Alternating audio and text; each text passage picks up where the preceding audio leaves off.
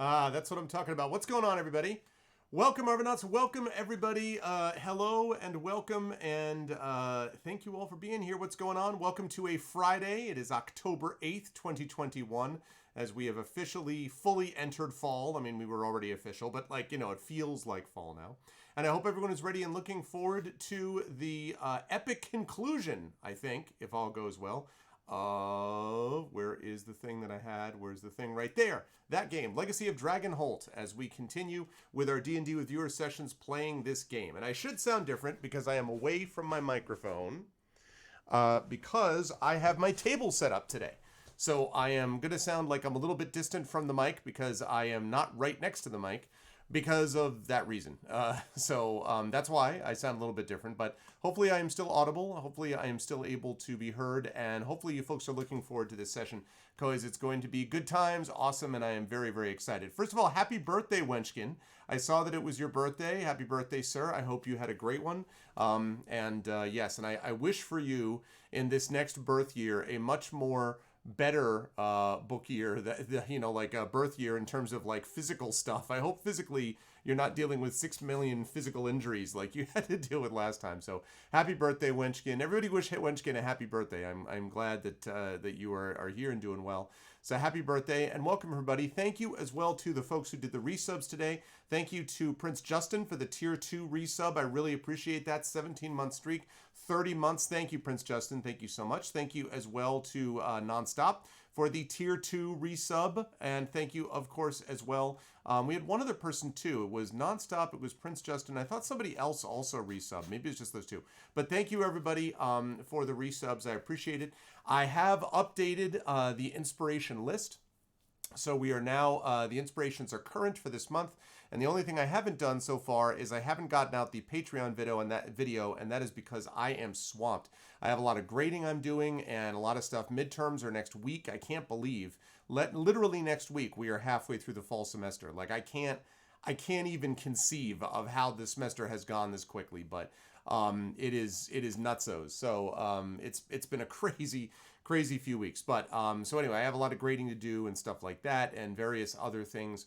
I have some writing project stuff that I've been working on, some things that happened at Origins, that convention that I was at last weekend. I've got a lot of that stuff that I've got to follow up on, and just different things here and there. So I've got a bunch of little things that I'm doing, and yeah, so time is moving on. So I will get the Patreon video up there. I plan to do that sometime this weekend, but I apologize for those of you who are Patreon supporters. You will notice that the Patreon has risen to the level of now 22 patrons to 18 per month. So yeah, that is there, and yeah, I know it does feel like that, doesn't it, Triffid? I feel like I just did this. Anyway, so yeah, so we've got, I will get that up there, but otherwise, I am excited for today and for tomorrow. Before we get started, just a couple of reminders. If you haven't done so already, please make sure to follow the channel. That is appreciated. Please check out our YouTube with !ARC2. Oh, thank you very much, Rising Ties. Thank you for the bits. I appreciate it. I know. Seriously, Rising Tides. I'm very much looking forward to that for sure. And actually, I should say, I won't get into details yet because I don't know whether they've officially announced the schedule. But I am going to be on at World Fantasy, where I believe a certain person here, whose Twitch name might rhyme with Blizing Blythes, may be the guest of honor at said convention at World Fantasy. So I am actually on programming there as well. Now I am on virtual programming. I think I'm on 2 panels, and I'm on a panel with said Rising Tides person. So I'm on 2 panels and I have a reading, but the thing is that I have the 2 panels that I have are virtual, and the reading that I have at the moment anyway, the reading is supposedly in person. And I don't think, I basically contacted them and basically said, is there any way that I can make that virtual? Because honestly, driving up, I would like to go to World Fantasy in Canada, but given the circumstances and the fact that the sort of time frame is not, super great, and the fact that I have Discon coming up and that I already had to reschedule some classes and stuff for Origins, I'm going to see if I can just move that one thing to virtual and do the whole thing virtually, because I'm going to be in person at Worldcon for sure in December. So we'll see about that. But regardless, the point is I'm going to be on programming in World Fantasy in some capacity, and I'm going to be there with one Mr. Blizing Blythe's namesake. and I'm going to be there on the panel. So yeah, I'm very excited about that. But thank you very much, Rising Tides. I appreciate it. It's very great. That's very nice of you. It's very I appreciate that. Wow. All right, I'll come back to Rudin in a second. But thank you, dude. And absolutely, we have to meet for sure. Of course, Rising Tides and I have got other stuff that we're doing together, including Speculate, and Rising Tides may or may not be even doing something connected to a book that I'm planning on releasing soon. So yes, we have other things going on with Rising Tides. Having said that, thank you to Rudinel for gifting a Tier 1 sub to Wenchkin. Thank you so much. I appreciate that very much, Rudinel. And again, happy birthday, Wenchkin, and welcome back to the Arvanauts. That would be great. So that's the deal with that. Yeah, I will be at Worldcon, and I don't know who else will be, but I will definitely be there. I don't even know. They haven't even announced what the programs are going to be. I just know that I'm on programming. So, yeah, so I don't know what's happening or all that, but I'm going to be there one way or the other. Yeah, you got to get Prince Justin there as the Hugo finalist. So definitely got to do that. So anyway, yeah, so please follow the channel. Check out our YouTube with !arvtube. Discord is !arvcord. Twitter is !arvtweets. Website is arvaneleron.com.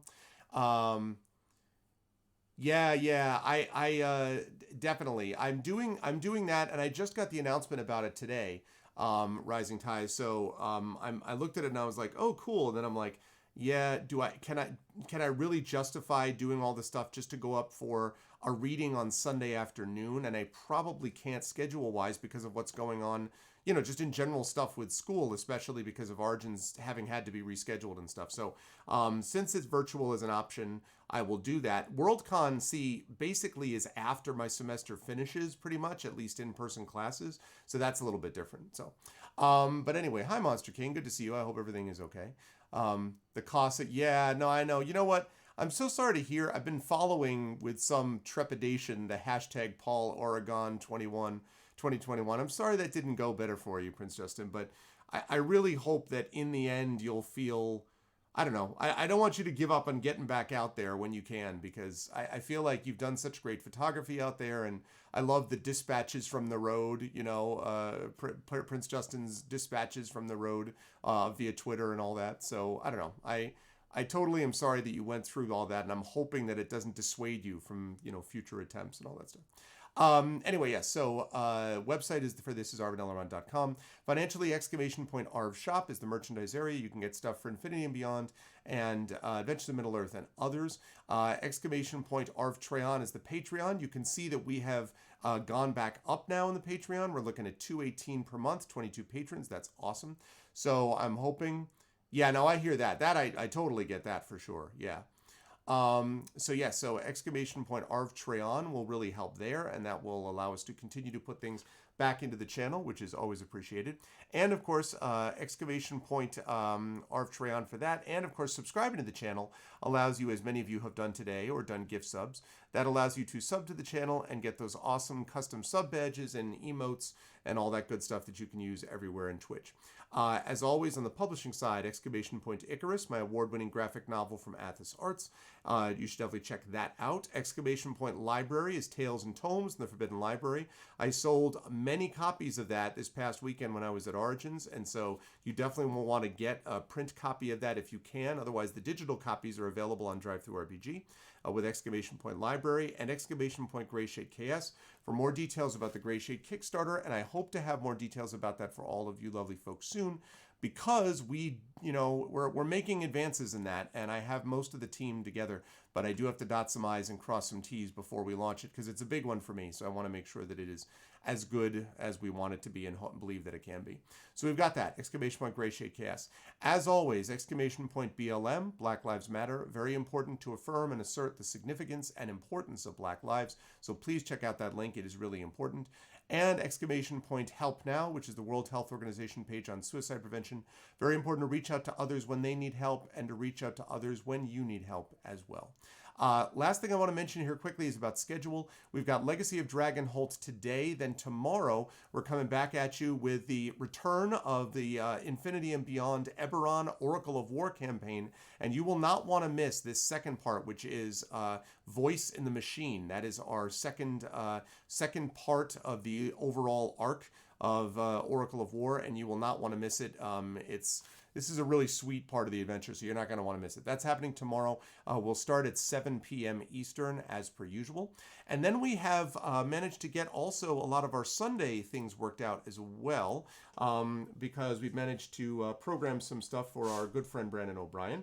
On the 10th, for example, we have got the Speculate Twitch stream of Blades in the Dark that is coming at you on Sunday the 10th. On Sunday the 17th, we have got Sound Clash the Clampdown with, again, one Brandon O'Brien as your DM. That's going to be at 6 p.m. Eastern with your as your GM right there. Then I'm going to jump forward to the 31st. We have a Halloween special. Now, the one thing I know for sure is that I'm going to be doing my usual Edgar Allan Poe reading, which is going to be The Raven and another one of Edgar Allan Poe's stories. I always do that on Halloween. What I don't yet know is whether we're going to have a special game happening before that. It is quite possible that we will, and I don't want to say more details about that until I know it, but there's a good chance that there will be a Halloween-themed thing for people to check out before, that will happen earlier on Sunday, and then I will do my reading, as always, on Halloween Eve, so that'll be Sunday after I get back with the kids from trick-or-treating and doing all that good stuff.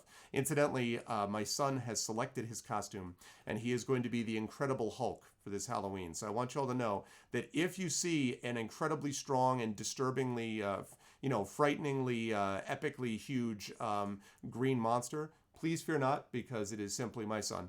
And so please don't freak out. It'll be just fine. So he's got that going on. No idea what my daughter is going to be yet, but that's what my son's going to be. So anyway, there's that. Now, the last thing I want to mention is, now this is a surprise, but I have just arranged on Sunday the 24th, I have just arranged a special event, and it is going to involve people that have featured prominently on this channel before. I don't want to say more details about it yet until we have the attendees in place, but I just want to say that you will not want to miss, basically just mark your Sundays, all right? You've got your Sundays. It's either 6 or 7 p.m. This event is going to be happening on Sunday the 24th at 7:30 p.m. Eastern, and you will not want to miss it if you like anything related to writing or to people that you've seen on this channel. So you will definitely want to be here for that. So it's going to be a busy set of Sundays on this channel. We've got Blades in the Dark on the 10th. We've got Sound Clash the Clampdown on the 17th. We've got the special, I Wonder What It Is, on the 24th. And then we've got the Halloween special on the 31st. So you will definitely want to be there. It is going to be cool. And the Rising Tides is definitely going to know the people involved as well. Very well, actually. So yes, this is very exciting stuff. Otherwise, we've got a lot of different stuff going on. We have got Community D&D on the way. We've got Talisman Adventures, Adventures of Middle-earth. We've got Esper Genesis. We've got the epic conclusion of the Forgotten City, after which we move back into Neverwinter Nights 2, Mask of the Betrayer. My goal is to finish that game and then move directly into Metroid Dread. I'm not going to finish up Mask of the Betrayer probably this month, but when I finish it, from there, I'm going to move right into Metroid Dread, and I am super excited to do so. It's going to be awesome.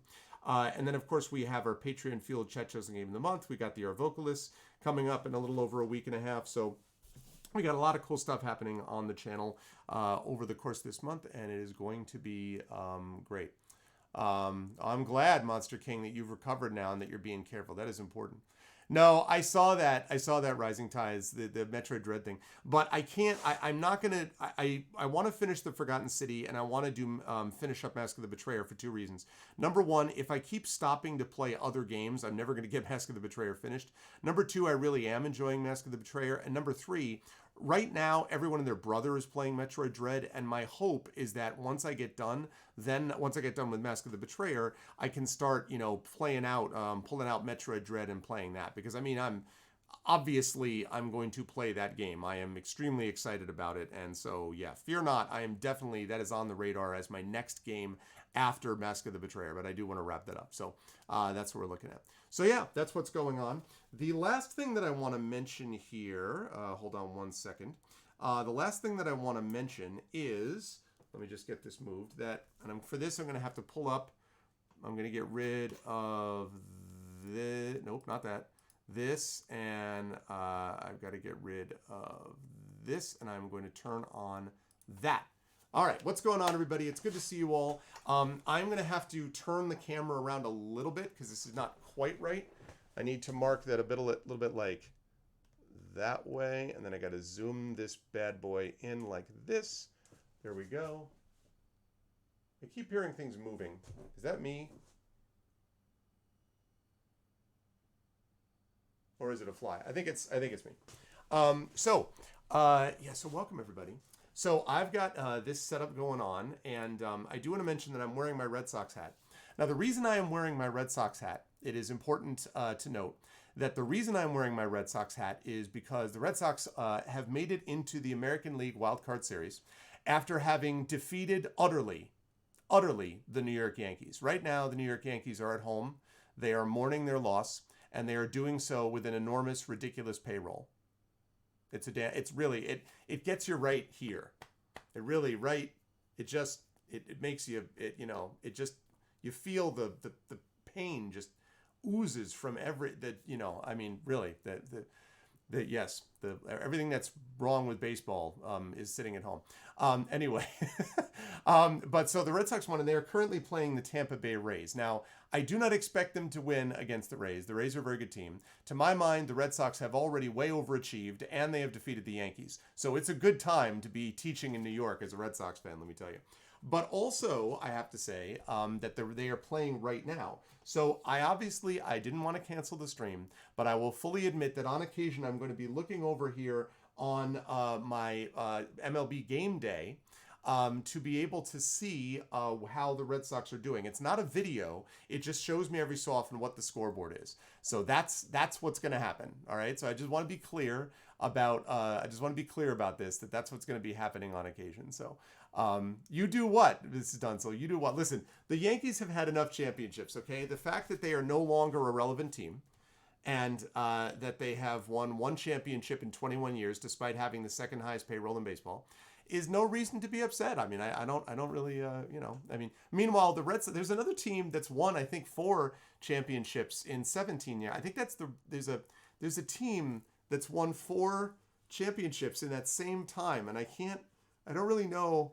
I can't quite figure out what I'm not sure what the team is that's won the 4 champion. I don't, anyway, you have no idea what it was like. Listen, I have been a Red Sox fan since 1985. So let me just explain to you right now. That for literally 20 years, I had to hear about how terrible the Red Sox were, 19 years, until they finally won in 2004. And man, was it a pleasure after that point to be able to do that. And the Mets fans are very happy with me. The Mets fans agree. So anyway, also my Steelers, the Pittsburgh Steelers in football are horrific this year. So pretty much this is going to be it for me. Maybe the Celtics will be good, but pretty much the football season is lost. So anyway, I fully expect the Red Sox to lose, but I will be occasionally looking over to see how this is going. So that's the deal with that. Otherwise, and let me see, just in case you're curious, it is bottom of the 7th right now, and there's 1 out. So the Red Sox leading by 2 runs. Go Red Sox. Okay, anyway. But today we are playing some Legacy of Dragonholt. We're going to wrap this up, and I'm excited about this. I should say that last night, actually, I have been playing a separate character on this game with a friend of mine from graduate school, and I've been playing a totally different... What's up, Timaeus?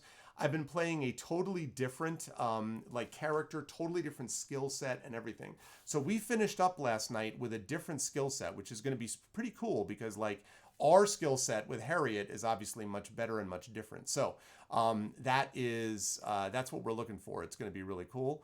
I'm excited for that. What's up, One Cold Ruben? Grad school there too. What is your grad school in? What are you in? I'm not in. It's been a while since I've been in graduate school, I will say. But what are you in graduate school for? And while you answer that, I'm going to minimize the window and reveal that we have here the setup, the board, the setup right here. We've got us our map. We've got Dragonholt Village right here. We've got our character sheet. We've got this and this. Oh, and we need to get Arvbot up, of course. I actually have Arvbot up already, but there we go. There's our poll window. So this poll window over here is where we're going to keep track of the different choices that they make. Graduate school and math education. Nice, nice. Well, good luck with it. God knows we need people. We need people in the profession, so good luck with it. And yeah, that's awesome. I'm glad to hear that. So here we are, folks. This is Dragonholt Village. Now, for those of you, why does my phone keep shutting off when I have game day on? Don't do that. I need to be able to see what is happening. It's very important that I be able to see. So what we've got going on over here, folks, is this is Legacy of Dragonholt. Here is the story so far. We are playing a character whose name is Harriet. She is a catfolk. She is reckless. She's almost manic at times. She is rapidly talkative, mostly to herself. Self-reliance is critical. She loves a challenge as long as it's fair. Merry chase is stimulating and fun, and she wants to even the odds. Right now, she is young-looking, tall, short-haired, black and red mackerel, tortoiseshell, copper eyes. And she has a number of skills, special skills that make it possible for her to find you. No, that's, sorry. She is the Liam Neeson of catfolk, is what I'm saying.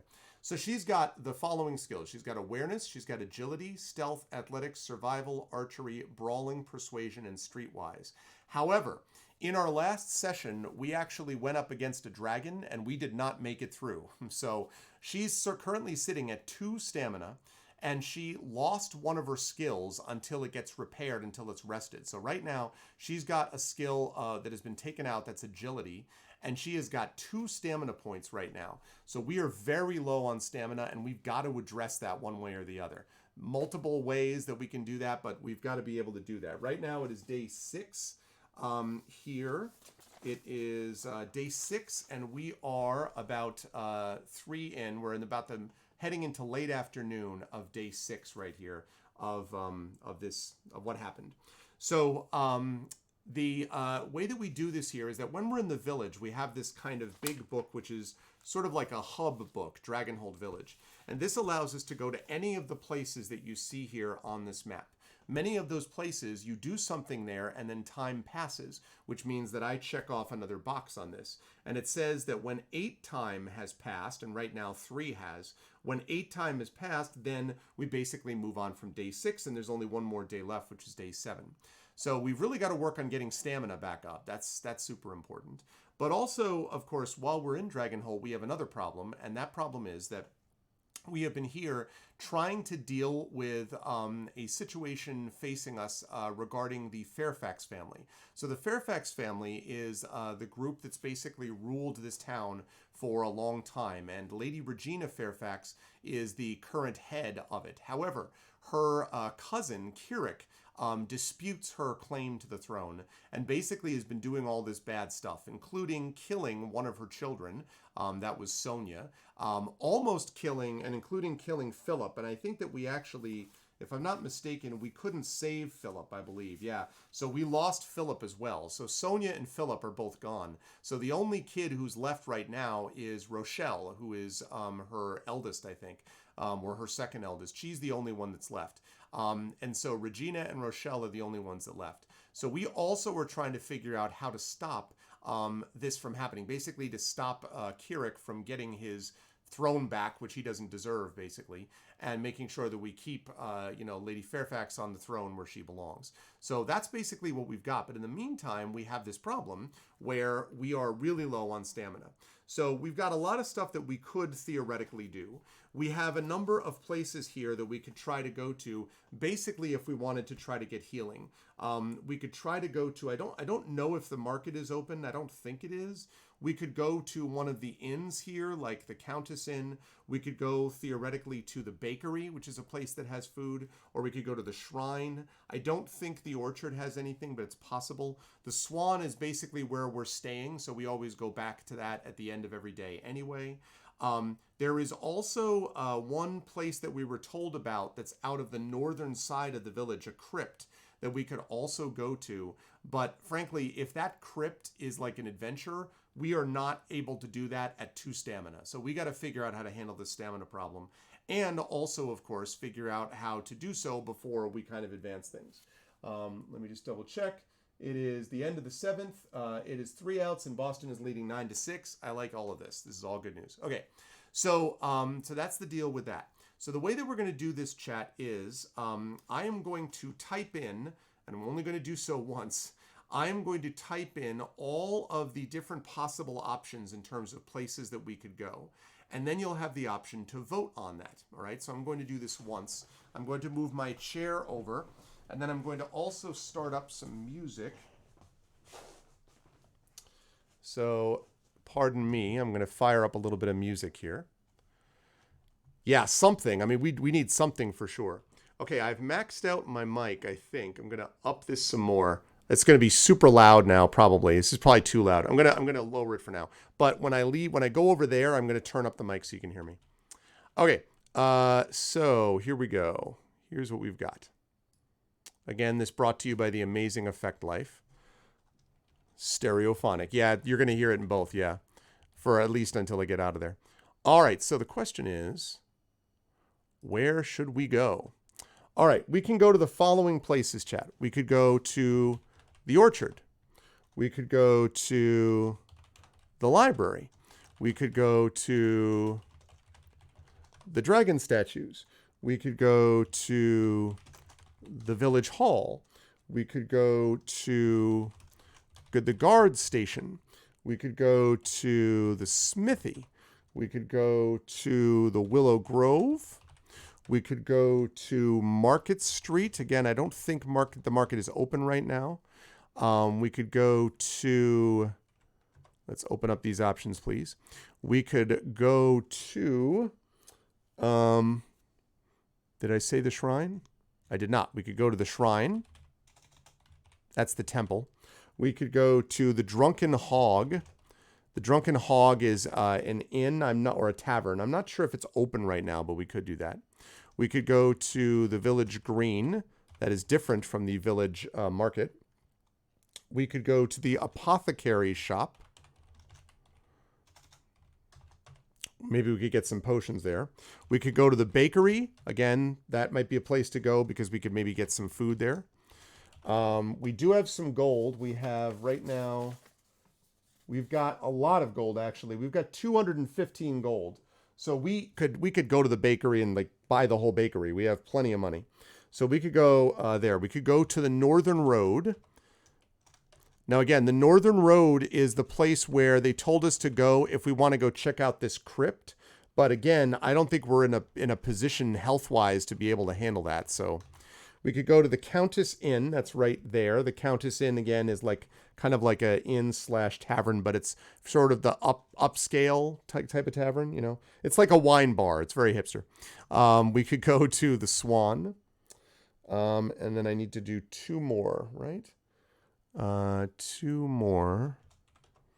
We could go to the Eastern Road, which is where we went to deal with the dragon. Or we could go to Fairfax Manor, which is where we're going to be going tomorrow for the Masquerade Ball. All right, so that basically is what we've got. And remember, it's mid-afternoon. So once we get to the end of day 6, which is after 8 time has passed, so far 3 time has passed. When we get 8 time that has passed, then it's going to be the end of the day. So sort of keep that in mind as well.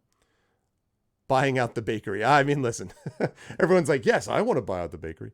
Okay, I am going to put that over there. I'm going to put this back up here. I'm going to open up this poll. All right, chat, there we go. And I'm going to fire up some music. And I'm going to ask chat to help me out and let me know if this is too loud or not.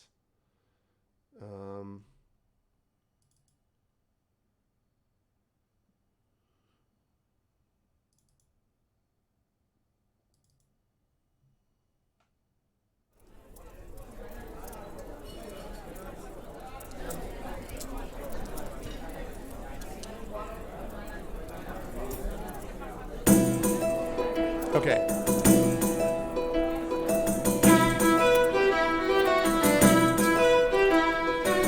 How is that, chat? Too loud? We're just in Dragonholt. That's too loud? Okay. How's that?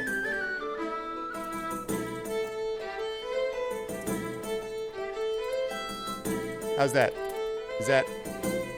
Is that better? Okay, good.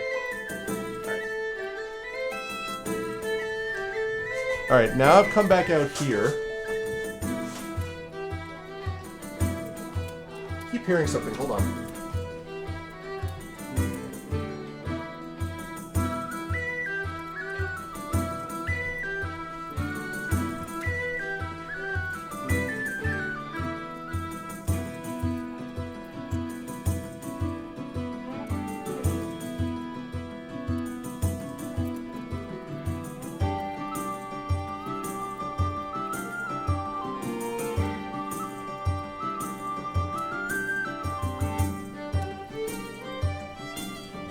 thought I heard something, but...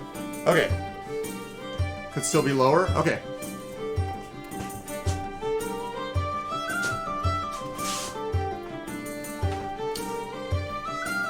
Alright, I will turn that down.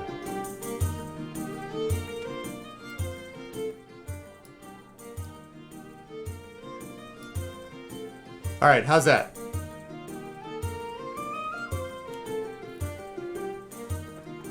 Better? Check 1, check 2, better? Good? Okay. I'm also going to zoom this in a bit more.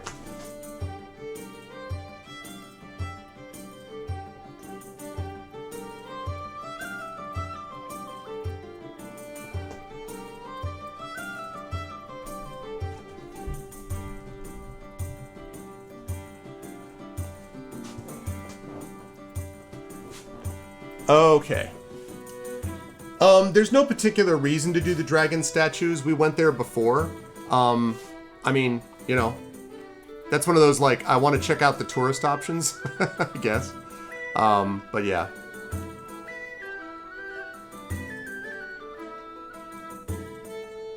Yeah. Yeah, we went to the dragon statues, when we were going into the...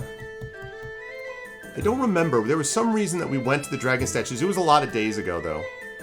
You can do a $ change vote space and then the number, Prince Justin. Oh, thank you, Lone Wolf. Lone Wolf with the tier 2 subs. 29 locations to choose from. Welcome, Lone Wolf. Good to see you. I have reset inspirations, by the way, Lone Wolf. So you are now, your inspirations are set and ready to go. Yes. So thank you, Lone Wolf. There you go. All right.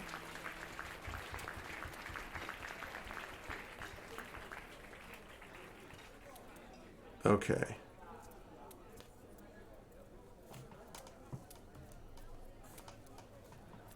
Okay. So let's see what we've got right now. Looks like a lot of people want to go to the Countess Inn. We have a vote for the Smithy. Vote for the Apothecary Shop. A vote for the Dragon Statues. Now is your chance to get in your votes, people. You have a lot of possibilities here. Again, we're trying to boost our stamina because we're only at 2. We really got to do something about that. And I don't think we have any healing potions. We've used all our healing potions, honestly. So right now, all that we have is like, we have got a...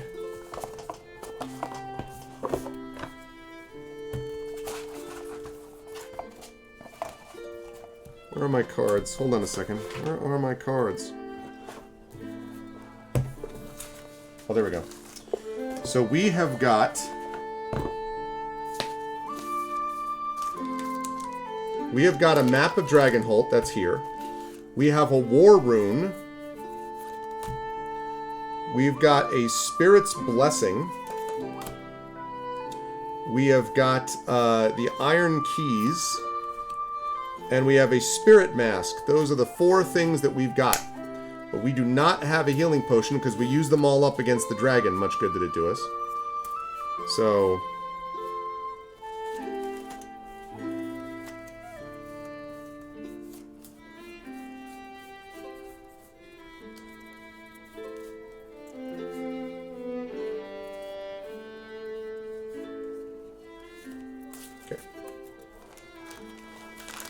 There we go. Alive is greater than dead. That is true. The temple is, sure, the shrine. The shrine right here. That's what the shrine is, Dunsel. It's choice number 9 on here. Number 9 is on here. So the shrine is here. Yep. That is definitely a choice that you could make.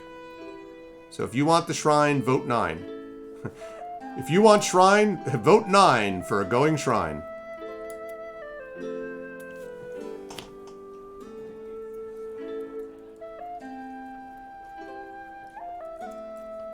And if you want to change, you can go $ change vote, one word, space, and then the number, and it'll change your vote.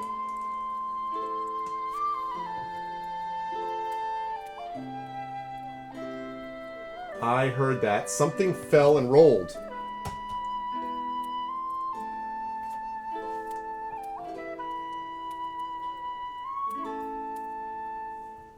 What's going on?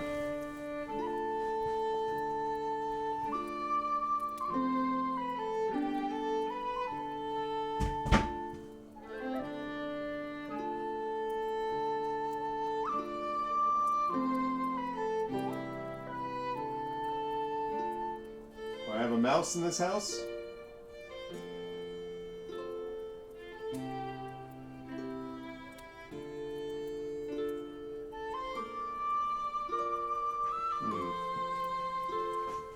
I heard something rolling on the roof. Yeah, I don't know, like poltergeist? I don't know what it is. Maybe my, maybe the dear sea captain's home has made his appearance finally.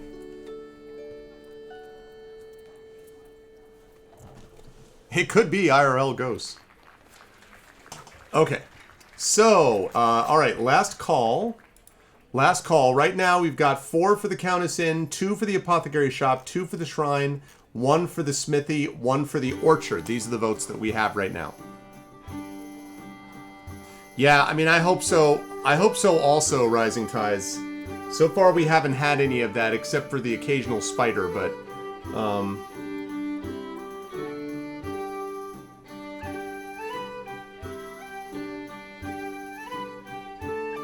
I don't hear anything right now. It's just every so often there's like a little... the sound of it, like something dropping on the roof.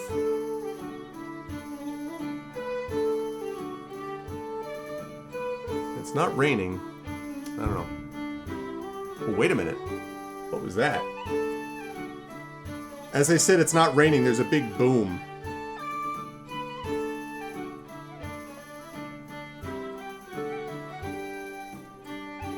No, just cloudy.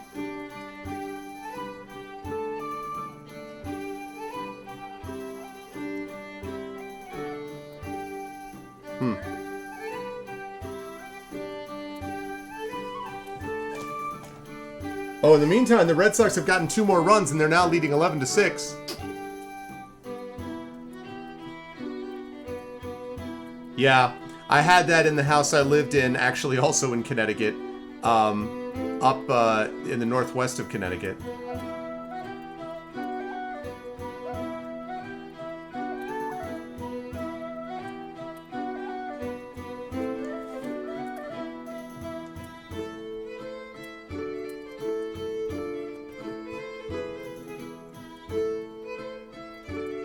Yeah, I don't know. I'm not hearing it now. I would 100% though, bring out Animal Control or do something because that's not comfortable. I do not like, I love being in an environment where I can share the outside with animals, not the inside.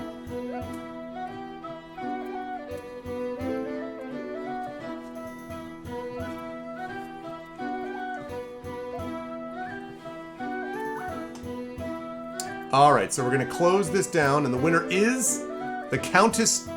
Oh, it was a draw! Oh, I didn't see that. I'm sorry, I didn't see that there was a draw between the Shrine and the Countess Inn. Okay, well that's fine, that's fine. So, we're gonna have a tiebreaker then. We're just gonna do a quick poll here. So, choice 1 is Shrine, choice 2 is Countess Inn. So this is just a quick poll. Vote 1 if you want the Shrine, vote 2 if you want the Countess Inn. Sorry about that.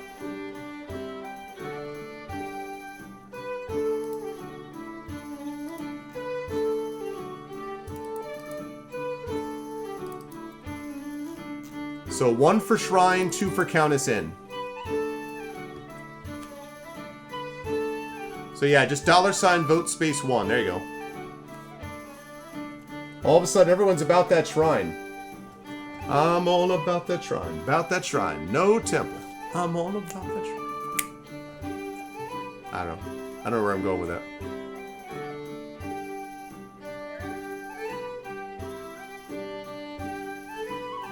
Alright, I'm going to last call this here.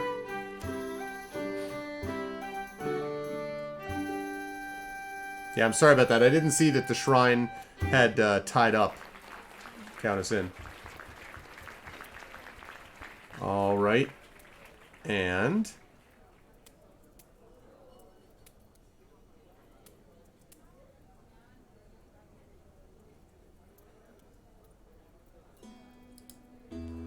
Alright. Option 1 has won with 6 votes. Alright, the Shrine it is. So we are going to the Shrine. $27.90.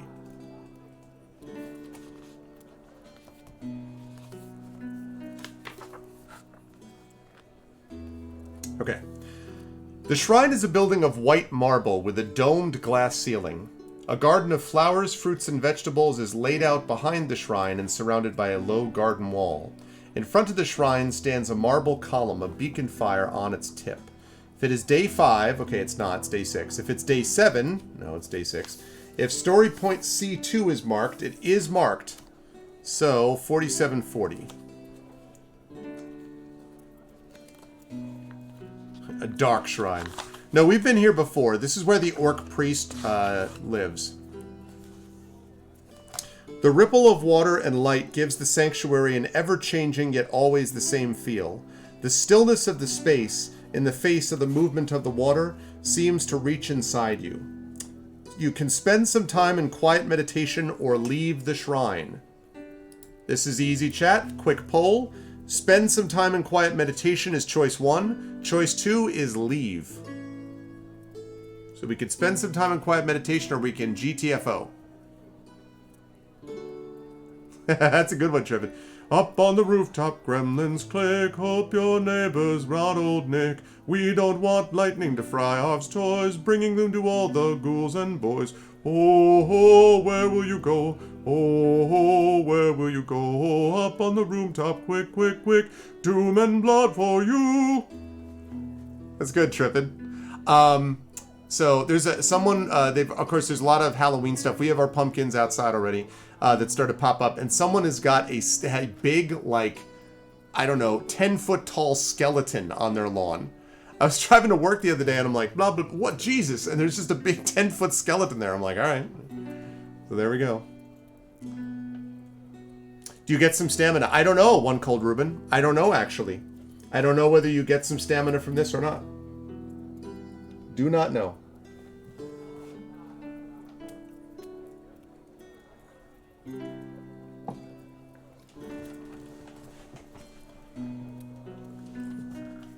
I'm not sleeping. I'm just meditating with my eyes closed.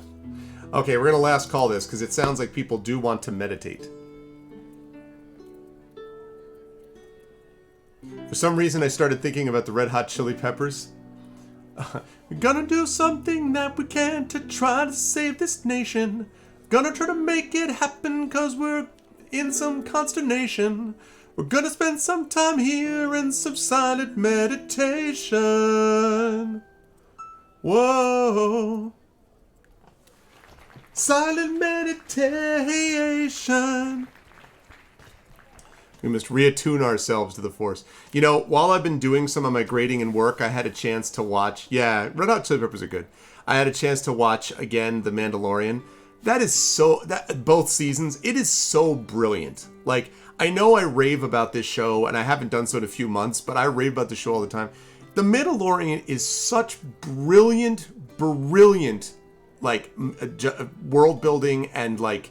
It's just great television show. It's a great show. Like, everything about it is so perfect, and it avoids the stupid wars between the old and the new guard, and it, like, actually honors the history of it rather than throwing it in the garbage like the sequels did. But it also, you know, actually acknowledges that the universe involves more than just a bunch of middle-aged white dudes.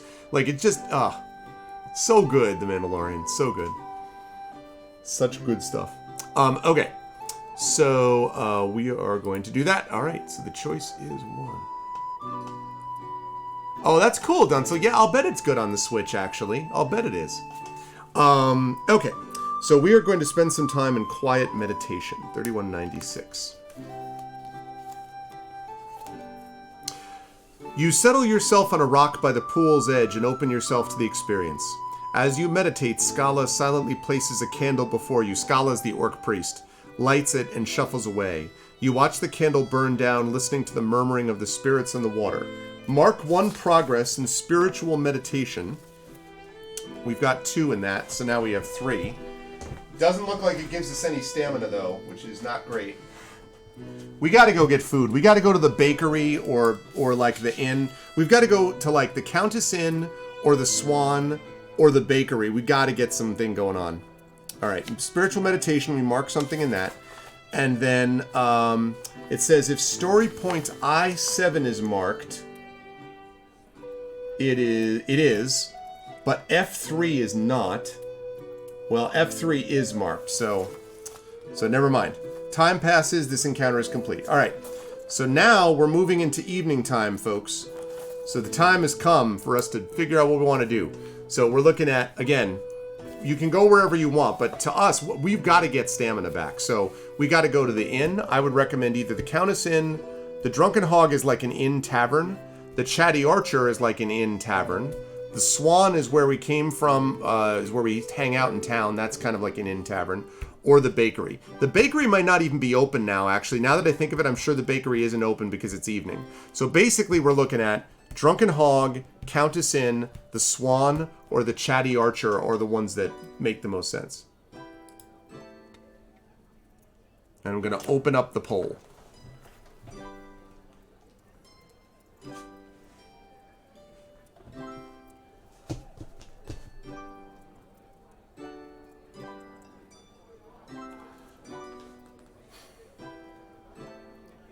Or something, Dunsel, yeah. I mean, something.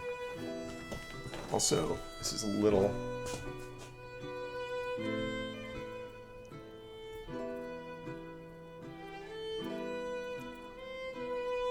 Okay.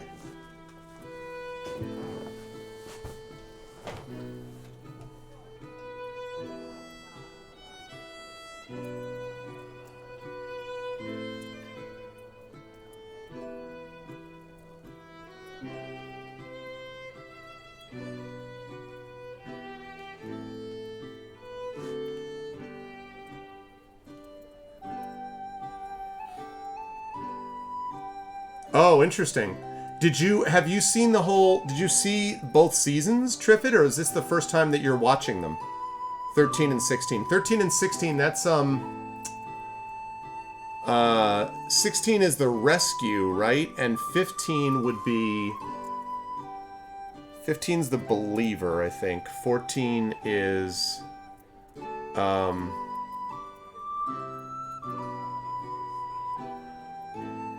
14 is the tragedy. So 13 is the Jedi, right? Oh, it's your first watch. So 13 is the Jedi and the rescue. Okay, well, those are the two best episodes in that season. I mean, there's some great episodes in that season. Yeah. You're in for a treat. I would watch 13 first before 16. Just because 16 isn't going to make as much sense if you watch it before, but 13 and then 16. They're both great. They're both great. Very, very well done.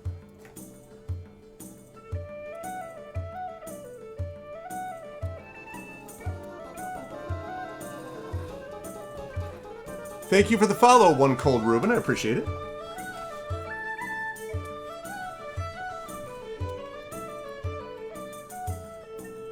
Just double check here. All right, still looking good. Still looking good. All right, I'm going to last call this. Countess Inn currently is the winning one, but we've got a vote for Smithy, a vote for Market Street, and a vote for the Swan.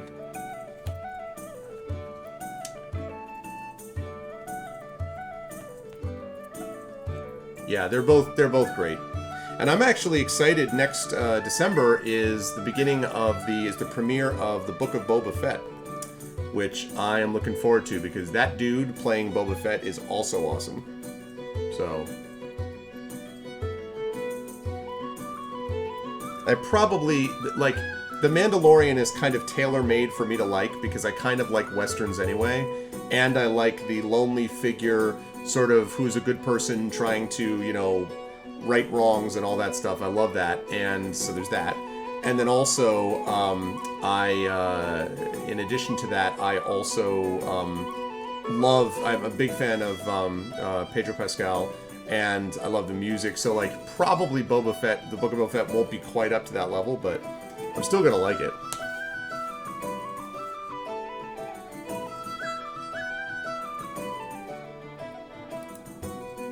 That's what I thought. How did this get down there?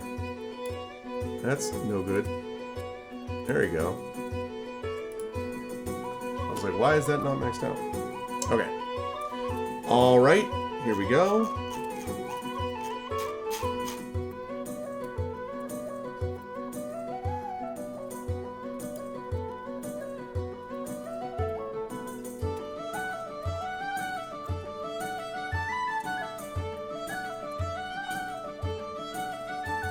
Now it's in my head. Now I'm like, do I hear it? Okay. All right, so we're going to the Countess Inn. All right, so 4,200.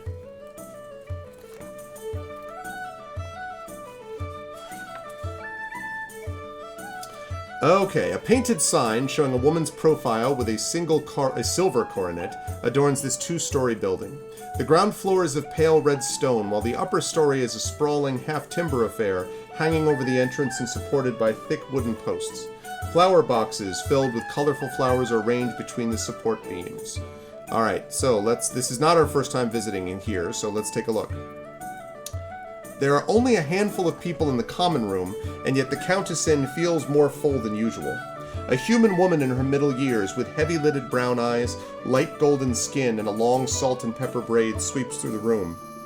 Her plum and gold gown rustles, and she snaps orders at Ursula's harried daughter as she moves. A bottle of white wine, any Vinvale vintage will do, and a cheese plate. Have a for cheese, mind, none of that Eve's more sheep's milk. Of course, Lady Elena, says the hostess, and the lady settles herself into a private booth against the wall. All right, now it says if story point T2 is not marked, and T2 is not marked, so we read entry 5553, it says.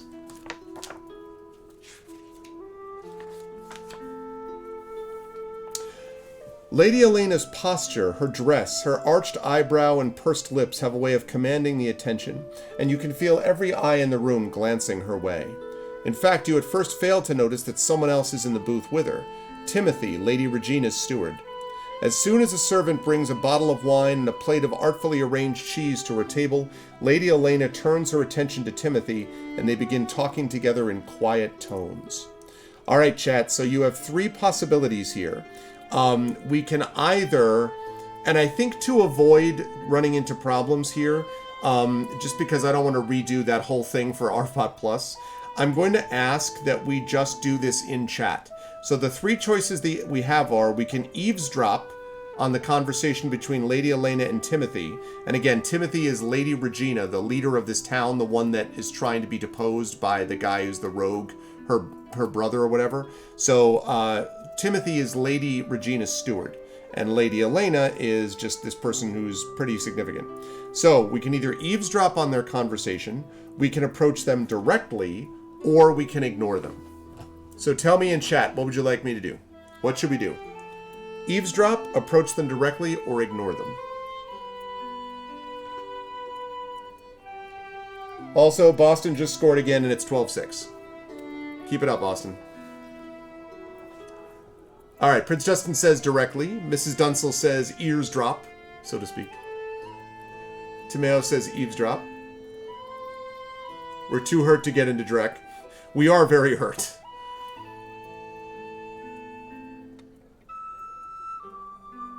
It is true that Harriet is a little more... That's true. Although, Harriet has picked up persuasion, but it is true that... And she has streetwise, but it is true that Harriet is a little more... forthright. That's true. So we have Prince Juster with 1 vote for direct, Mrs. Dunsel and Timaeus 2 votes for eavesdrop. So 2 votes for, so Commander Dunsel votes for direct. So 2 votes for direct, 2 votes for eavesdrop. And that means, and I assume Triffid suggests directly. So we've got 3 votes for direct approach and 2 votes for eavesdrop. Now we've got 3 votes each. 3 votes direct, 3 votes eavesdrop.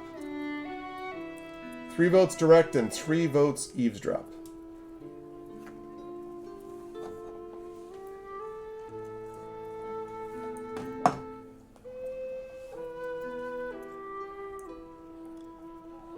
All right, 4 votes direct, 3 votes eavesdrop.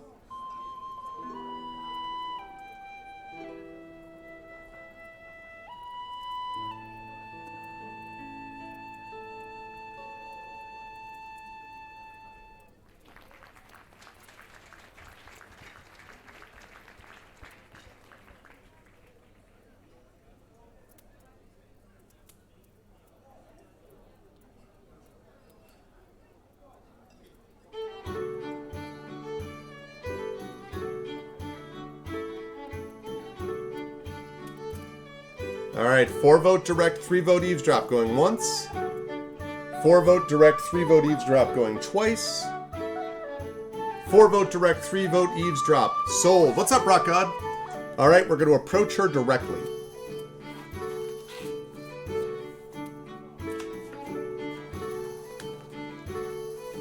Timothy bolts up from his seat as you approach.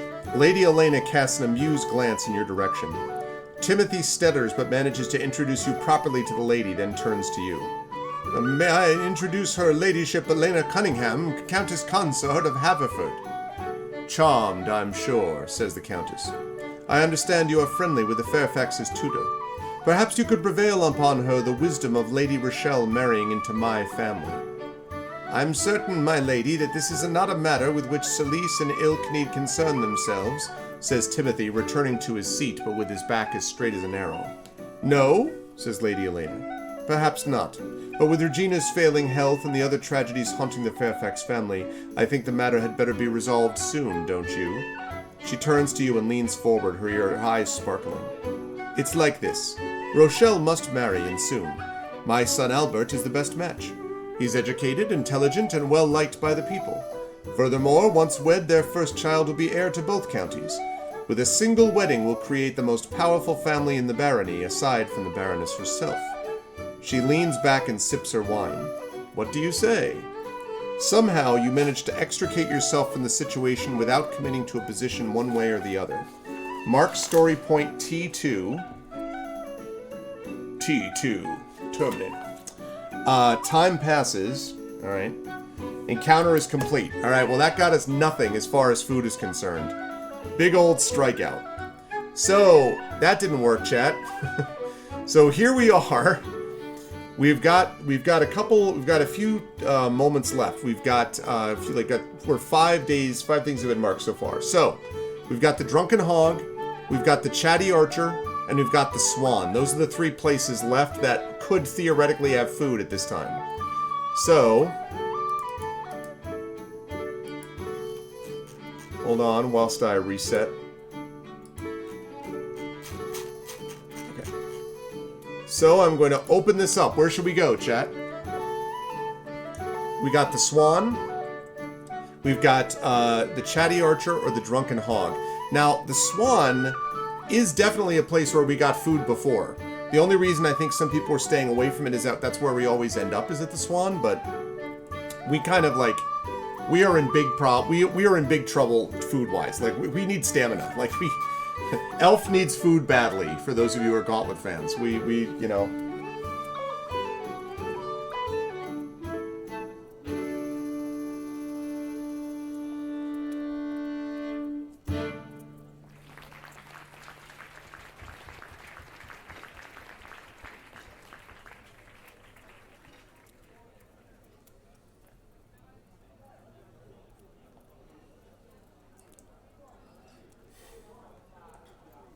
Alright, get that vote in. Don't shoot the food. Don't shoot the potion. Wizard shot the food.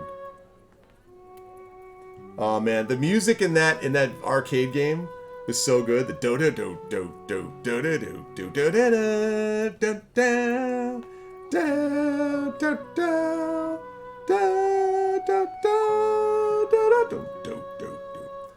Use magic to kill death. Oh man, opening up a chest and finding death where you were just getting hit and it's just like, ah, ooh, oh, oh, ow, ow, ow, no, oh, oh. Like, and you're just like wailing away on death even though that doesn't actually do anything to him. And switching levels when you went down a level and it went do-do-do-do-do. Ah, all the little sound effects in Gauntlet. Alright, we're gonna last call this. Do do do do do do do do do do do boo boo boo boo boo boo boo boo.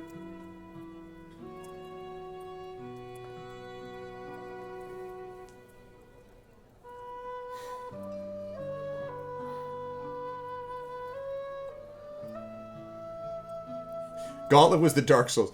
That's true, and the only way to survive Gauntlet as the Dark Souls was to put in more quarters, man. That was such a great arcade game, but man, it was so much money. You just blew quarters like nobody's business. Because the thing is, like, Dragon's Lair was a game that cost you $1 worth of quarters, which was a lot. But you would do it, and then if you were skilled enough, you could stay on. Gauntlet, even if you were skilled, it was counting down every second you were losing a health regardless. So, Dark Legacy. Yeah, I think I played that on the console. That was the console Gauntlet, right, Lone Wolf? I did play that. It was the arcade game, though, I was thinking of.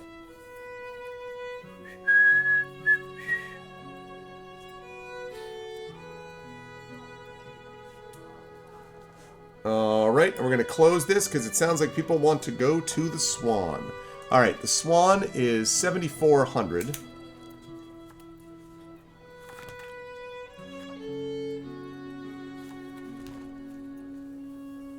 The Swan is a neat, elegant building standing on a foundation of gray stone. The inn rises 2 stories above you, its walls shingled with blue-stained wood and its glassed-in windows surrounded by whitewashed shutters. The obvious care that goes into the building's upkeep somehow conspires to make it seem smallish and homey, despite being one of the largest buildings in the village. Alright, so day 6, the Swan, day 6. A loud banging sound comes from the kitchen, causing a few patrons to crane their necks and arch their brows as they try to find the source of the noise. You see Jasper, who I think is actually the nephew of the person who runs this, walk into the kitchen, then emerge with a wooden spoon. Oh, was it really? Oh, I didn't know that, Lone Wolf. Golden Axe was also good. He walks over to his aunt, and together they wrap the spoon with a quilted rag. Jasper returns to the kitchen, and the banging resumes, now muffled. You see Mal toddle past, banging on a tin pot with his newly muted spoon. All right, let's go to 7049. The Swan is as pleasant and homey as ever. Sapphire and Jasper talk at a table near the kitchen, she sewing and he poring over a leather-bound ledger and a few loose leaves of paper on the table before them. When she sees you, Sapphire waves and beckons you over. All right, chat, so we have a few options here. There's a few things that we could do. And again, I'm going to have to ask you to do this in chat because I don't want to redo that whole freaking massive thing with all of the different choices. So, we could get something to eat. That obviously was one of the things we were thinking about. We could ask about someone or something in Dragonholt. We could ask Sapphire, who is the owner of the inn, to craft you magical armor. It requires a war rune, and we do have a war rune. So we could do that. Return to your room for a while. You may have any amount of time past today, so we could, like, just, go to the end there. Or leave the Swan. So do you want to get something to eat? Do you want to ask about someone or something in Dragonholt? Do you want to ask Sapphire to craft us magical armor, return to our room for a while, or leave the Swan?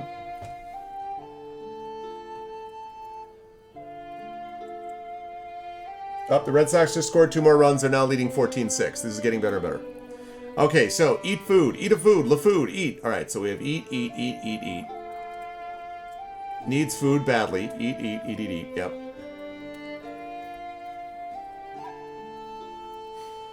Eat food now. See, this is the problem, is that I sold it too well, right? Because everyone's just like, well, of course, Arv. Like, obviously, we're going to do this now. Oh, man. Okay.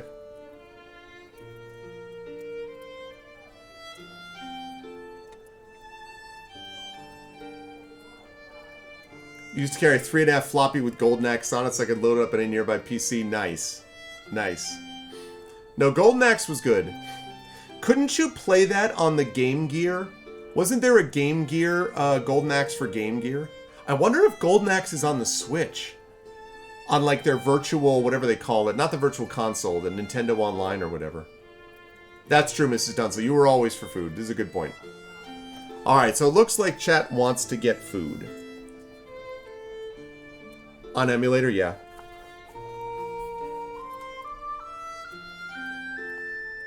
$64.35, okay. Why, Jasper, that sounds like an excellent chance to show what you've got, says Sapphire with a smirk. Anything to get away from these accounts, says Jasper, pushing away from the table and fleeing into the kitchen. He returns soon after with a piping hot meal, sizzling and fragrant with rich spices. He seats you at a nearby table and leaves you to eat, which you do with gusto. Eventually you push your empty plate away and Sapphire nods. Not bad, she says to Jasper. You might have what it takes after all. You recover 2 stamina. Yes, we're up to 4 stamina. Time passes, and this encounter is complete. Now, I hate to say this, chat. I hate to say this, but we did fight a dragon earlier today in day 6. Technically, we could go back to the Swan. We could basically order another plate of food. Like, we could basically do this twice more. We could order 2 plates of food to bring us up to 8 stamina. We could do that. Now, it's up to you, but theoretically, it is possible that we could do that. That's not really cheating. Sega Genesis Classics on Switch. Is Golden Axe on there? Yeah, we just got so smoked by that dragon, you know what I mean? So, chat, what do you think?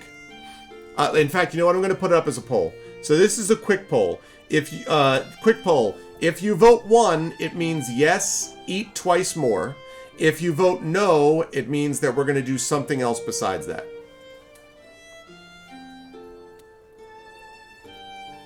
That's true. That's true. We could also... Yeah, so what we'll do is... Okay, so this vote that you're doing, chat, right now is just to eat once. And then I'll ask you this again. So this right now is just to eat once. And then we'll have one more chance and I'll do another quick poll. So right now this is just to eat once. So if you were going to vote for eating twice, obviously you want to eat once. So if you want, so vote 1 if you want to eat once. Maximum stamina is 14. Now we will get some stamina back tonight when we rest, but not like, I think we get maybe half of our maximum stamina back, I think. So like if we go up to 6 stamina plus 7, that would be almost maximum. So actually we could do what Wenchkin said, get food and then get the magic armor. But anyway, just worry about this one vote. So the first vote is, this is just a vote to eat now, just once. And then we'll decide what we want to do next. So last call.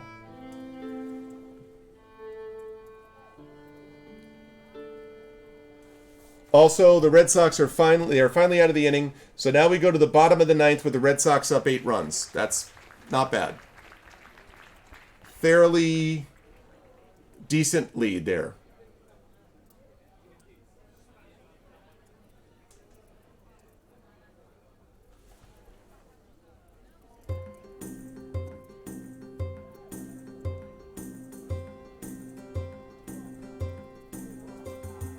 Oh, you know what else I just thought of, actually?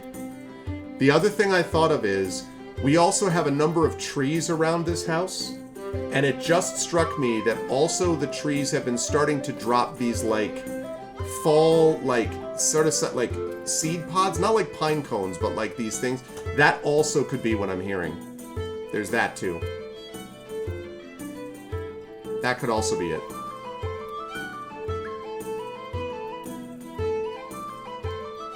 That's also a possibility. Okay, so it looks like people are voting for eating food. All right, so we're going to eat once more. So you already heard about that. Another plate of food comes out, blah, blah, blah. So we're up to 6 stamina now. All right, now we have one more time left. So now the question is, chat, I'm going to open up this poll again. So we have 2 options here.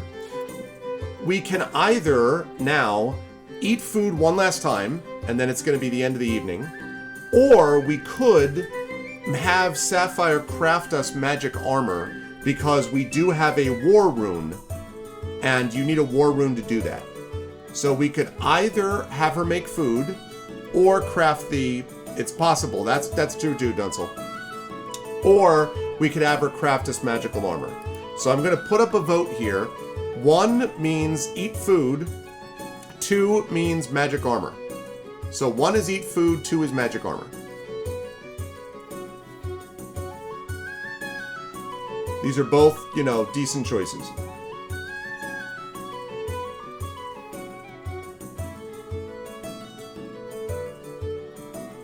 I don't know, Dunsel, I'm not sure. That's the thing. Because tomorrow is day 7. It's the last day of the game tomorrow. And I don't know what's going to be available to us or not. I'm not sure. I don't know. Pretty good bet that we can probably eat tomorrow, but I don't know about the armor. That's why I'm unsure about this, Dunsel. I did not do this thing about the armor in the other game that I told you that I played of this, so I have no idea. Just gonna get some water, bear with me.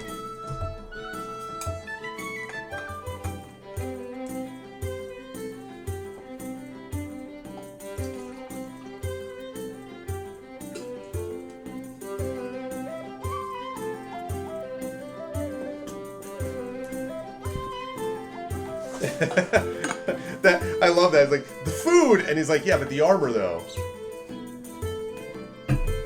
Y'all know the drill, right? Like, as honest-to-God role players all, we know the drill.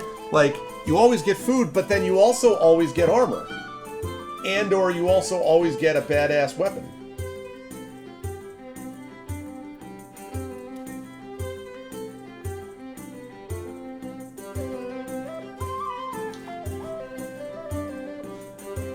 Alright, I'm going to last call this. Last call. Vote 1 for food, vote 2 for armor. I'm telling you we will need food later. Usually a pretty good bet.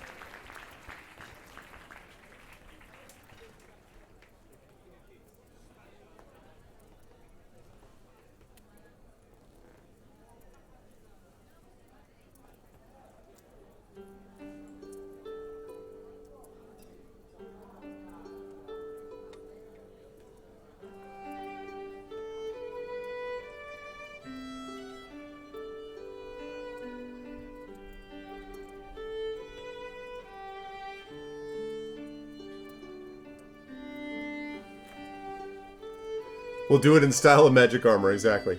Alright, I'm going to close this, and it looks like we're looking at magic armor. So let's see how that all works. So, 7,400 is the swan. There's 7,406, so 7,049. And then we get magic rune. Okay, so 4923, magic armor. Spear and magic helmet.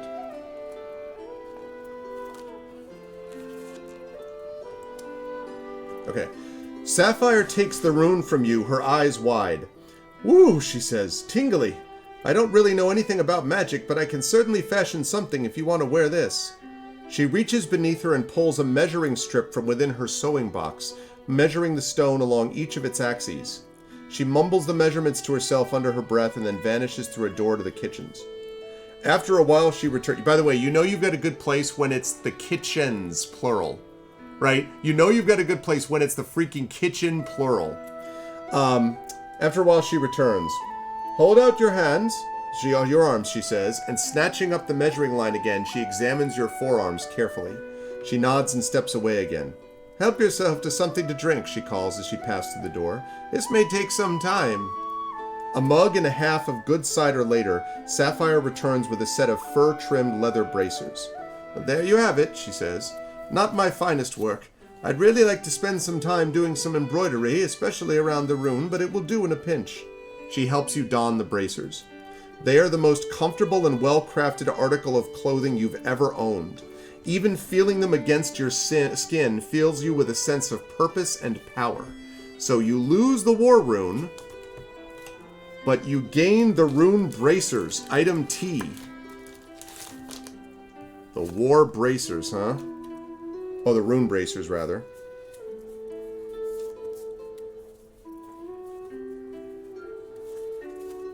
There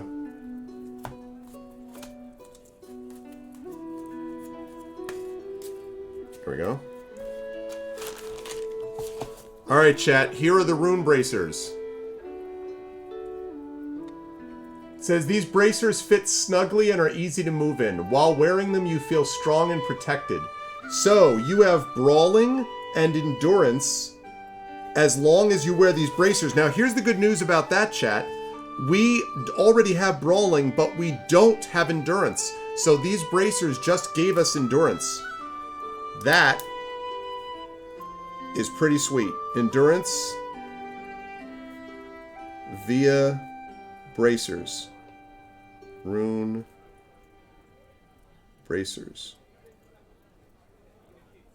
Alright, that's pretty sweet. Rune bracers. The bracers with the magic touch. A spider's touch. Harriet does already have fur. Yeah, but that's what I'm saying. Like, it's fur on fur. It's furception. It's fur all the way down, Triffid. Okay. Good stuff. Good stuff. Now it says 2 time passes. This encounter is complete. I don't know how you can go past the time, but... Alright, so now we read entry 4093 because our time has run out for today. That's alright though. We got some food And we got some awesome freaking bracers. All right. 4093. Another day in Dragonholt comes to an end. You recover half of your maximum stamina.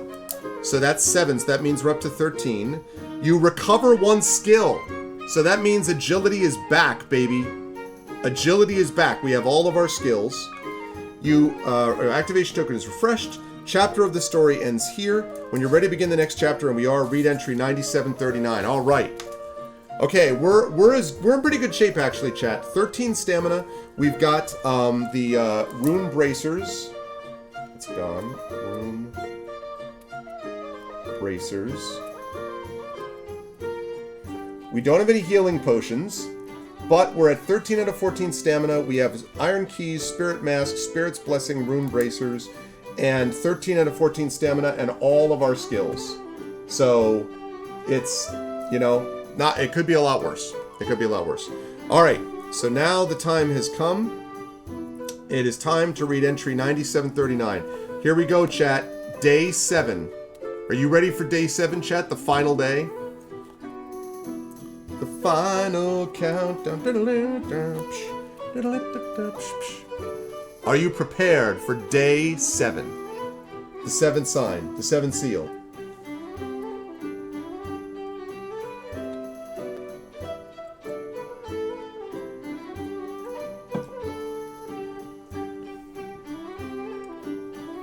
We are underleveled. We will find out. Okay, here we go. Sometime in the hour or so before you wake, a brief but vigorous thunderstorm shakes the village, bringing blessed relief from the heat with it. You rise feeling quite refreshed considering, then wash and dress before going downstairs. If story point J1 is marked, and it is not marked, so 3921.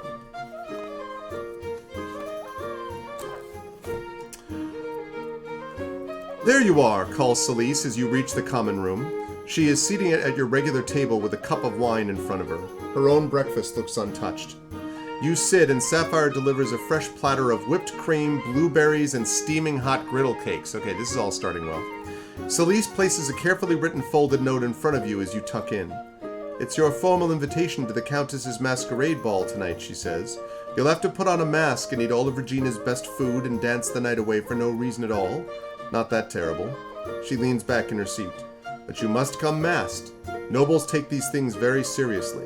Alright, chat, so we have two choices. We can either say, what's the occasion? Or we can say, I don't have a mask to wear. Now, we do actually have a mask to wear. It's a spirit mask. But we could say either one. So I'm going to do a quick poll. If you want to say, what's the occasion, vote 1. If you want to say, I don't have a mask to wear, vote 2.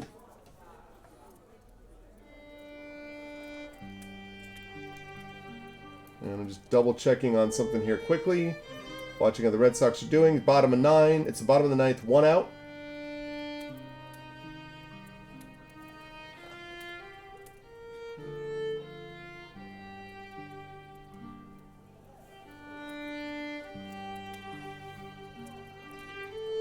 So either what's the occasion or I don't have a mask to wear.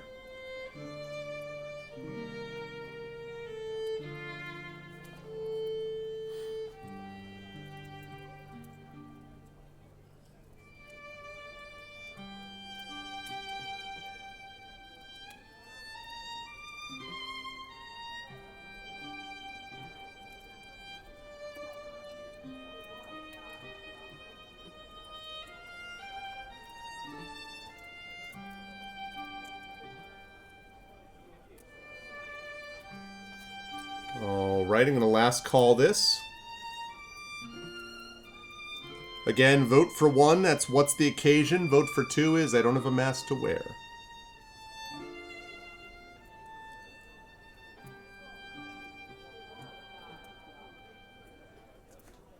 And...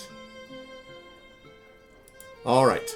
So, what's the occasion, we say? 8457.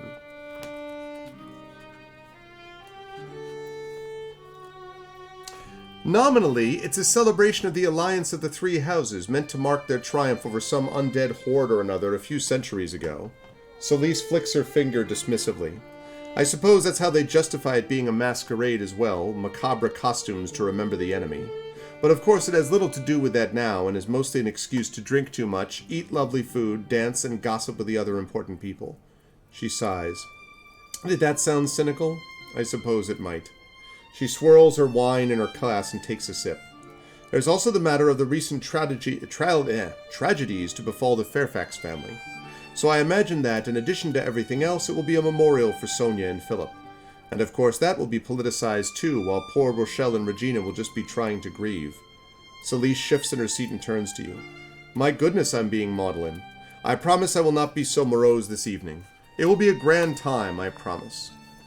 Alright. Read entry 1388, so we know about this masquerade ball going on tonight.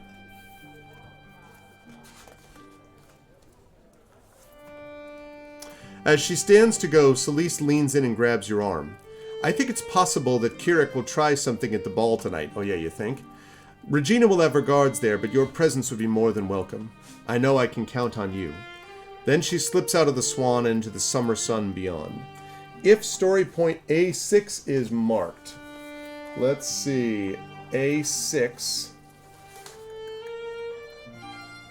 is not marked, so read entry 5791.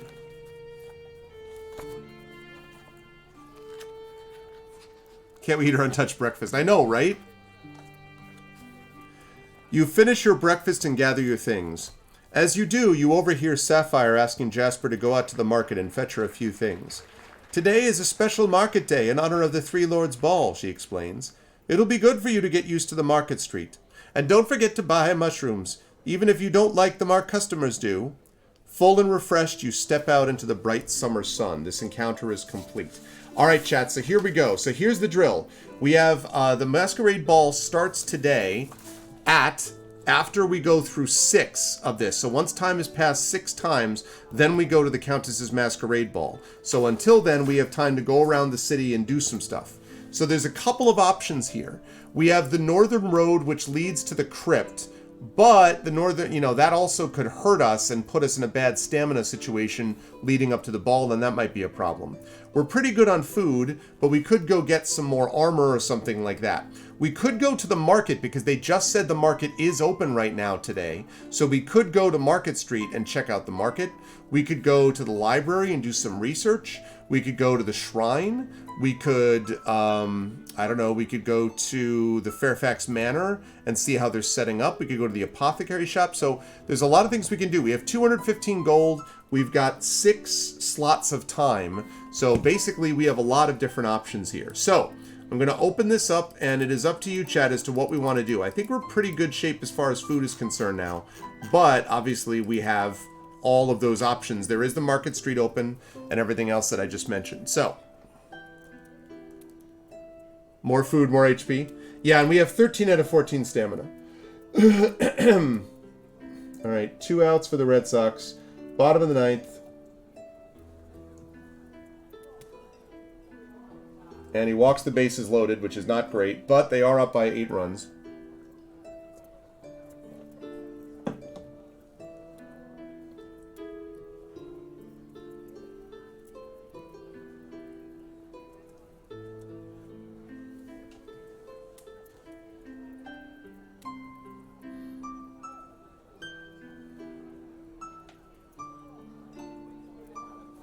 Alright, we've got 1 vote for the Orchard, 2 votes for the Market Street, 1 vote for the Bakery. What else we got, chat? Could also hit up the Village Hall and find out what's going on in Village Business. You got the Guard Station, you could do some more training, although actually we're maxed out on training. The only thing we haven't done is we could do some more physical training, probably by going to like the Orchard. We could do some academic study by going to the library, but we don't have any experience is the thing, and the only way to get experience would be to go to that crypt. And to do that, we'd have to go to the Northern Road, so. Like I say, it's a little risky. Because of the stamina situation.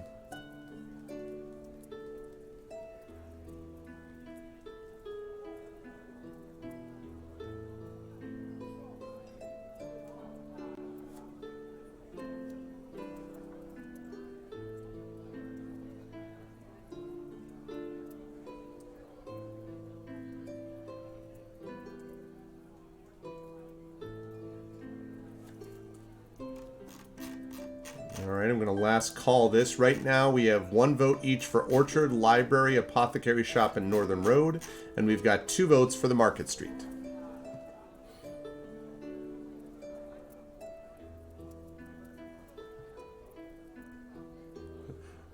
It's in a book, The Reading Rainbow. Yeah, I'm not sure. There might be some healing potions at the apothecary shop, or it might be other stuff. I don't know. I honestly don't know what they would have right now.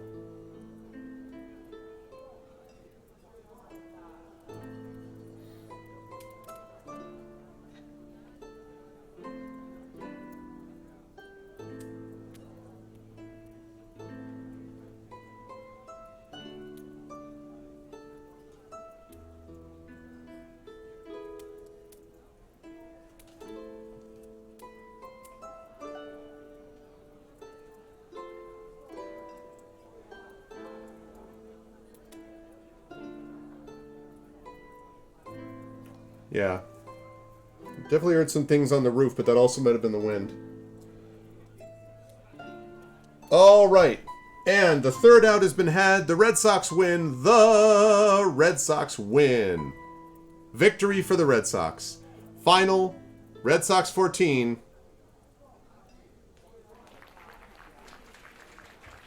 Red Sox 14, Tampa Bay 6. 1-1 as the Red Sox go home. Great win by the Red Sox. All right. And now I will not have to look at my phone anymore, chat.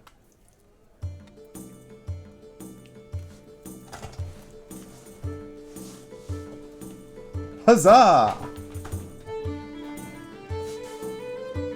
Tampa Bay.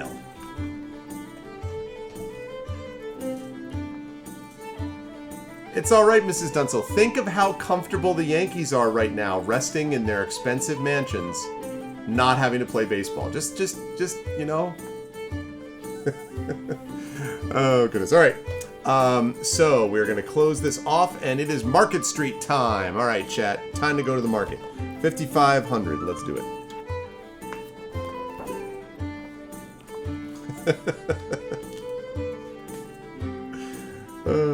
Dragonholt's Market Street is barely 100 yards long, a wide, partly cobbled lane that runs from the village green out toward the fields and farms that surround the town. Along the center of the street marches a line of trees, providing a number of convenient boughs to which merchants might tie their wares and awnings when they set up their stalls. Bordering the street are several permanent fixture stores. Along the west side of the street is a seamstress, a woodworker, a butcher, and a smithy. Along the east side is the apothecary shop, a bakery, and a fletcher. A small tea house stands between the apothecary shop and the bakery. There are no posted business hours, and you can't say you've ever seen the shop open, but it's kept in fine condition all the same. Alright, now day 7. The market row is full of carts and stalls, bright colors flashing in the breeze. Merchants and customers bustle to and fro. You see stalls offering wood coats and blankets, a leatherworker hard at work on straps and buckles with her wares hanging all around her. A fishmonger shrieks an offer for salted fish, and a traveling butcher pushes past you with shanks of red meat dangling from a pole over his shoulder. Stalls groan with mounds of shiny red tomatoes and piles of melons in a variety of bright colors. A merchant wearing a priest's vestments offers bottles and casks of wine made by the poor brothers of Vinnell's Vale. 2 cheese merchants side by side each proclaim their cheese is superior. Near the end of the row, a short man in a striped turban extravagantly touts his collection of potions and poultices beneath a sign reading Al Amir's Elixirs. Now it says if story point A7 is marked, A7 is not marked, so that means we read 4963. Okay. As you browse the stalls, a young human man in a crushed velvet half-cape tumbles to the ground in front of you. He springs back to his feet and adjusts his cape carefully. I'll be expecting an apology, Belmont. You won't get one, Cunningham, sneers an equally young human woman in a burgundy riding dress with a duelist sword at her side. You should have been watching where you were going. You glance around for guards. The only ones you see are clear at the other end of the market row and not looking in your direction. Mark story point A7. Okay. Now we can either attempt to break up the dispute. We can browse Al Amir's Elixirs, We can't steal some coins because we don't have thievery, or leave the market. So we can either break up the dispute, browse the elixir shop, or leave the market. And again, I don't want to mess up this big one over here. I'm going to ask Effect Life if there's a way to like save a poll so that I can load a poll without having to do this. But for now, so I'm going to ask about that. Either break up the dispute, browse the elixirs, or leave the market. So tell me in chat, folks, what you'd like to do. Should we break up the dispute? Should we browse the elixir place, or should we leave the market? If two 1%ers want to slaughter each other, let them. Let the rich eat each other. Okay, so browse the elixir, browse the elixir, browse the elixir. I'm going to assume that Dunsel's vote is also for browse the elixir. Wow, look at all these people. Everyone is just like, the hell with the nobleman. We don't care. That's so funny. All right. Everyone's like, I want the elixirs. My dudes. Elixirs are good for what ails you. I see what you did there. I see what you did there, and I would like to subscribe to your newsletter. I need to hear more. I barely got through that one. That was quite a stout joke. Hell yeah. Good times, good times. Okay, so it looks like we're looking for elixirs. I'm going to last call this here. We're looking for elixirs. Thank you, thank you. I'll be here all week. Try the veal.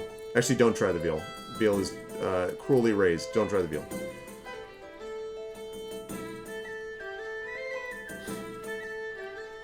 Alright, so going once. Going twice. Alright, elixirs it is. So, let's see. You're going to ignore them and browse the elixirs for week 59. As you approach the alchemist's cart, he catches your eye and beckons you closer. Ah, a discerning customer. I see, yes. He indicates his wares with a flourish, the ring on his finger flashing in the light. Come, come. I have many fine potions and poultices to offer. I have the passion flower extract for your lovely friend of any gender. I have herbs from the Ahinian, perhaps a draft of Isham salts. He peers at you for a moment. Also makes julienne fries. Oh, sorry, I was just thinking Aladdin. As if unsure if he recognizes you or not, then resumes his patter. Ah, but you are in the market for something special, no? Perhaps these wondrous potions of healing for only 35 gold apiece. A special price for my friend. He flourishes 2 vials filled with a greenish liquid, then spirits them back away somewhere within his exotic costume. Or perhaps you are interested in something stronger, yes? A potion of mighty strength to give you victory in the trials ahead. With a grin, the man holds up a thick... I heard his sound. The thick, rounded bottle of a viscous red fluid. Very rare. Dragon's blood is the main ingredient, and that is not easy to come by, as you know. 80 gold for you. Come, my friend, tell me, what do you desire? So, here are the choices we have. Now, we have 215 gold. Also makes julienne fries. Exactly. What's up, Shadow? We do have enough to buy all of these potions at their listed price. So we could purchase 2 healing potions and purchase a strength potion, and we would still have gold left over. So we can either buy the potions for the listed price, we can negotiate a better price, or try to attempt to negotiate a better price, or leave without buying anything. So again, choice number 1 is buy the potion.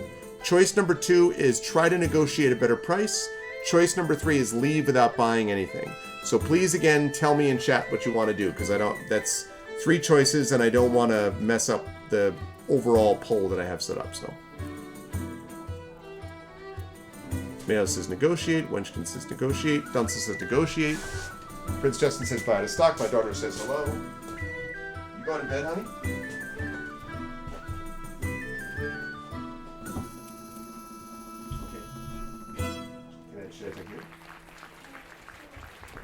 Alright, I'll be right back, chat. Continue to vote while I come take care of...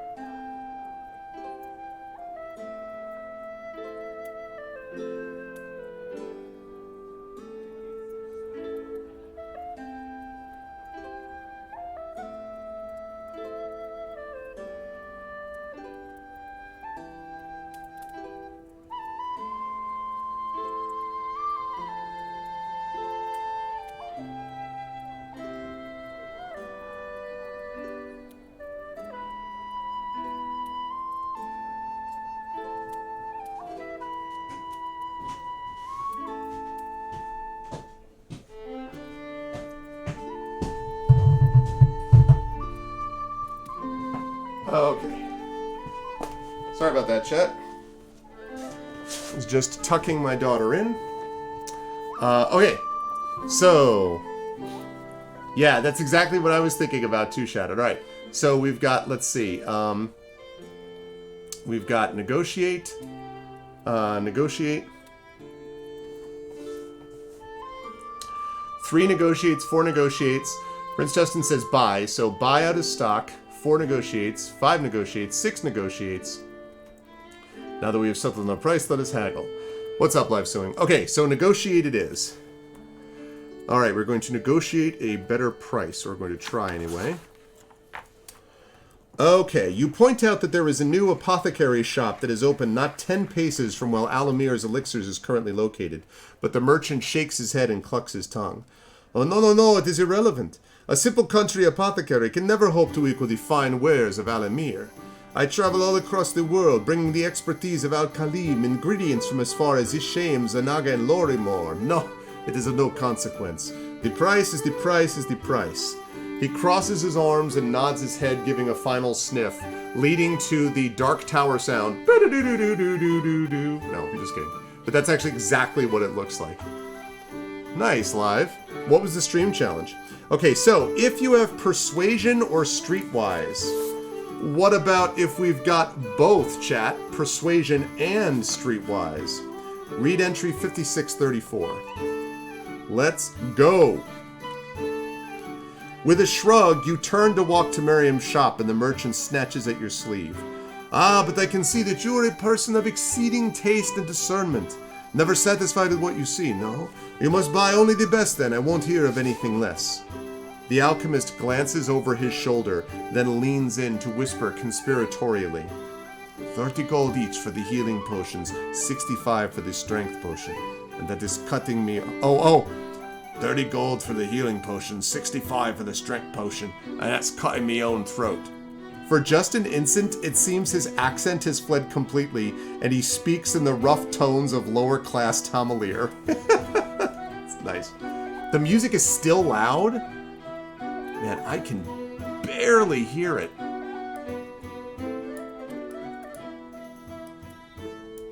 Alright, how's that? Yeah, I know his name is really Tibbler. I dropped that down. Is that better? Better? Okay. So, here's the deal. We did get a better price, chat. So now we can buy... First of all, we mark 1 progress in social practice, which was already maxed, so whatever. But also, we can now buy up to 2 healing potions, 30 gold per potion, and a strength potion for 65 gold. So now we can get all 3 for 125 gold. So, chat, is that a yes? Should we get all 3 potions for 125 gold? I'm going to open a poll. If you want to get all 3 potions, vote 1. $ vote space 1 if you want to get all 3 potions. $ vote space 2 if you want to walk away from the deal.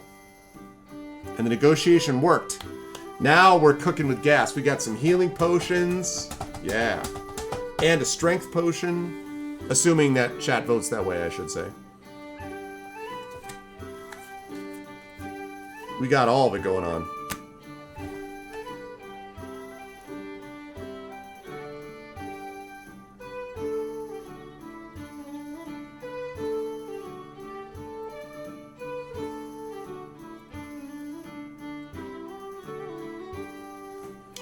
All right, we're going to last call this. It sounds like we are heading towards that vote.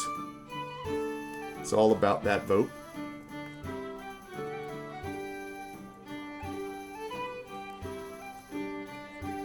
All right, and there we go. So, we are going to spend a grand total of 125 gold. We have 215, so that should be 90 gold if I did my math right. And we now have healing potions. We have 2 of them. So we got 2 healing potions, hell yes. Which, when you drink this potion, you recover half of your maximum stamina, so that's useful. And we also got a strength potion, which is number F. Or letter F, rather.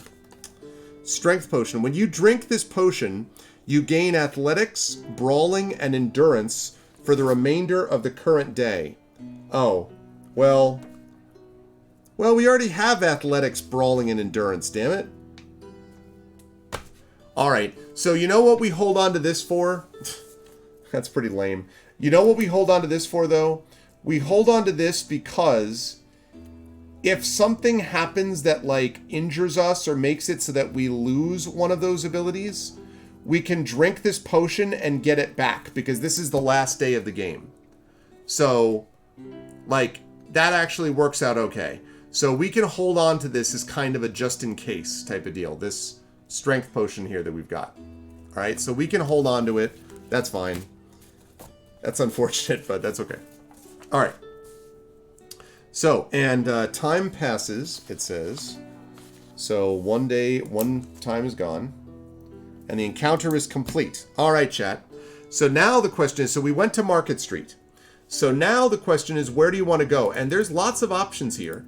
We could go to the Northern Road and check out that crypt. Again, I am a little worried about the stamina situation, but we could do that.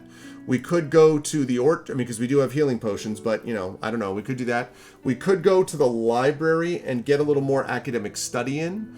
We could maybe go to this guard station and get some more physical training in, because we haven't maxed out our physical training. We could go back to the shrine and try to meditate there. We could go to the bakery and, like, I don't know, go buy a cinnamon bun. We could go to the orchard. We have a lot of different options. We could also go to the Fairfax Manor up here, which is where we're going to be going this evening for the Masquerade Ball. And I guess we could go there and, like, I don't know, check out the guard, you know, positions and, like, check out the defenses or whatever, so we could do that too. So basically, the world is your oyster, chat. Or I should say the town is your oyster. Where do you want to go?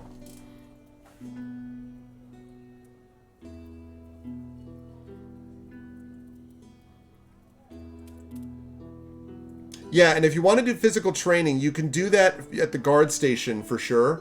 Maybe could do it even at the Orchard, Dunsel, possibly. There's also the Willow Grove. I don't know what's going on down there right now, but you could do that.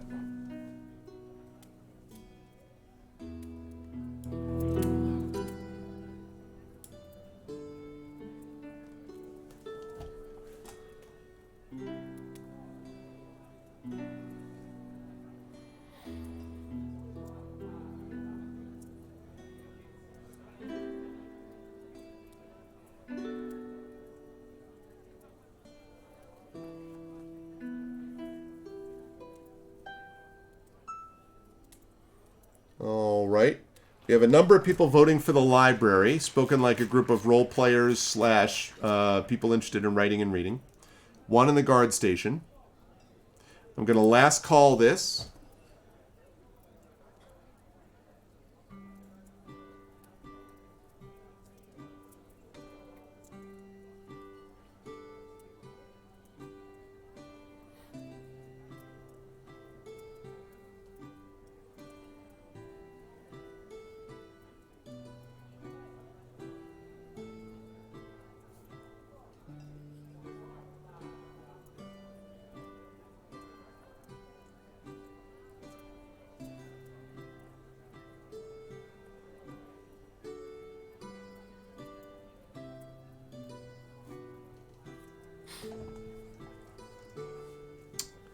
All right, and the library it is. Okay, that is 2480. Let's see what the library has to bring to us.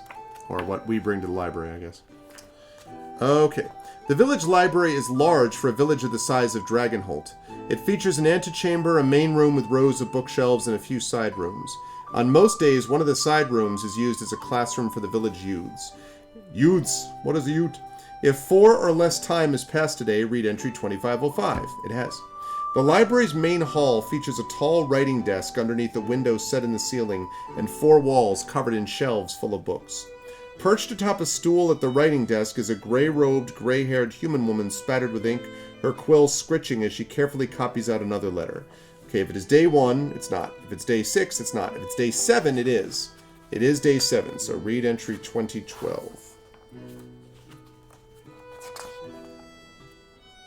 The librarian glances down at you from her perch, then reaches out one hand and pets the gray tabby cat sleeping on a pile of books at her side. Celise is in the archives, she says, nodding to the door behind her. All right, so we have a couple of choices here. First of all, we could donate our collected books, but that depends on whether we have K1 that's marked. K1 is not marked, so that doesn't matter. Okay, so we have 3 choices, chat. Actually, 4 choices. We could join Celise in the archives. That's choice 1. We could spend some time doing research or studying. That's choice 2. We could ask if there's any work that can be done. That's choice 3. Or we could leave the library. So those... Oh, nice. I didn't know that, Dunsel. That's awesome. So those are those choices. Join Celise in the archives, spend some time doing research or studying, ask if there's any work that can be done, or leave the library. 4 choices. And tell me in chat. Tell me in chat what you want to do, because, again, I don't want to change this big poll here.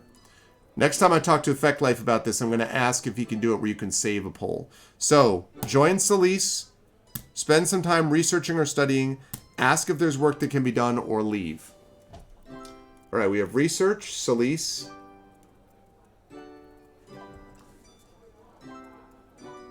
Archive. All right, so Celise. So we have 3 for Celise. Celise is the one that first sent us the letter asking us to come here. We're friends with her. She's an elf, and she's the tutor of the Fairfax family, Timaeus. So Celise.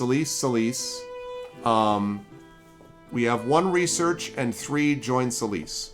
2 research and 3 join Celise.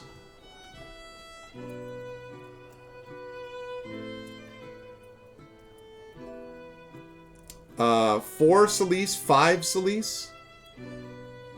Yeah, in case you're curious, Celise is spelled C-E-L-Y-S-E. In case anyone's curious.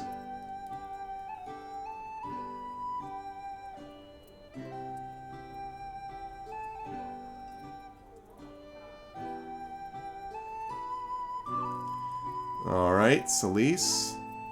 Celise. Okay, I'm going to last call this. All right, Celise it is.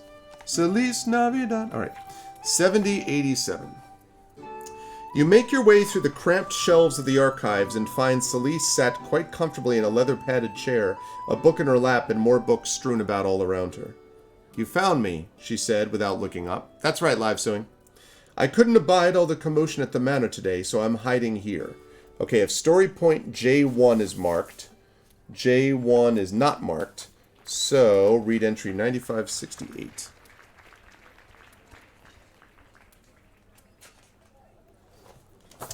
Celise holds up a single finger. Before I forget, she says, then stands and rummages through her bag hanging from the hook over her chair. Here it is. She turns toward you, revealing a mask fashioned of painted leather to resemble a crescent moon. It looks quite expertly made. You gain the moon mask. Interesting. The moon mask. All right, this is the moon mask, chat.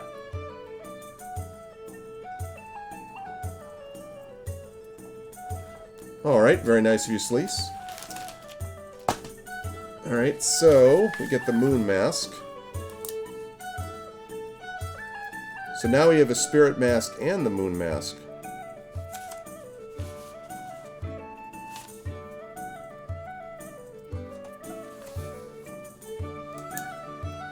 Okay. Is it recorded? Majora's Mask, pretty much. Okay, so Celise returns to her seat and picks up her book once more. If you don't mind, I'm not much in the mood for company at the moment. She pauses to take a drink from the goblet balanced on a table near her. This masquerade ball will be rather draining, so I'd like to just sit and read quietly. You can join me if you promise to be quiet. So, will we sit quietly and read, chat, or will we leave Celise to her studies? For this one, I'm going to open up an easy 1 or 2 poll. If you want to sit quietly and read, vote 1. If you want to leave Celise to her studies, it's 2.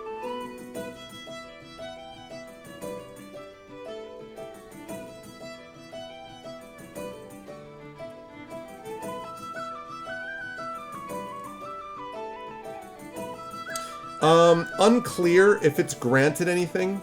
The spirit mask was acquired from someone else, from Hethar. I think this spirit mask might actually have come from the cat woman, maybe. I don't know. One of the cat person that we helped back in the market.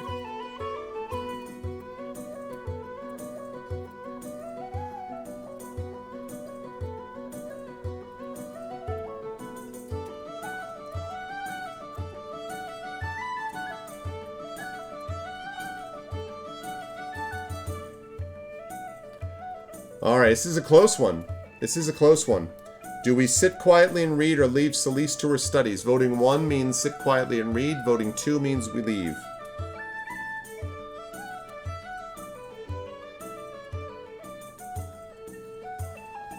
And by the way, if we leave, it means the encounter is complete, just so you know. If we leave, it means that we're just leaving the library and we go on to the next thing. So I'm just letting you know.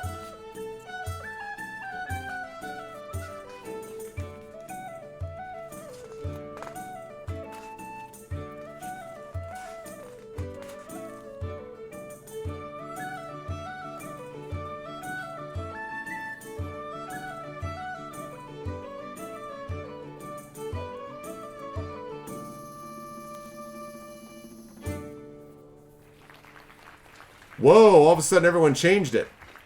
Wow, everyone was like, well, I don't want the encounter to be over. Quick change. Wow. I don't think I've ever seen that big a swing. It was like 3 to 4, and all of a sudden it swung 6 to 1. Wow. All right. We're going to last call this.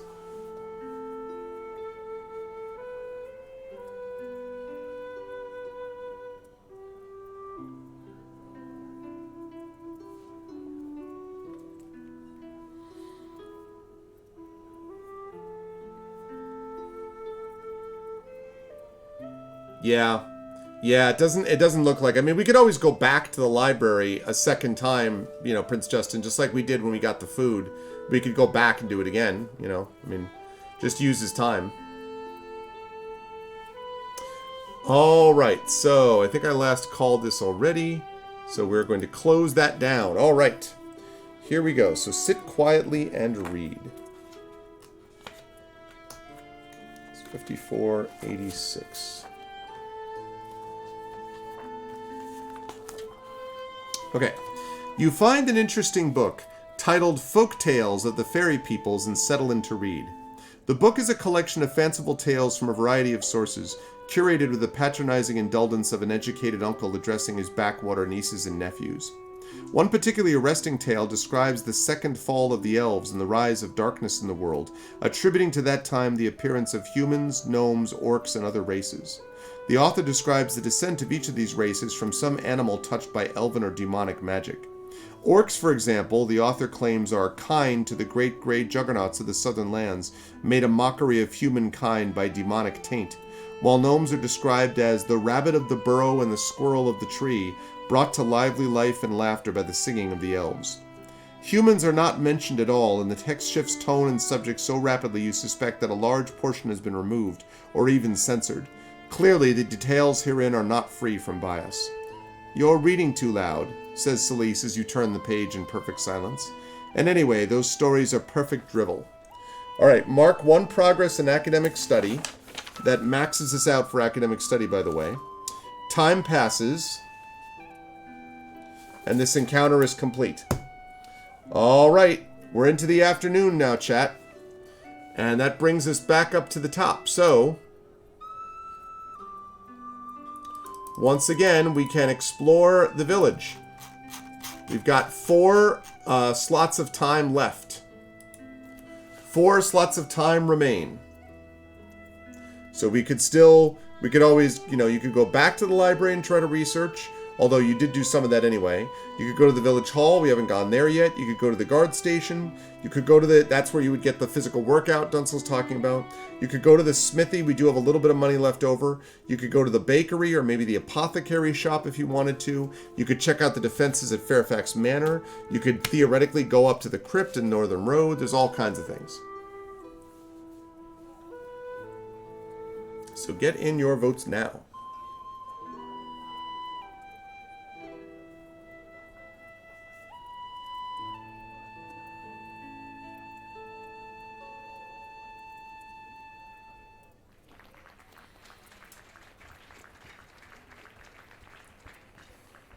All right, we have 1 vote for Village Hall. We've got 2 votes for Guard Station. We've got 1 vote for the Northern Road.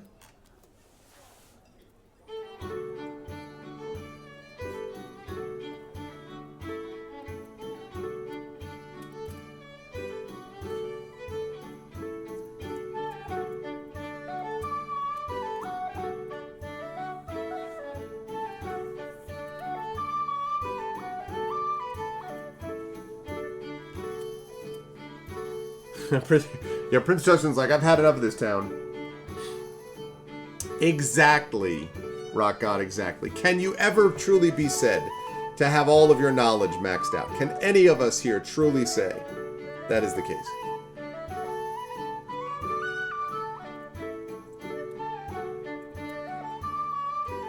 Maybe. You can certainly do so in practical terms, like, you know, there's only so much you can learn about a given subject. That's for sure.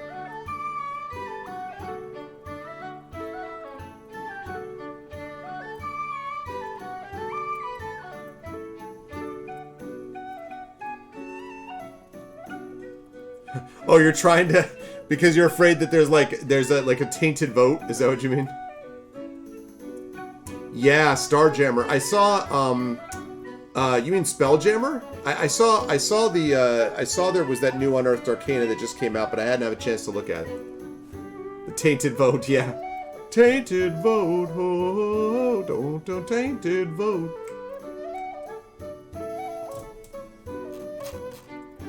All right, we got 2 votes each for Village Hall, Guard Station, and Northern Road. I'm gonna last call this. 3 even choices right now.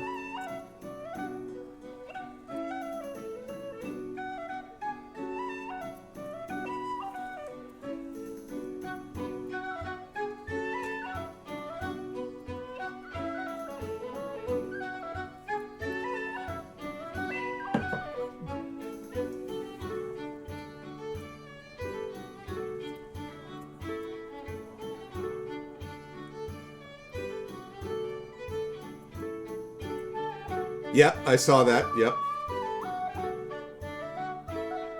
Pretty much, exactly right, Rock On. All right, folks, so we are tied up here. We got 2 votes for Village Hall, 2 votes for Guard Station, and 2 votes for Northern Road. We need someone to break this tie. We need someone to jump in on one of these or change vote.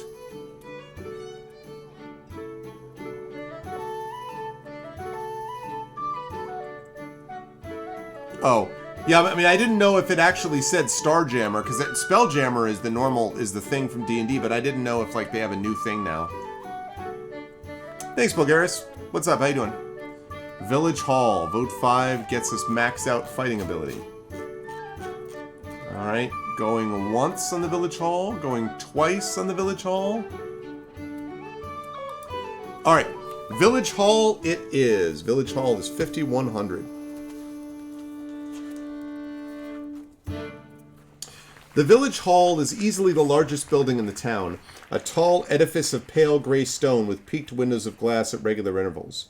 The main entrance is a pair of heavy oak doors standing at the top of a short but broad stone stair and flanked by a pair of columns. If 5 or less time has passed today, it has. It's day 7. A small group of humans is clustered around the town clerk in the center of the common hall. A young man with dark skin and a cap of dense curls holds hands with an equally young woman whose cheeks are round and red like apples.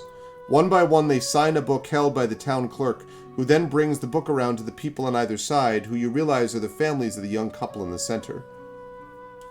I did the ceremony out in the farm last night, the girl's big, gray, grizzled father explains as he signs. But I have to make it official, you know. Consider dropping by the shrine and getting Scala's blessing, suggests the clerk, closing his book. The father makes a non-committal grunt.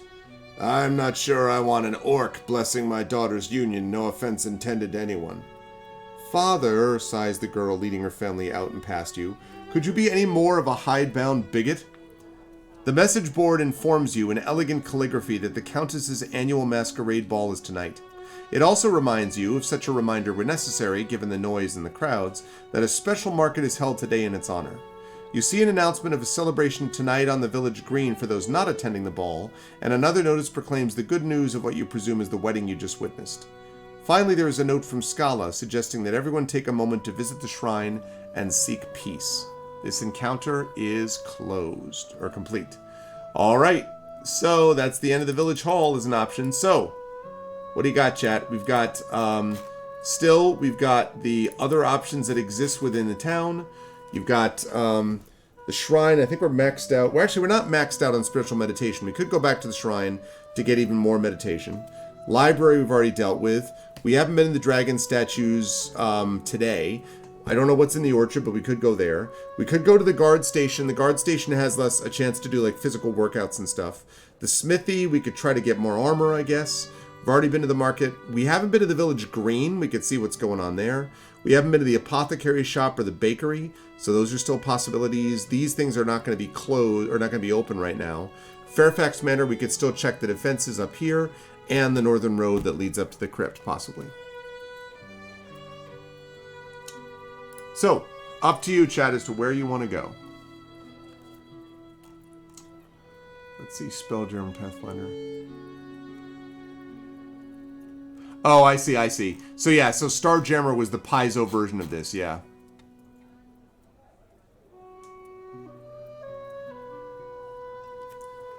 Max physical for tonight's potential boss battle. Can't hold more meditation. Your spirit meditation is full. You cannot hold more meditation.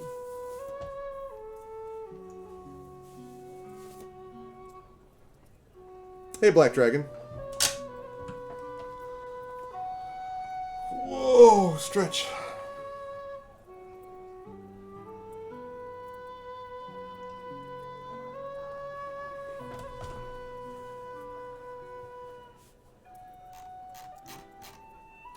All right, got a couple of votes for Fairfax Manor. We got 3 votes for the guard station, 1 vote for the smithy. I'm going to last call this here.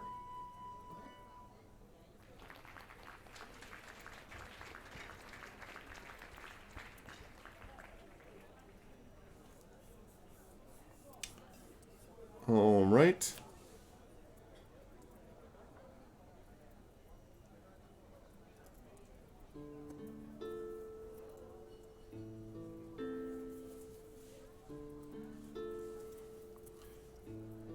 Hiccup. Need more spirits. Give me more spirits. Okay. All right. And we're going to close that. And the winner is the guard station. All right. We're going to go over here. Little physical how do you do over here. All right. The guard station is used as a meeting place for the village guard and a place to store the few implements of war the village has. An attached annex accessible only from outside serves as a jail cell, although it is rarely used. Behind the building is a training area with several training dummies. If this is your first time visiting this location, it is not. So, 6259. The guardhouse door stands open, revealing a spare room with a crude desk and a large iron bell. A black iron gate cage covers the entire back wall, its gate secured with a heavy lock. Swords, poleaxes, coats of mail, and various other armaments glimmer in the shadows of the cage. Okay, if 0 or 1 time has passed today, no. If 2 to 4 time has passed today, that is true. 2 to 4 time has indeed passed today. So, 7634.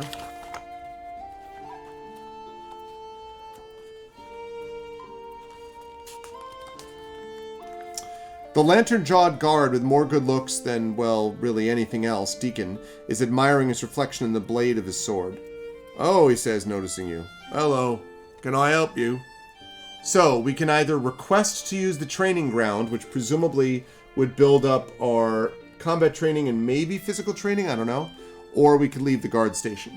So I'm going to do this as a quick poll again. So vote 1 if you want to use the training ground, vote 2 to leave. Yeah, it's pretty cold, Unsel.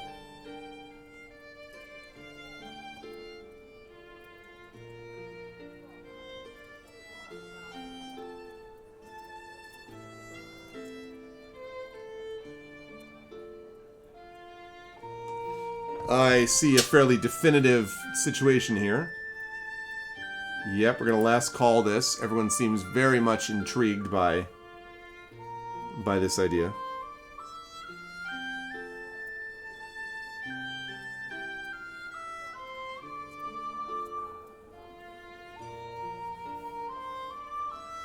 Right, last call, last call. And closed. All right, so we are going to request to use the training ground. 1322. All right, you retrieve a practice weapon from the rack and square up against one of the blocky training dummies. The dummy doesn't put up much of a fight, of course, but swinging the heavy training weapon around is quite the workout, and the muscles in your arms and back burn as you grunt and thwack away for a few hours. You lose 2 stamina. That's not so hot. We're at 11. Mark 1 progress in combat training or physical training. Well, we're maxed out on combat training, so obviously physical is what we want. Time passes, so we're up to 3 now. We're halfway home, and this encounter is complete. All right, so we've done that. We have done that. So, you know the drill, chat. Where do you want to go? I mean, we've got still the bakery, maybe, the apothecary shop, I guess. We've been to the library. We could go and do research again there. The shrine, if we want to get more spiritual meditation. We could theoretically go to... we don't really need to go to the smithy. We could go to the dragon statues of the Northern Road. We could go down here. I think I said the bakery. We could also go over to the general vicinity of the Swan. Or we could go check out Fairfax Manor. It's a target-rich environment is what I'm saying. Yeah, that's definitely true. All right, so we got 1 vote for Willow Grove, 2 votes for Fairfax Manor. Get your votes in now. Okay, bear with me 1 sec, chat. I gotta run and do something quickly on the other side of the office. I will do that. Be right back. Keep getting your votes in.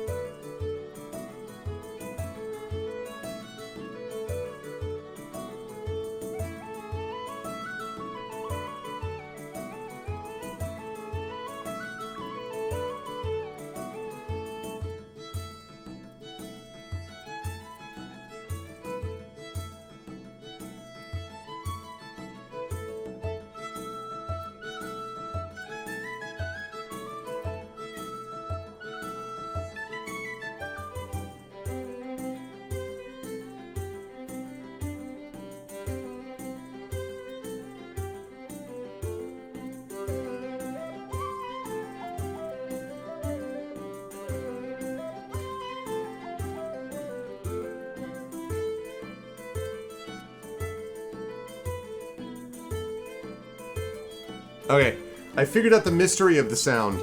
It's definitely stuff coming from the tree that is rolling down the roof because it is getting very windy outside. I couldn't tell here on this side, but when I went over to both sides here and over on that side, it's definitely windy, and the tree on this side of the house is actually close enough that branches and stuff can blow over onto the roof. So that's definitely what we're looking at. This is not called Winco Studios for nothing, so it's definitely that. So that's good. Sorry about that, Chet. I just wanted to confirm what the heck that sound was, so now I know. All right. So let's see. So Fairfax Manor. All right. So it looks like we are headed to Fairfax Manor to try to gather some information. Okay, that is 1400. Let's do it up. The manor house is a sprawling structure of gray stone, its facade covered with dark green ivy. The east wing of the manor is older than the rest, its tall, narrow windows doubling as arrow slits, and its roof marked by crenellations. An arching stair leads to the main door on the ground floor. If 4 or less time has passed today, it has 3. Read the entry below, day 7. You hear a great commotion from within the manor's hall as you approach and find the door hanging ajar. Clearly, the manor staff is hard at work preparing for tonight's ball. Excuse me, if 3 or less time has passed today, and it has, read entry 6949. Matilda, the serving girl, brushes past you carrying a heavy vase. "Oh, Miss Lace is at the library in the village today," she says. "Something about wishing to avoid all the commotion. If you're looking for Dame Braxton, she and Lady Rochelle are in the salle on the 2nd floor." She nods to the staircase to your left and then scurries away. So here's the question, chat. Open poll. Do we proceed to the salle? That's choice 1. Or do we leave the manor? That is choice 2. So do we proceed to the salle? That's choice 1. Or do we leave the manor? That is choice 2. The salle, I think that's how you pronounce it. It's basically like a parlor, like a receiving room for noble people. So which do you want to do?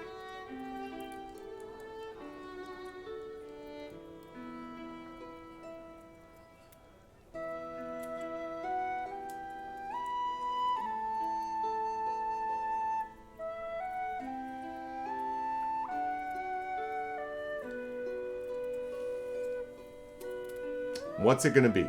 Are we going to proceed to the salle, or are we going to depart?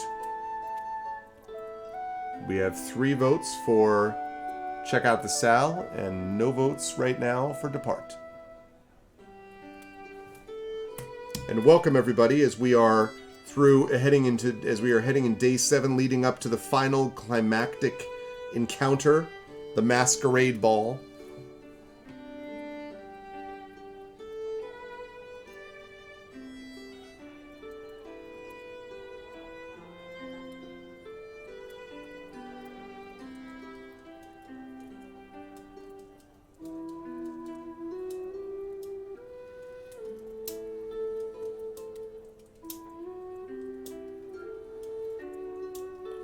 Masquerade ball, good times.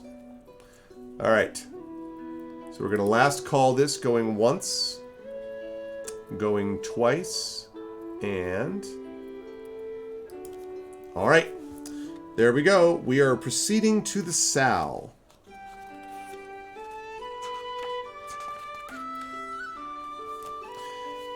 You climb the staircase on the west side of the hall and pass into the salon. You can hear grunting and the clang of metal coming from behind the right door, and passing through it you find Braxton and Rochelle locked in mock combat. Both women are wearing thick padded doublets and arming caps and wielding longswords that you hope are blunted for training. They circle and clash, locking steel against steel and often body against body, panting or parting with a shove and grunt each time. Rochelle, by far the smaller of the two, is also the more aggressive, forcing Braxton to give ground with rapid overhand strikes, then shifting to darting slashes from either side. Braxton knocks each attack aside with quick, subtle movements. Eventually Rochelle pulls back and then lunges, only to have her sword knocked aside and thrown from her hand with a swift slash against her knuckles. "Margas breath," swears Rochelle, clutching in her hand. "I thought I had you." "You didn't," says Braxton. "I baited you and you took it." Braxton bends down and retrieves Rochelle's sword. "You were trying to keep me off balance. Against a weaker duelist it might have worked, but I have some experience at this sort of thing." She returns the sword and turns to you. "Did you need something from me or from Lady Rochelle?" she asks. Just Rochelle, please, Dame Braxton. Then just Braxton, please, Rochelle. Alright, 3 choices here, folks. Actually, maybe 3 choices. Okay, A6 is not marked, so just 2 choices. Either here to train with you both, or just wanted to watch. Alright, chat, so those are your 2 choices. Quick poll. If you vote for 1, that's here to train with you both. If you vote 2, that's just wanted to watch. So $ vote space 1 for here to train with you both. $ vote space 2 for just wanted to watch.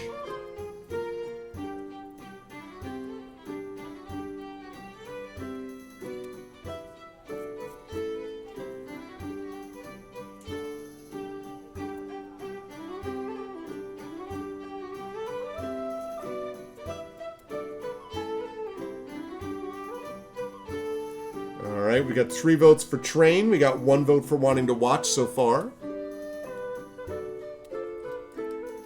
Hopefully gives another physical check mark. Yeah, it could.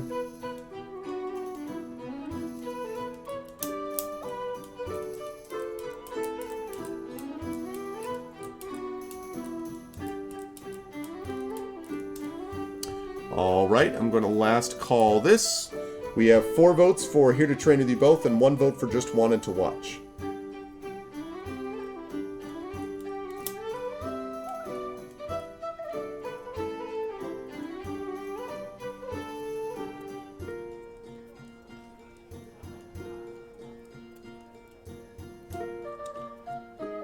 Alright, going once, going twice, and sold. Alright.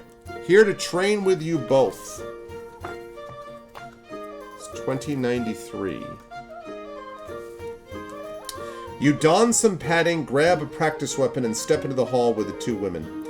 Braxton critiques your footwork and asks Rochelle to show you her drill with the circles inlaid on the floor. Rochelle happily does so, and then you transition into a few straightforward drills for your footwork and guards. After a few minutes of these, Rochelle paces back and forth at the end of the hall. Enough, she says. This is getting me nowhere. Come at me, Braxton. If story point J1 is marked, J1 is not marked, so 5781.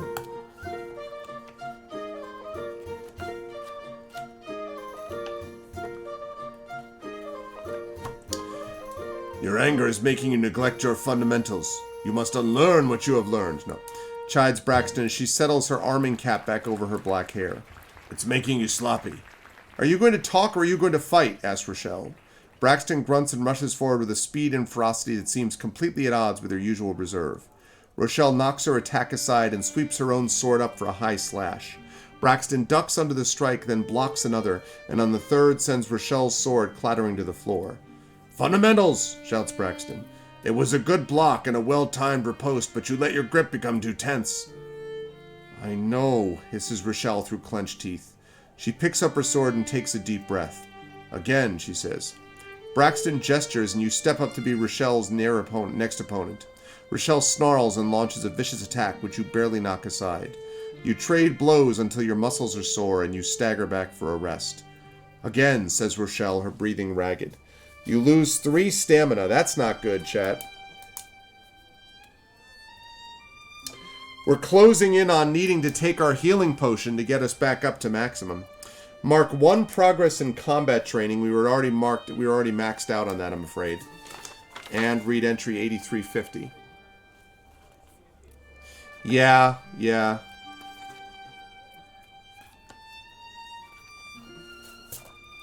At length, Braxton calls a halt and strips out of her training outfit. That's enough for today, my lady.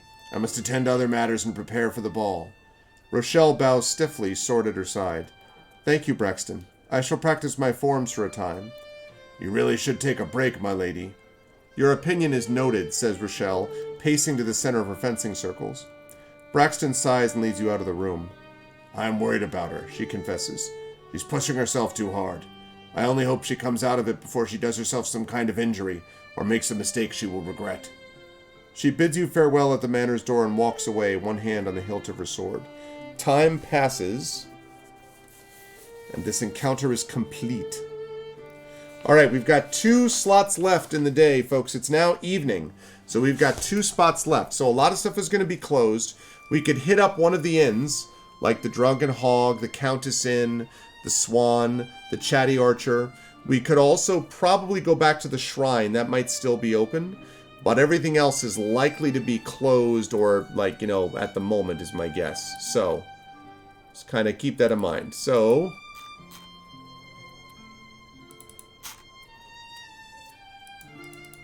alright. So, there we go. It is now open, so go ahead and get your vote in. Right. That's right. So you could do the Swan, because you could get more food, presumably. Although you don't know what it's going to be like on day 7, but presumably you could. The Shrine would be more about the spirit. We're already maxed out in social practice, academic study, combat training. Almost maxed in physical training. Not in spiritual meditation.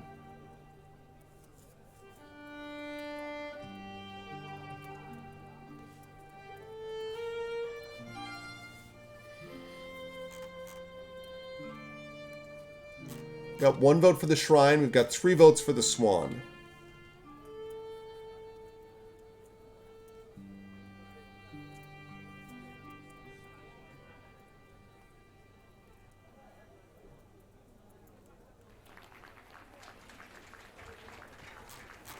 Okay, 3 votes for the Swan, 1 vote for the Shrine.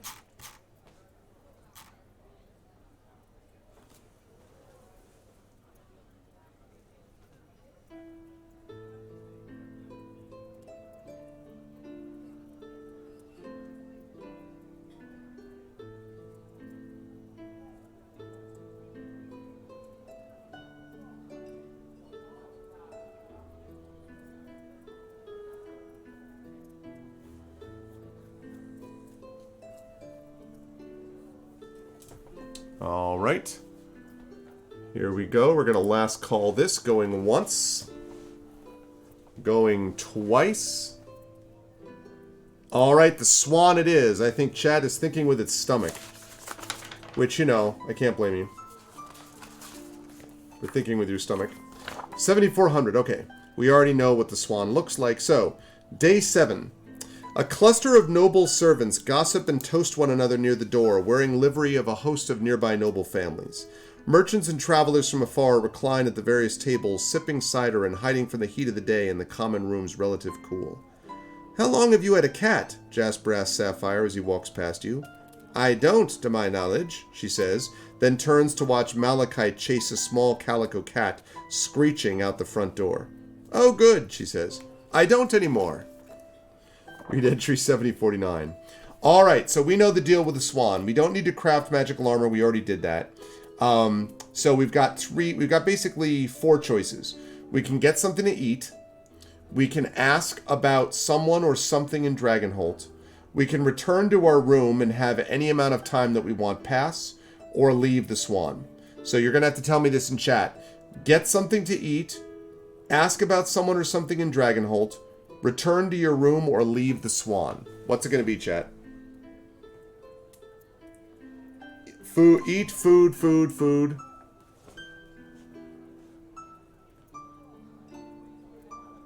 I told you. See, yeah. Nom nom nom. CQ is ready for the food as well. Alright. Nom nom. Okay, it sounds like food is pretty definitively what chat wants to do. So we're going to do that. 64.35. Okay, we've already talked about this. This is the piping hot meal, sizzling fragrant with rich spices. So we eat that. We recover 2 stamina. So we're back up to 10. Time passes. The encounter is complete. All right, chat. So the last choice that we'll have here for this before we go to the ball is going to be whether or not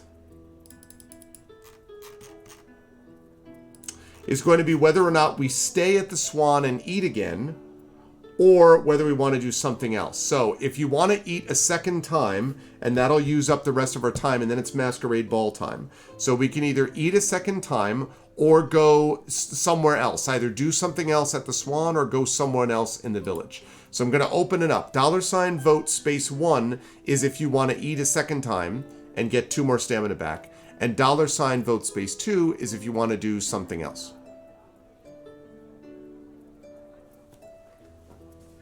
Elevensies. We've had one, yes. What about second breakfast? Our spirit is... we've got 3 out of 5 spiritual meditation. 3 out of 5.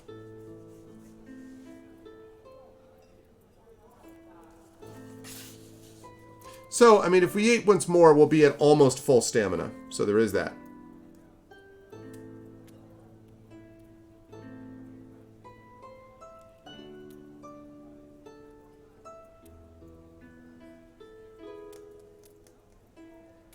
So what's it going to be, chat? $vote space 1 means that you eat a second time. $vote space 2 means that you do something else.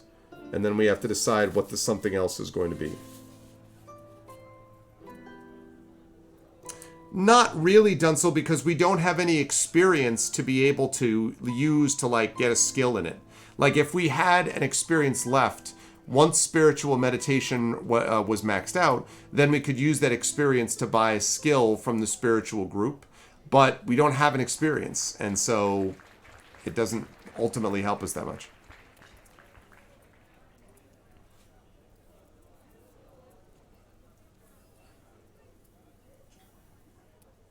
Pretty sure there's a fight coming. Seems maybe like that's a reasonable guess. Yeah, could be. Elevensies.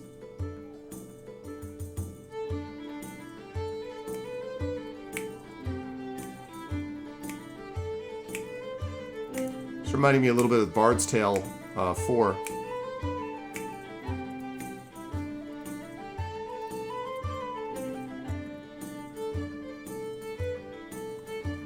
All right, we have 3 votes for eat, 2 votes for not.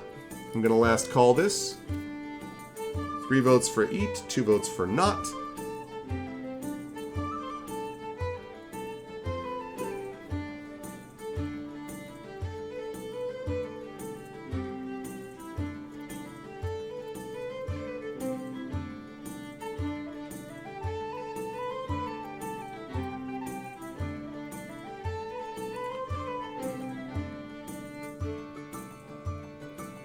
All right, and okay, there's the vote. So that's it. That means that we are going to vote to eat again, which means that we recover 2 more stamina. Time passes. This encounter is complete. Where's time passing? And it is now time, chat, for the Countess's Masquerade Ball. Get your Countess's Masquerade Ball on. All right, 6882. Ball time. Somewhere a bell rings and music begins to drift through the evening. Villagers and nobles wearing their finest clothes emerge from the inns and taverns and homes of the village and begin to stream toward the manor house. The Masquerade Ball has begun. This encounter is complete. Read entry 1006 in the Paper Faces quest book. All right. I believe, if I'm not mistaken, chat, that this is our final quest book, because this is day 7. So my guess is that this is the last one that we'll have. So there it is, chat.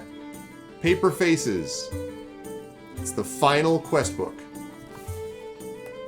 And we can put the map away because we won't be using it. We've got this. Got that over there. We got Paper Faces. All right. And let me make a copy of the tracking sheet in the back.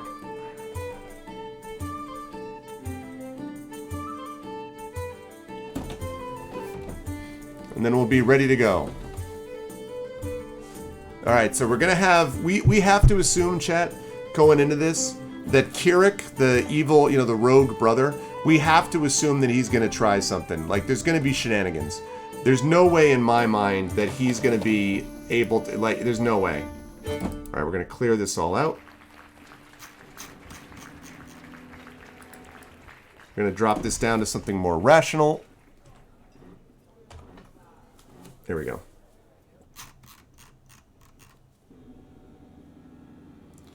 All right, let's see. Let's get some top here.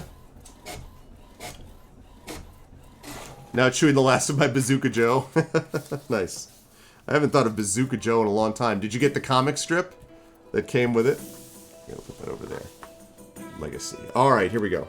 So, let's lay it all out, chat. We've got the story tracking sheet here. We've got Harriet's character here. We're not going to use this tracking sheet for now, so we're going to put that up here. We're not going to use the overall tracking sheet. We're going to use these three. And, of course, we've got our stuff. The Moon Mask.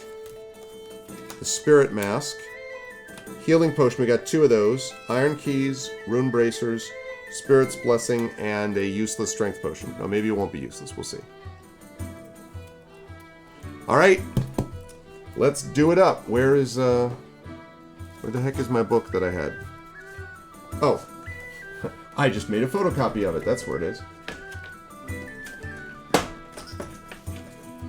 Alright.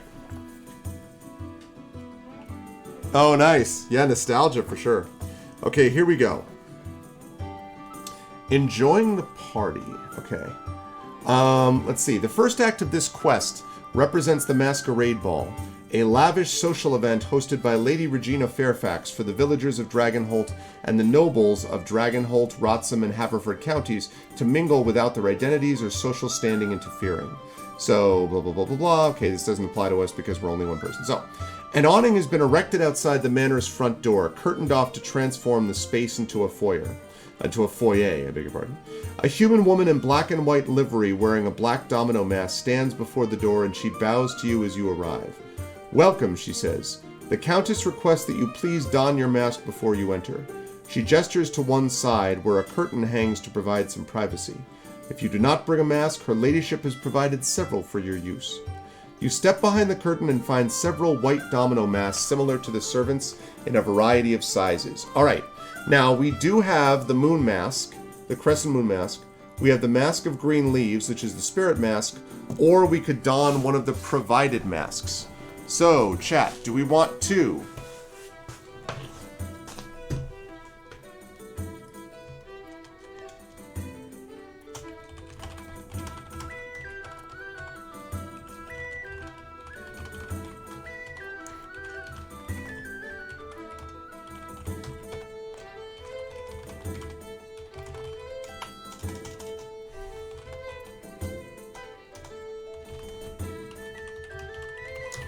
Alright, there it is. Do we want to don the moon mask? Do we want to don the spirit mask? Or use one of the provided masks? Get your vote in now. And here are the 2 masks, by the way, chat, again, that we have. We got the moon mask and we've got the spirit mask.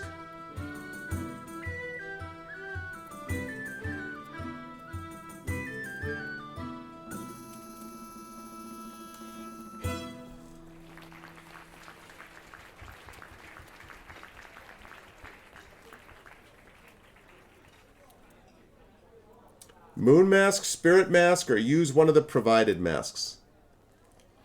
This may be actually cutting too close to home. Do you want to use one of the masks, or do you want to use one of the masks that you got? Is it an N95 mask? Is it an N494 mask? Oh, God. We can't get away from masks.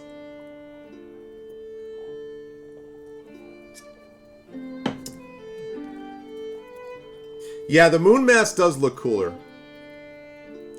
I know, it's too soon, Crit Twitch. I know it. I know. Does the spirit mask fit better? I don't think so. I mean, I don't think it really matters, CQ. I don't think the spirit mask, because really, we're just here to enjoy the ball and, secondarily, look out for Kirik, because presumably the Kirik, the brother, is going to try something at some point. I don't know that either the spirit mask or the moon mask gives you a benefit one way or the other. I think it's just the way that we want to roll, you know. We got the moon mask more recently. We just got that today. The spirit mask we got a few days ago, but... So. No, it doesn't tie in with anything. No. I don't know, unless you think a cat person would choose one of those over the other. Celeste gave us the moon mask. I think she knows a Drake. Yeah, that could be. That could very well be. That could very well be. That is quite possible.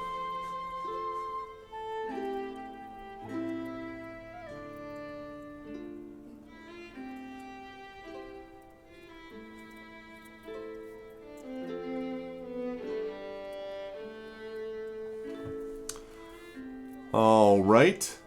I'm going to last call this.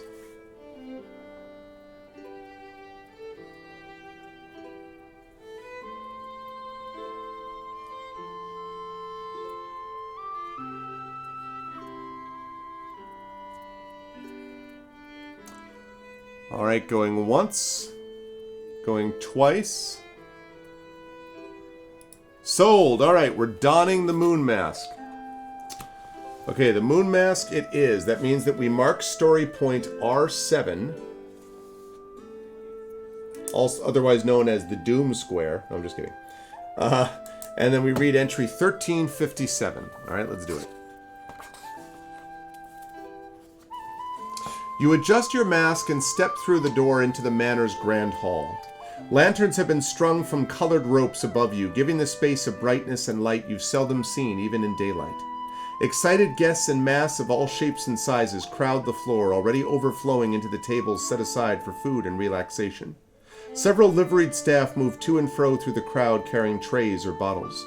Each wears a plain black domino, just like the woman at the door. Some of the staff are wearing swords at their hips and mail beneath their livery, ushering guests to and from various rooms of the house. The crowd is brightly colored and in constant motion, making it difficult to pick out individual figures, but you do spy a few you think you recognize. A gnome woman stands near the windows, chattering with a cluster of other guests. She wears a mask painted with blue swirling designs and a butterfly ornament set with a blue gemstone cleverly perched at her right temple. A dwarf man sits against the wall to your right, his mask sporting black and white checks and a gold trim. A small dwarf girl clings to his leg, her mask a ruff of feathers styled to look like an owl. I think that's the bakery people, if I'm not mistaken. Standing just to your left is a tall orc woman with a pale black mask. Standing at her side is a gnome woman with a flamboyant mask, a curl of immense red and pink feathers fluttering well above her head. Gee, I wonder who that is. The orc laughs at something the gnome says, then glances in your direction and pauses. After a moment, she touches the gnome on the shoulder and crosses the floor to you in 3 long strides. "You're here," says the orc woman. "I'm glad. I don't think we have anything to worry about. There are guards." Oh.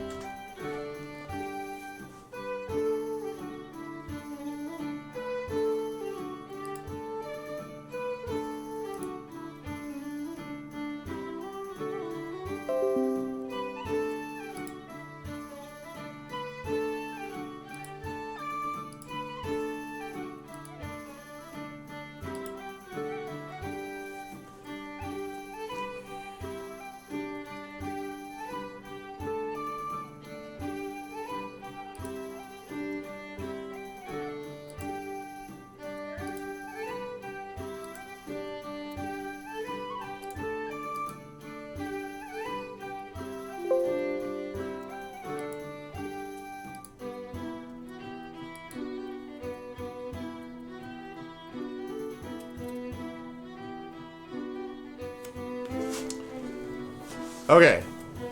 Should be back. We back? Yeah, I don't know. I didn't. There were no frames like that.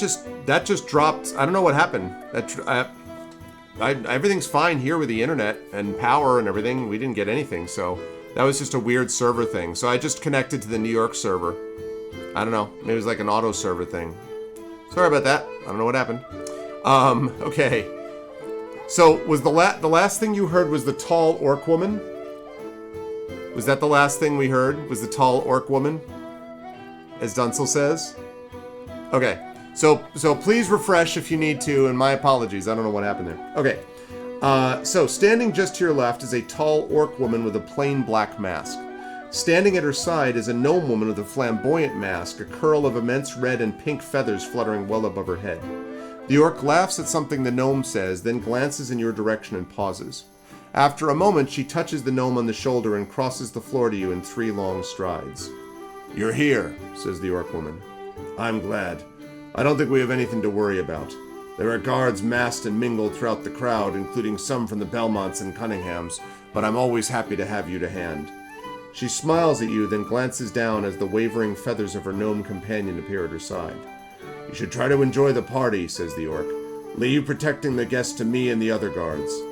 "Not before I get a dance out of you," says the gnome, leaning back and shoving her feathers aside with one hand in order to see the orc's face. A proper one. Okay, so 2 choices here, chat.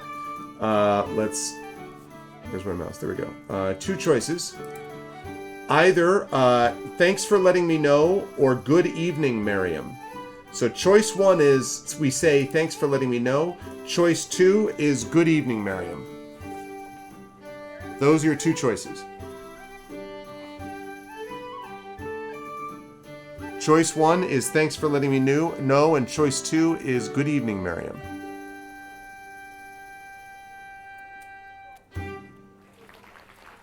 Good evening. You know, talk casual.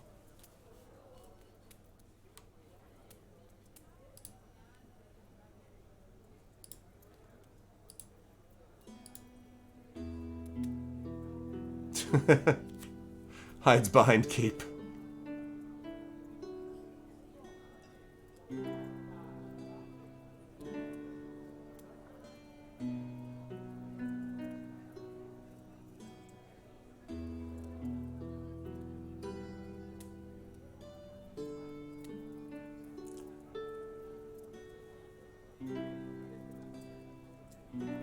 Alright, I'm going to last call this. So far, we have 3 votes for "Good evening, Miriam." I cast Magic Missile at the anonymity. "I know who you are. You will pay the ultimate penalty."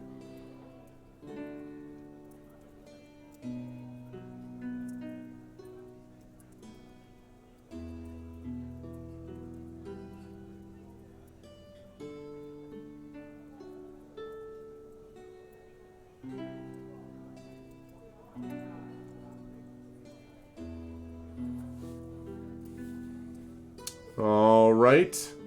So we're going with "Good evening, Miriam." Miriam, humiliated, runs out of the room crying. The night is ruined. You lose. No. "Good evening," says the gnome happily. The orc smirks. I mean, who's this Miriam lady? I'm sure I don't know her. She sounds like a wonderful person." The masked orc chuckles as the gnome continues. "I'm honored that you, a stranger, would mistake me for this Miriam I've heard so much about." "I thought you didn't know who she is," interrupts the orc. The gnome glares up at the orc. "Did I say that? Goodness, I think it's time for a dance."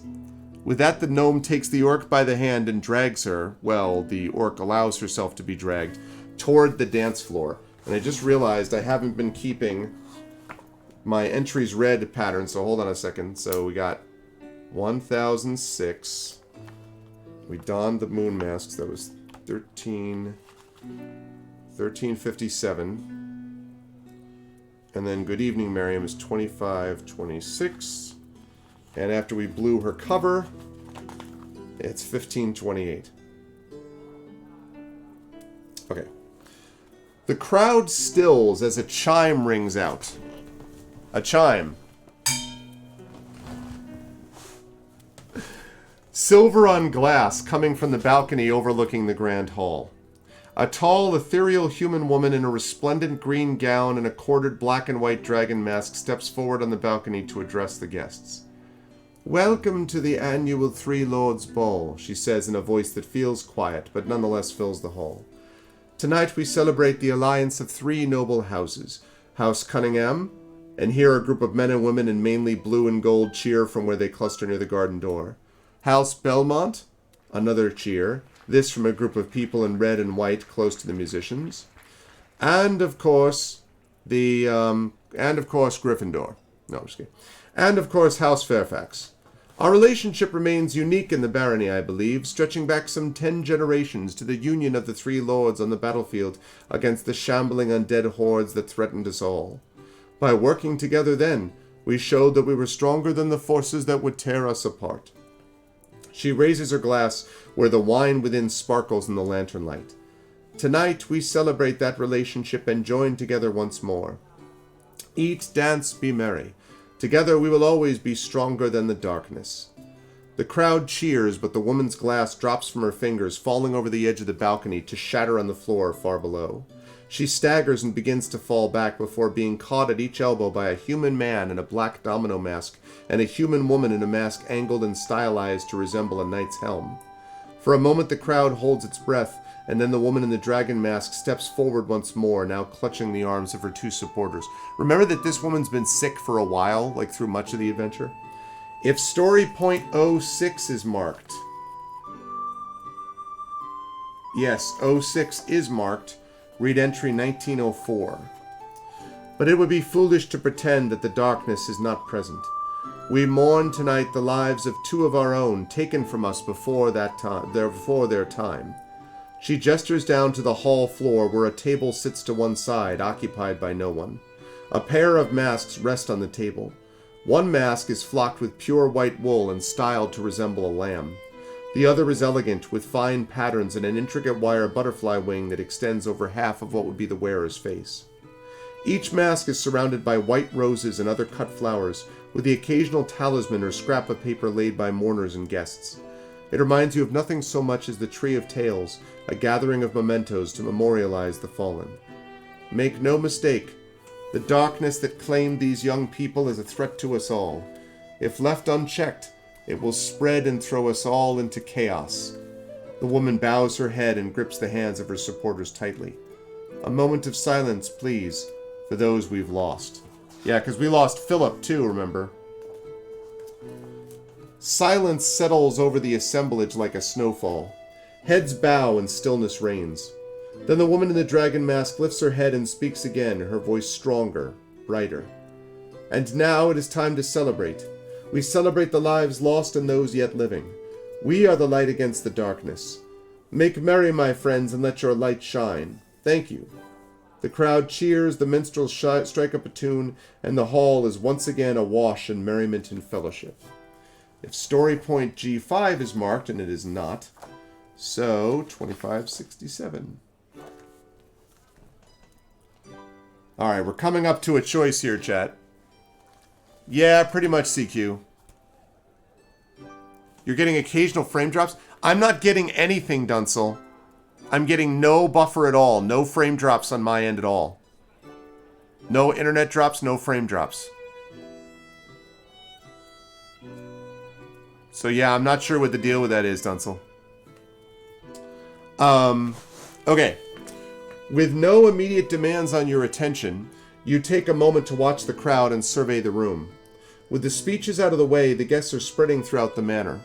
The minstrels, perched on the spiral stair overlooking the west side of the hall, are dashing out a lively tune on lute, pipe, tabor, and harp. About a dozen couples whirl and prance in a complicated quadrille on the dance floor, forming and reforming into ever-evolving patterns as they move. Many guests are clustered by the banquet table at the head of the hall, helping themselves to platters of food and settling in at nearby tables to eat. It's an unusual arrangement, but probably the only way to feed the large number of guests present in the space available. You know two humans, a man and woman in stag and doe masks, talking in low tones near the table, watching the rest of the crowd. The woman in the dragon mask remains on the balcony overlooking the hall, where she is now surrounded by guests who you take to be other nobles. A tall human man with a half-mask of blue and gold checks is leaning over the edge of the balcony, scratching a small jeweled drake under its scaly chin while the creature coos in contentment. A stout human man with a bushy red beard and wearing a mask of red silk with a white rose at one temple leans in closely to the woman in the black and white dragon mask, talking less privately than he seems to think. The doors to the garden are open, and you can see lanterns dotting the greenery. Several guests have already fled the noise and bustle of the main hall to walk in the garden alone or in pairs, where the pools of shadow and many twists and turns of the path provide privacy. At least one couple is walking hand in hand, clearly out for a romantic evening stroll. All right, chat. So here are our possibilities. Here's what we can do. We can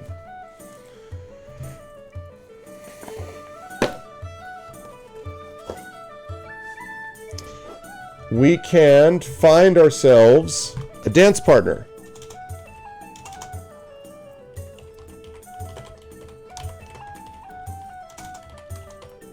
We can mingle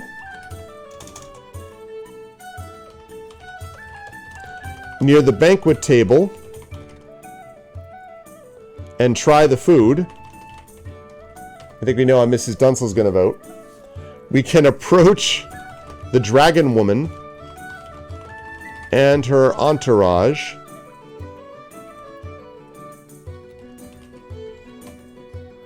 Or venture out to the garden. All right, chat, what's it going to be?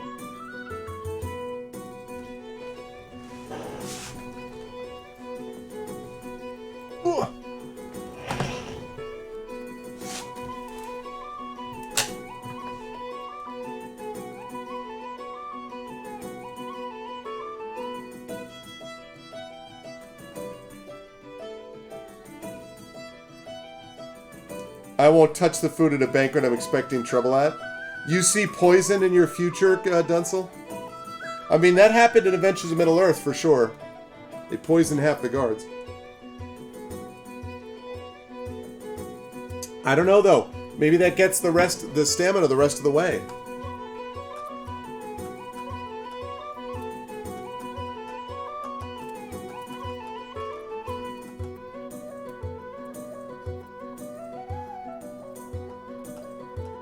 Need to bring your own wineskin. Yeah, exactly.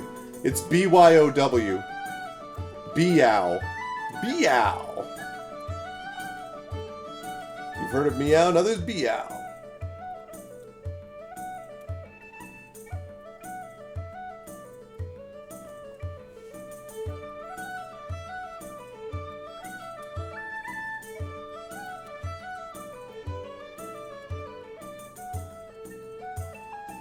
All right, I'm going to last call this. Right now, it's close. We've got a lot of different votes in a lot of different places, but right now, the dance partner is slightly beating out mingle with the banquet table, approach the dragon woman, and then it's a couple of votes ahead of venturing out to the garden. Mad Eye Moody, yeah.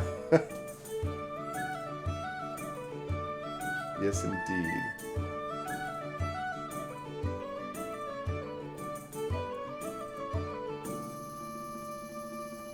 Ah, CQ wants to gather some info. As does Bulgaris. Need the info. Ah, okay, we're starting to move now in that direction. All right, going once. Going twice. Okay, we are approaching the dragon woman. Dragon woman. Dragon woman. Dragon woman, dragon woman, dragon woman. Okay. All right. The group of nobles on the balcony sprawls down the staircase, sorting themselves higher or lower on the stair, presumably based on rank. At the head of the stairs stands the woman with the black and white dragon mask. Leaning over the balcony rail at her side is a tall human man in a mask with blue and gold checks. A chirping drake flutters its leathery wings while perched on his hand. A step below the woman in the dragon mask is a stout human man with a mask of red silk with a white rose at his temple. His bushy red beard burns brightly against the black of his velvet tunic. Below the man in the red mask stands a slender elf woman with a crescent moon mask, in conversation with a brown-skinned human woman whose mask resembles a knight's helm with a crown of black feathers. Still more well-to-do partygoers spill down the steps, some climbing up or down in their pursuit of food, dancing, or gossip. Some of the guests linger by the table covered in flowers long enough to lay one of their own upon it, or just to touch the mask in the center and bow their heads for a silent moment. Then they move on. All right, so we can do the following. Could be, could be. It's true. All right, chat. So we could do the following. We can join the conversation on the stairs. We can linger nearby and eavesdrop on the balcony. I ain't been dropping no eaves, Mr. Gandalf, sir, honest.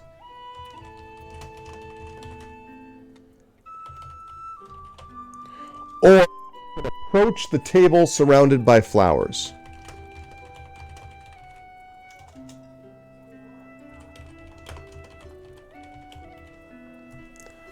All right, chat, what's it going to be? Get your vote in.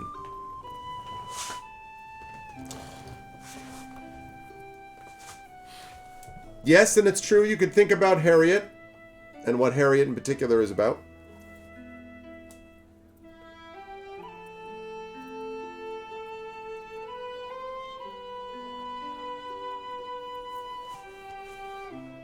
Oh, we start out with an even tie.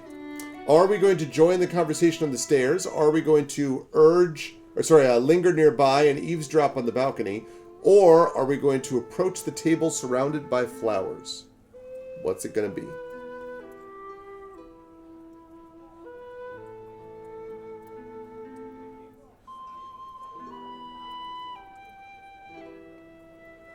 What is it going to be? Get your vote in now. Make your vote happen.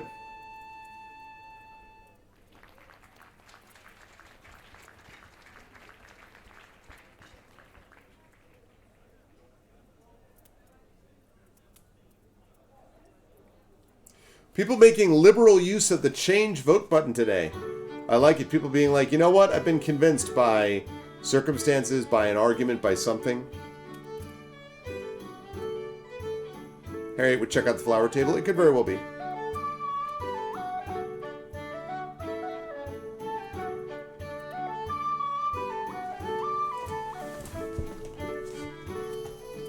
Persuasion or peer pressure.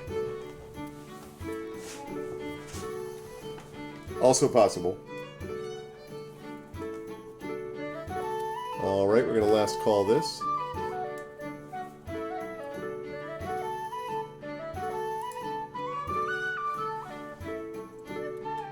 Last call, last call.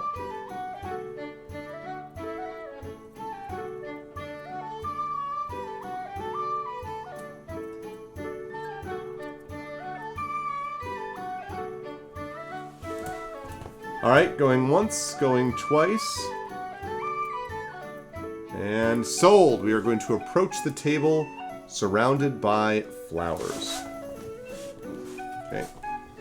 This is $33.99. All right. As you step up toward the table, a tall, broad-shouldered human man briefly blocks your view. He pauses over the flowers for a moment, then walks away without a backward glance. You step up to examine the table and its flowers more closely.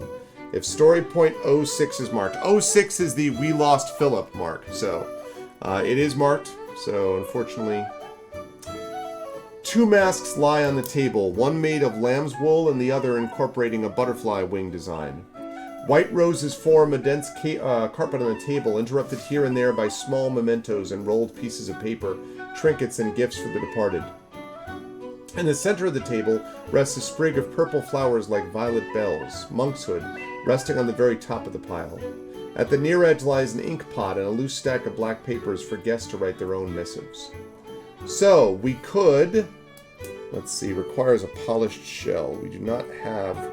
We have a spirit's blessing, but we don't have a polished shell. So, that means we've got a choice of two. We can allow a moment of silence before rejoining the festivities, or we can write a heartfelt message to the spirits. So I'm going to open this up as a quick poll. If you vote 1, it means you allow a moment of silence before rejoining the festivities. If you vote 2, it means you write a heartfelt message to the spirits.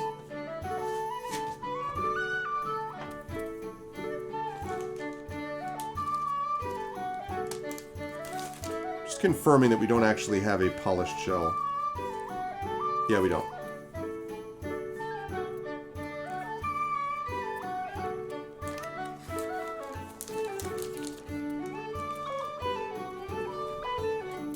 Prepares for jump scare. Alright, so, again, vote 1 is allow a moment of silence before rejoining the festivities, and vote 2 is write a heartfelt message to the spirits.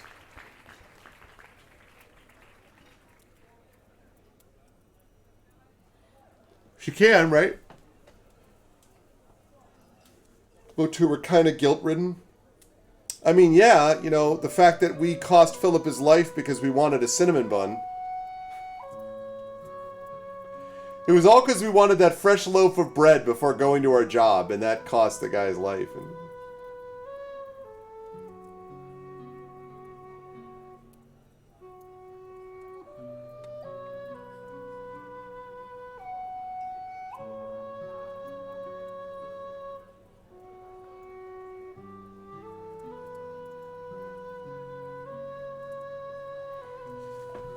Okay. We're going to last call this. It looks like we are aiming for writing a heartfelt message to the spirits. That's true. There is a lot of thinking with the stomach. Yes, that's true. All right, going once. Going twice.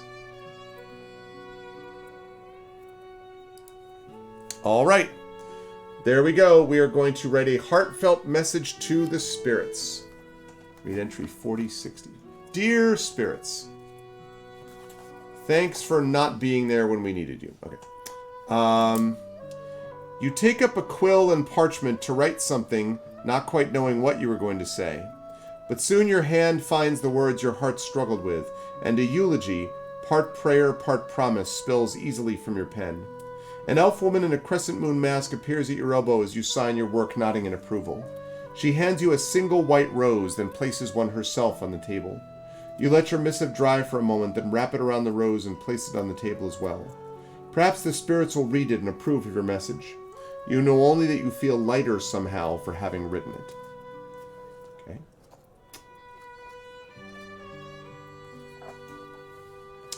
You pause a moment to collect yourself and to get a drink of water from a passing servant in a black mask. Revelers surround you, and the masquerade shows no signs of slowing down. Time passes. Okay. It does give one of those if 5 or more time is past cue, but obviously it hasn't, so that means we're just moving on to this. From your position on the edge of the Great Hall, you have a good view of the proceedings. Dancers in colorful costumes take up most of the floor. More guests cluster at a long table by the kitchen laden with food. On a balcony overlooking the hall, a woman in a dragon mask entertains guests in fine clothing. A cool breeze and the scent of flowers wafts in from the open doors near the back of the hall, leading to the manor gardens. So, with all that said, I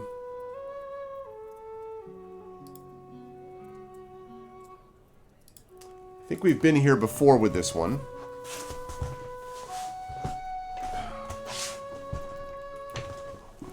The only problem with this is I really need to get an extension cord for the keyboard for this, because I love this keyboard, but having to go back and forth is a pain when I'm using this table setup.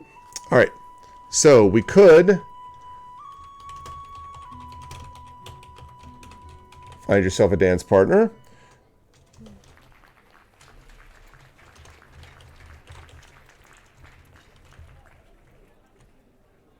Find ourselves a dance partner. We could mingle near the banquet table and try the food. We could approach the dragon woman and her entourage. Or we could venture out to the garden. And we've got to get ourselves back to the garden.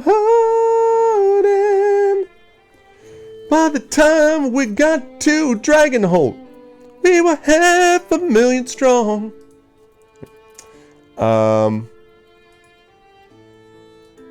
Okay. There we go, chat. What's it going to be? Are we going to find ourselves a dance partner, mingle near the banquet table, approach the dragon woman, which I think we already did, or venture out to the garden? It's true. It's true. Now we have our social engagement. We could do that, maybe.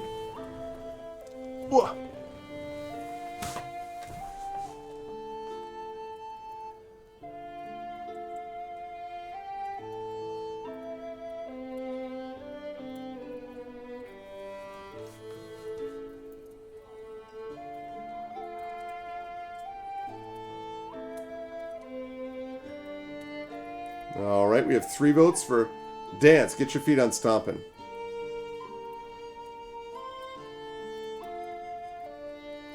Get into the groove, boy, you've got to prove your love to me.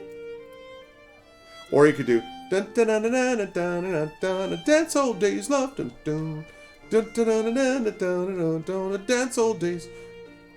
Take your baby by the wrist, dun, dun, dun. And on her hand an amethyst, dun, dun, dun, dun. Bustin' blue. And she needs you and she needs you. Wang Chung, that's right. I wondered if anyone was going to know that, CQ. And of course, the Wang Chung, which has 2 hits, that one and the other one, which is, I think, Everybody Have Fun Tonight. Everybody have fun tonight. Everybody Wang Chung tonight. Everybody. I'll drive a million miles to do.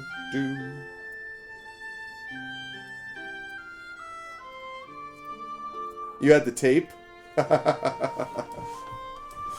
Oh man. I had the tapes off of the radio. The song that I loved back then, the sort of my guilty pleasure band back then in the 80s was Duran Duran. I have to admit I actually like Duran Duran. And I still to this day maintain that Duran Duran was not a bad band. Duran Duran had some like knew how to put together and write songs. The Reflex is a legit song. New Moon on Monday is a legit song. Agato, yeah. You have the Best of Duran Duran CD. So you probably got Rio, View to a Kill, The Reflex, New Moon on Monday, Notorious. What is, Wenchkin, what is Agato? I don't know that I know that one.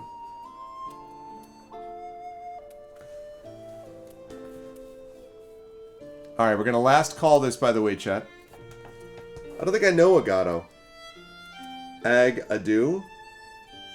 Or Agado? Agadu? I don't have any idea what that song is.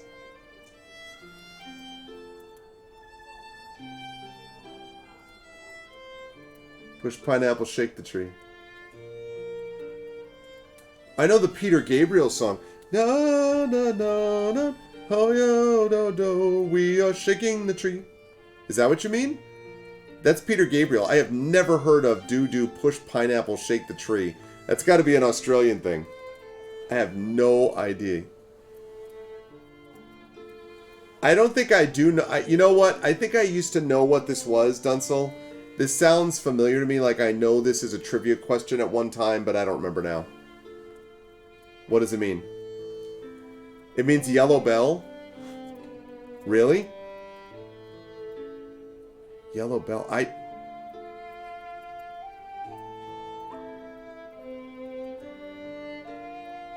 It means black lace? Really? I did not know any of that. Did not know.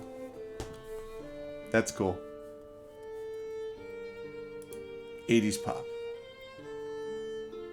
Oh. Black Lace sang Agato, and Yellow Bell was what Wang Chung means? I have never heard of that song, Wenchkin. I'm going to have to look that up. I have never heard of that. I've never heard of that. My Australian knowledge, of course, from the 80s is 45 degrees. The time has come to say fast fare, to pay the rent, to do our share. How do we keep while our earth is turning? How do we sleep while the birds are burning? Yep, Midnight Oil. Yeah, sure, you should send along a link, Wenchkin. I've never heard of that song. Wang Chung got another hit? I only knew those 2.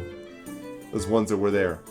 Alright, so find ourselves a dance partner. Very appropriate that we're having this discussion, as we're now going to find ourselves a dance partner, which is 4573.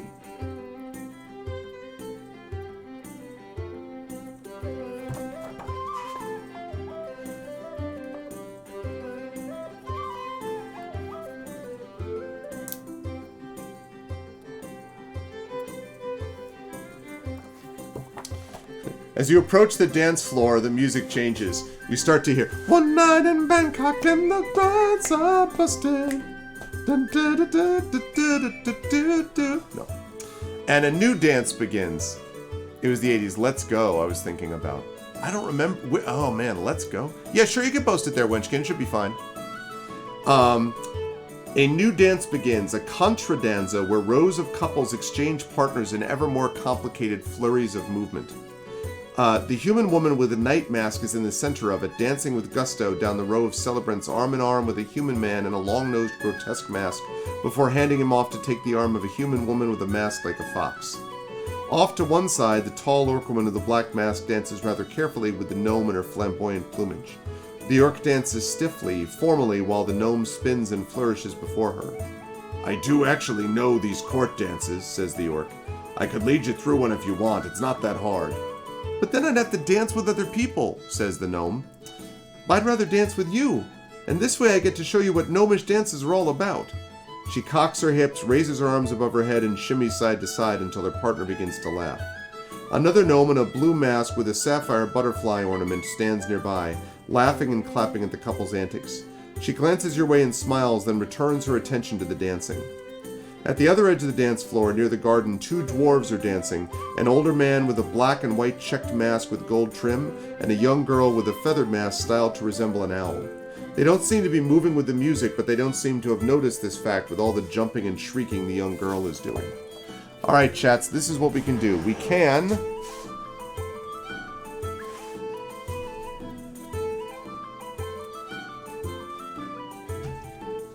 I have one step to one night in Bangkok.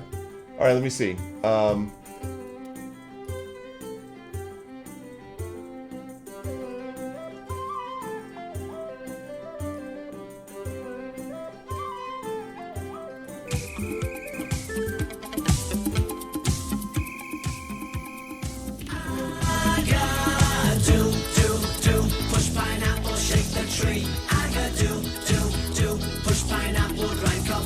I have never heard of this song ever. Not in a million years have I heard of this song. This is it's like, that's one of those ones where I played it. I'm like, nope, no memory of this place. Straight Gandalf blank face, just like blank expression Gandalf, like no idea. Oh man, that's funny. All right. Also, hi Echo, how you doing, man? Okay, so here we go. So here are the choices that we have.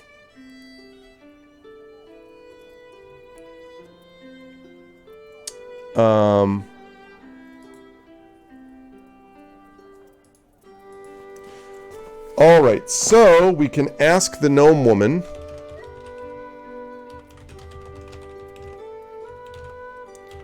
The blue mask for a dance. We could approach the two dwarves on the dance floor. Everybody get on the floor. Everybody do the dinosaur. Or join the large group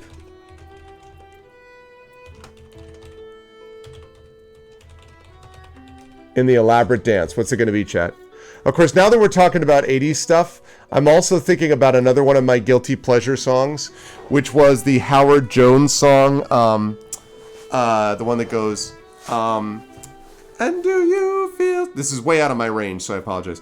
And do you feel scared? I do, but I won't let them falter, 'cause if we threw it all away, things can only get better. Double, double, down, bow, bow. And then it goes, whoa, whoa, whoa, whoa, whoa, whoa, whoa, whoa, whoa, whoa, whoa, whoa, whoa, whoa. Howard Jones. That song is a good song. Weird freaking video, but a good song.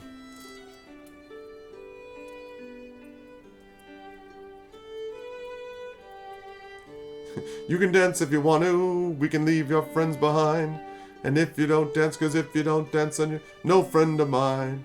So we can dance, everybody grab your hands. Safety dance, dun dun dun. Oh, how about this one? Let's see. Our house, doo-doo, in the middle of our street. Our house, doo-doo, that was where we liked to. Our house, in the middle of our street. Our house, in the middle of our... Dum-ba-da-ba-ba-ba-ba. That song is by Madness, yeah. Oh, that's awesome, Echo. You got it. Yay. Awesome. I'm glad you got it, Echo. Thank you for your incredible patience. I hope it was worth at least some of the wait. I'm pretty pleased with the book. So I'm glad that you got it. And shout out, Howard Jones also has that song that is No One Ever Is to Blame. No one, no one, no one ever is to blame. Bow, bow, bow. Ba-ba-dow, ba-ba-dow. You were expecting more? Thicker? It's so thin? What? I'm glad you think the book is beautiful, Commander Dunsel. I mean, the book is like, I don't know what to tell you, man. It's like 50 some odd pages of just the adventure, and then it's another 40 pages of like book contributions, and I don't know. I'm sorry that you were expecting thicker, but I think it might have been delayed even further if it had been, but regardless, but yeah, I appreciate very much that you supported it, and I'm glad that they're finally showing up. So relieved. So relieved. Took a long time, but we finally got them out there, so, and again, you know, it got out of customs and all that, so finally. Yeah.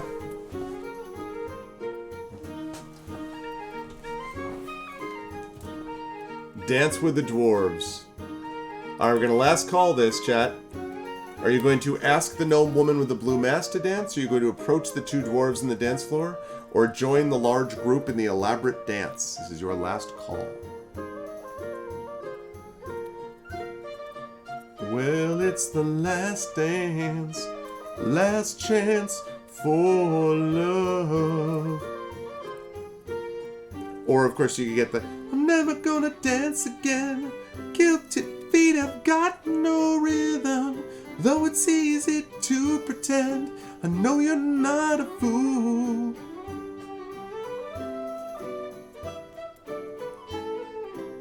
Oh, yes, not the same Howard Jones. Definitely not. Definitely not a metalcore vocalist. Yep, little careless whisper right there, CQ.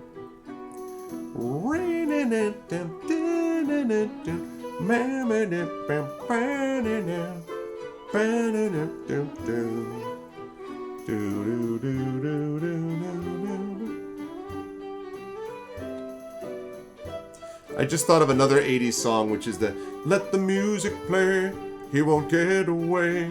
Something, something, don't remember, something anyway. Let the music play. I just remember waking up too many times to my alarm clock with that playing on the radio when I was going in high school. Need that careless whisper. I would join the dance, but Harry would rather dance the woman or the two dwarves, yeah. Absolutely. Oh God, it's midnight. Somebody's watching me, and I get no privacy. Oh, oh. Absolutely. And then you got Ghostbusters. Of course, my favorite, though, from that, another guilty pleasure song of mine, is Dancing in the Sheets. Dancing in the sheets, down, down, down, down. If we go with them, I know we'll have a wonderful time, yeah. Grab your coat and say goodbye to your friends. I'm gonna take you where the night never ends. You and me, we should be dancing this beat. I think that's it. You and me, we should be dancing in the sheets. Dancing in the sheets. Bam, bam, bam. That was by the band Chandalar, I think. Or Shandahar, Shandamar, something like that. Shalahar? Shamamar? Shamu? Shanda something. Nice, Echo.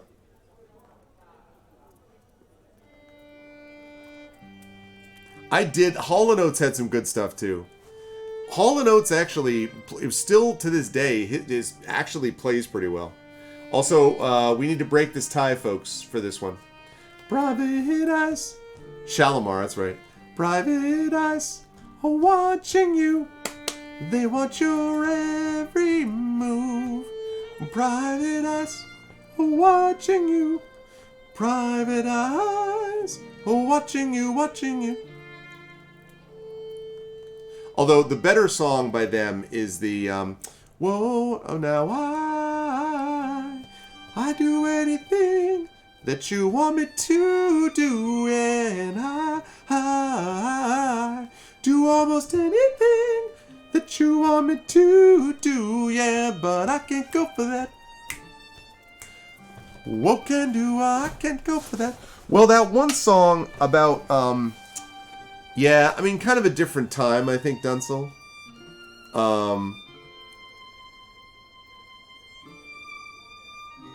Which woman? What do you mean? In the game, or are you talking about the songs? We're getting confused now.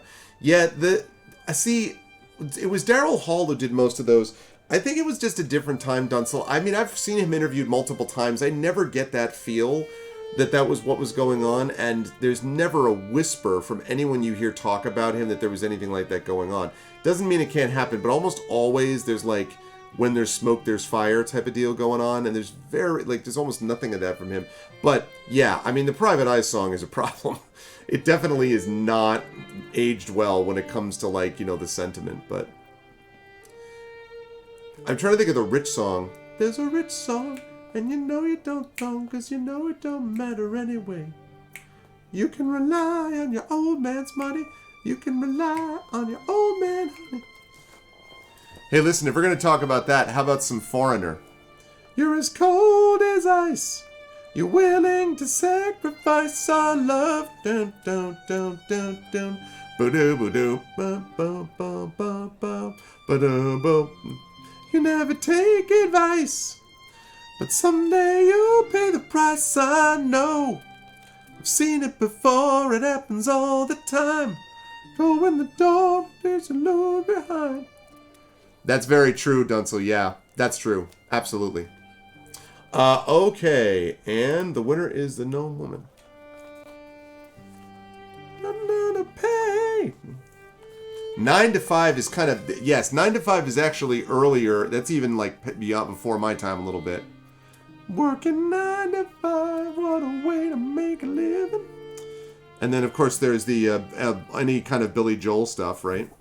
I like Billy Joel a lot, but who needs a house out in Hackensack? At least, is that what you get for your money? Okay, 3909.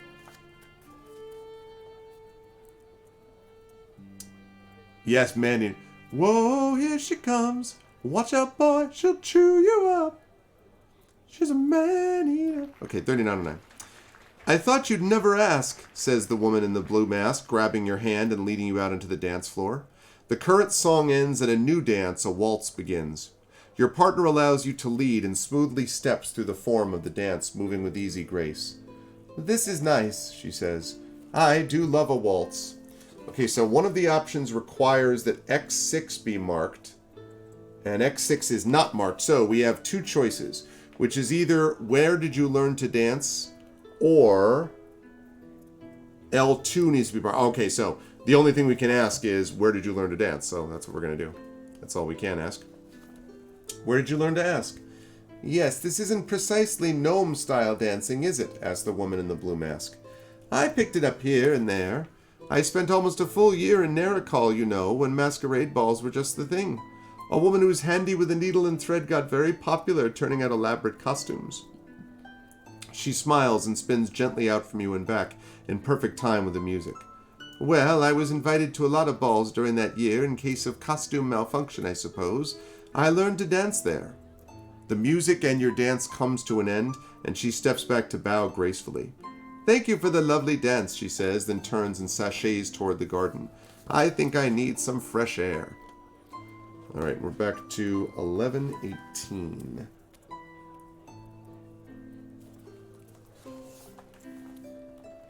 All the numbers. That's not how you save scum in a game. This is like all the entries that we've read so far, actually. We just like to... Oh, Allentown is so great. Well, we're living here in Allentown. for the Pennsylvania we never found. All the promises our teachers gave, if we worked hard, if we behaved. So the graduations hang on the wall, but they never really helped us at all. No, they never taught us what was real, and iron and coke, and chromium steel. And we're waiting here in Allentown, but they've taken all the coal from the ground, and the Union people crawled away. Hey, hey, hey, hey, hey, hey. Oh, it's a good song. Also, if you've ever been to Allentown, that song really fits that town. That town feels like the town that time forgot. Really good stuff. Yeah, we did already, Wenchkin. We did. We already wished Wenchkin a happy birthday when he came in. Happy birthday again, Wenchkin. Okay, time passes.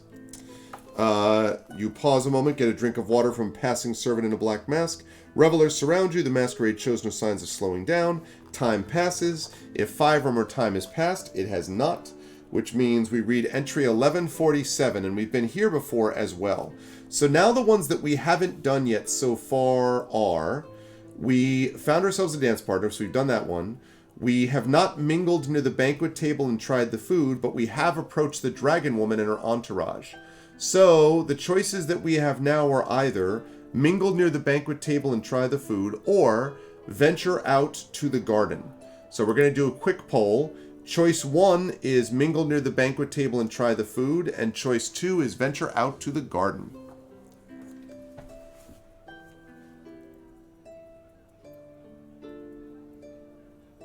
Has he had any more hits since we didn't start the fire? But he slowed down a lot because he was doing other stuff. He did like a bunch of his he did his college tour, and then I've seen him a bunch of times. He played at Madison Square Garden. He did, my favorite, there's a lot of amazing ones. My favorite song by him is Summer Highland Falls. It's actually arguably my favorite song of all time. It's close.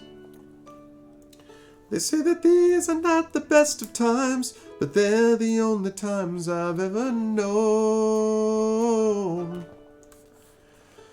And I believe there is a time for meditation in cathedrals of our own.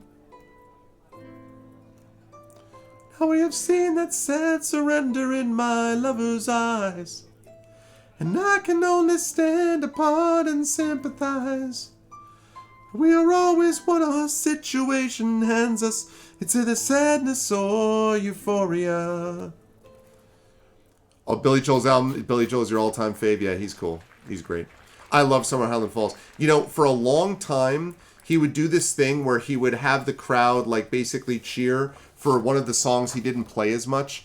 And he did Don't Ask Me Why a bunch of times. And now Don't Ask Me Why is a great song. All the waiters in your grand cafe throw their roses at your feet. It's a good song, right?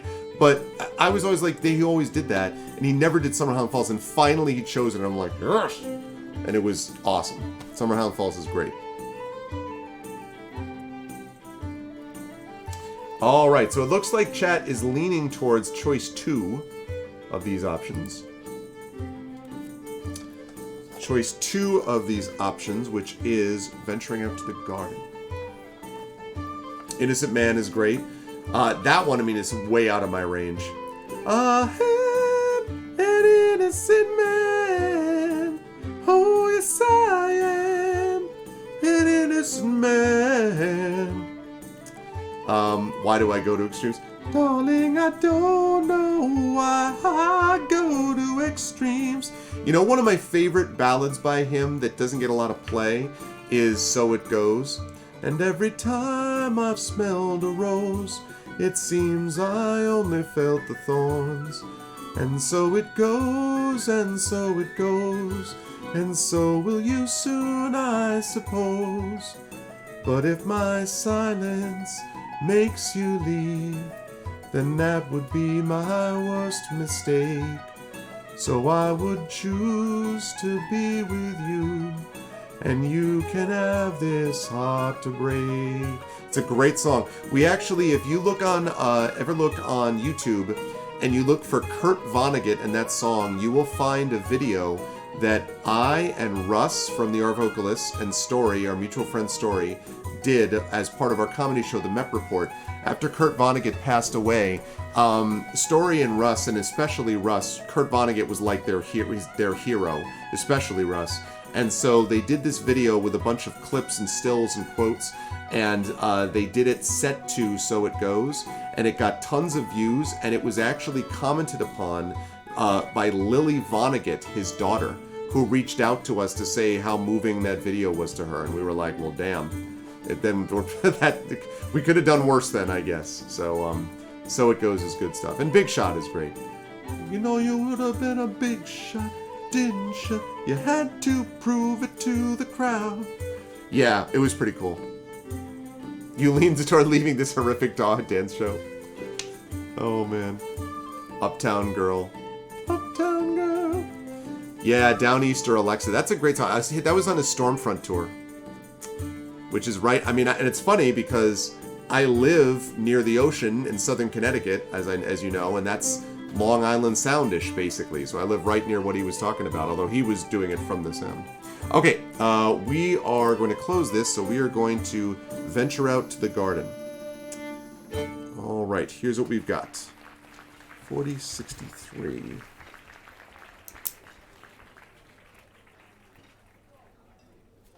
Okay. The garden is cool and dark, with only a small handful of lanterns glimmering softly to light the paths. A gentle breeze stirs the leaves and washes across your skin, bringing with it the sweet scent of flowers. The dark silhouette of a large oak tree stands in the center of the garden, the moon silvery behind it. It towers above the hedges that mark off its space. On the right above the manor wall and near the door to the kitchen is a vegetable garden, pragmatic but not precisely beautiful. To your left, behind another hedge, you can hear the tinkling of a running brook feeding a pond. Directly in front of you, an arched trellis climbs with flowering vines, and beyond it lies a rambling footpath marked with occasional stone lanterns, benches screened by tall shrubs, and flowers blooming in the moonlight. All right, so what we could do here, chat, is the following. Let's clear that. Let's clear these. Okay. What we can do is this. We can either make our way to the oak tree. We can follow the sound of water to the pond. We can pass under, the flower trellis. Or we can go to the vegetable garden.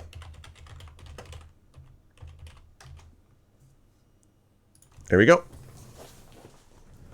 We can tie a yellow ribbon around the old oak tree.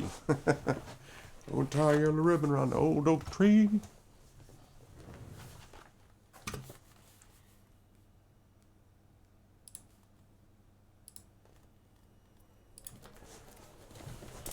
Oh man, so many good ones.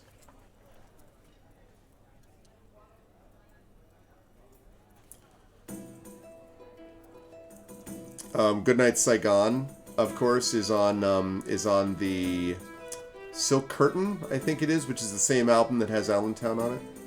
That's powerful, the Goodnight Saigon one. Written about his friends. He did not go to Vietnam, but a lot of his friends did, and it's written about them. We met as soulmates on Paris Island. We left as inmates from an asylum. We dug in deep, we shot on sight, and prayed to Jesus Christ with all of our might. It's a great song. And then the chorus is that we would all go down together. He used to do that when he would do that song live. He would have a bunch of his, a bunch of people like up on the stage, all like holding each other like around the back and swaying back and forth.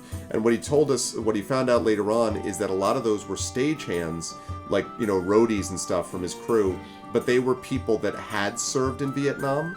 So he had people basically that were Vietnam vets that were working on his road crew that would do this thing, at least for a few years anyway, where they would sing the chorus as he was playing it. It's pretty awesome. He also, the other thing about him too, very good songwriter, he's a wonderful piano player. He's a really good piano player. Angry Young Man is, which Angry Young Man is amazing. That opening sequence, that thing is hard as hell to play. And he's able to play it accurately. He's even Summer Highland Falls is, I mean, there's a lot going on in that. He's a really good player. Which is why putting him with Elton John was always a good match when they did I saw that concert too with Elton John and him together. He does a really good version of Yellow Brick Road, and Elton John did a great version of Piano Man. It was cool. Captain Jack, yeah. Captain Jack will get you high tonight. Take you to your special island. Yep, good song. Or the Ballad of Billy Kid. From a town known as Wheeling, West Virginia, ran a boy with a 6-gun in his hand. Yep. Brutal. He dealt with addiction, a number of times. It's funny, too, because Billy Joel was not himself, he was not addicted to that, but he did struggle, and he had struggled throughout much of his life with alcoholism. And he did have to go and check into rehab a few times.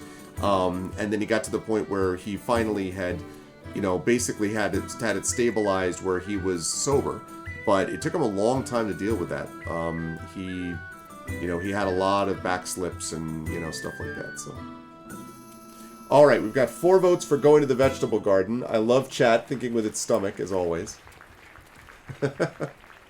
This has been a fun session tonight, folks. Playing this game and running down Billy Joel Lane.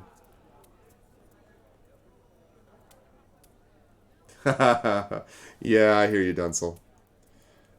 I have one album like that, and it's not, and that which has those memories for me, and it's not related. I mean, I don't drink, not drugs, I don't do any of that. I never have, so it's not about that. It's about other stuff that I won't get into. But it's the album by Van Morrison, the Lady Madame George. Yes. I will. Good memories. Good times, good times. But I feel like, songs have such a rich, memory, tapestry for us, that we really, it's the kind of thing that can really infuse us with that time and that era, so.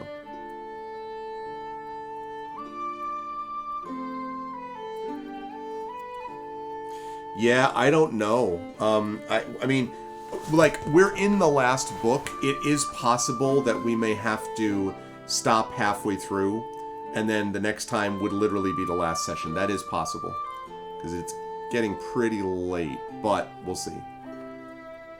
We'll see how we do. Okay. All right, vegetable garden it is. 5222.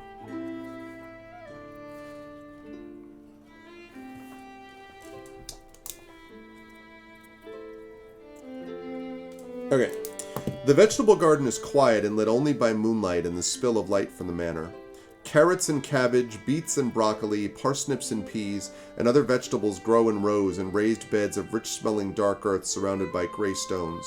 Rusty red pots bracket the beds and march along the manor wall filled with basil, hyssop, and other herbs. The entire garden is surrounded by a weathered wooden fence and waving stalks of lavender and bee balm. Says if story point K8 is marked. It is marked, so that means we can go to 7738.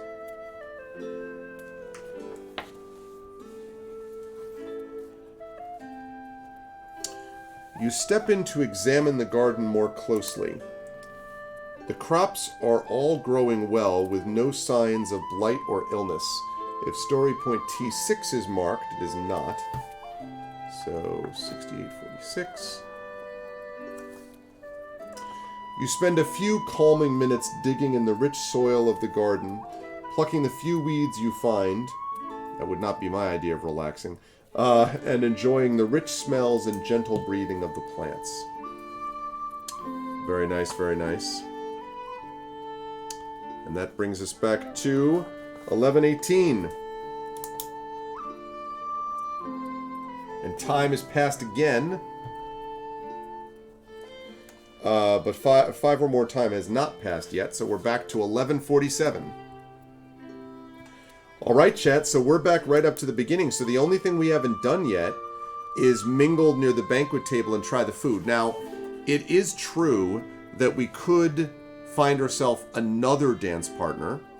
We could also approach the dragon woman, but this time we could eavesdrop instead of like talk, or we could actually like go up to her directly. We could like walk up to her, or we could venture out to the garden and go to like the oak tree or something like that. So it is true that there's different options within those four choices.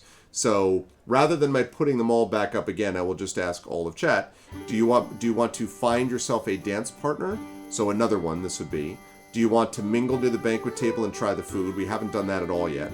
Do you want to approach the dragon woman and her entourage, but this time we choose something different? Or do you want to venture out to the garden, but this time we try something different, like we go to the oak tree, etc. So what's it going to be? Lone Wolf says food. Let's dance. Put on your red shoes and dance the blues. Do-do-do-do-do. You know what kind of blew my mind, by the way, Triffid, about that? Is that when David Bowie did this Let's Dance tour, he actually, I didn't realize this, he actually brought Peter Frampton with him on tour and basically resurrected Peter Frampton's career. Because Frampton's career had collapsed, which is hard to believe because Frampton, oh my god. But yeah, it sort of had like fallen apart, and it was David Bowie who got him back in by having him be the lead guitar guy on the Let's Dance tour. Because Frampton is so freaking good. Again, I've talked about this before, but if you go on YouTube and look up his cover of Black Hole Sun that he did at the Guitar Center, there was like a guitar something or other, like, I don't know, some workshop thing that he did, but his performance is freaking unbelievable. Now, Black Hole Sun is great anyway, but like it is, his cover of it is unbelievably good. Oh my gosh. Okay, so we have food, mingle, so that's food. We have 3 foods, 1 dance. We have to take a woman. That doesn't help me, Wedgkin. Okay, so we have 4 foods, 1 dance. Alternate version, yeah. Yeah, Bowie was, yeah. That was quite a loss because he had such an impact. Alright, looks like we are aiming for mingling and getting the food. So, it's all about that food. All about that food. Got that food. No water. It's all about it. 4573. Wait. What the heck? Didn't I say to move to... Yeah, 53... Oh, I completely misread it. 5335. Okay. The smell from the banquet table takes hold of you and drags you closer.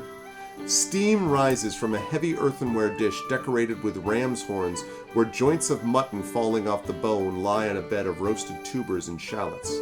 Duck stuffed with spices lie at either end of the table, roasted to a rich golden brown. The sides of the table are piled high with crisp apples and wheels of white cheese, bowls of deep purple plums, jars of pickled cabbage and onions, dishes of roasted vegetables of every description. Baskets of bread and urns of creamy butter and sweet jams are crammed into what little table space remains. A table to one side holds a collection of pastries and cakes, as well as a small side dish of candied nuts and fruits. Black masked staff flit in and out of the kitchen, frantically replacing food as fast as the guests consume it. As you help yourself to your favorite dishes, you notice several other guests loitering near the banquet table. A small group is centered around a tall human man with a stag mask and a human woman with her mask styled to resemble a doe. At the other end of the table, a human man in a plain back mask is spinning a yarn of valiant chivalry to an audience that seems half amused and half annoyed. Just to your left, a gnome woman whose mask sports an almost dangerously long plume of red feathers carefully loads food onto her plate. All right. 3 choices. Yeah, I know. I figured people would be like, oh boy. So here we go. Here are the choices. You can either mingle with the stag and doe masked humans.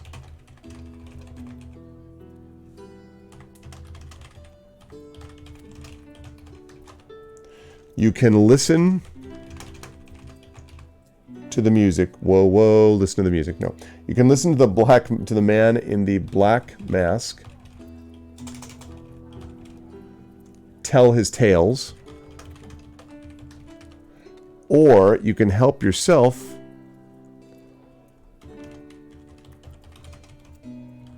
to platefuls of food.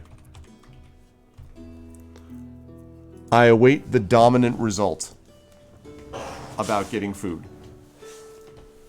What's it going to be, chat?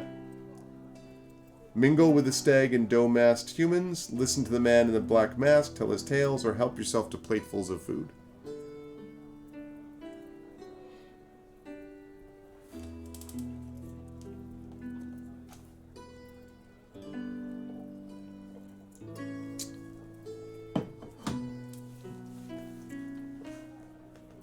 Oh, look at chat being all contrarian early on. I thought they were going to be just like smashing, liking, and subscribing to that third one. I thought it was going to be smash that like button if you want to help yourself to platefuls of food. So, $ vote space 1 if you want to mingle with the stag and doe masked humans. $ vote space 2 if you want to listen to the man in the black mask tell his tales. Or $ vote space 3 to help yourself to plates of food. Oh yes, poisonous food. That's true. I forgot about that, Tomaz. That was of course the warning that Dunsel gave. That's true. Commander Dunsel did bring up the possibility that it was poisoned.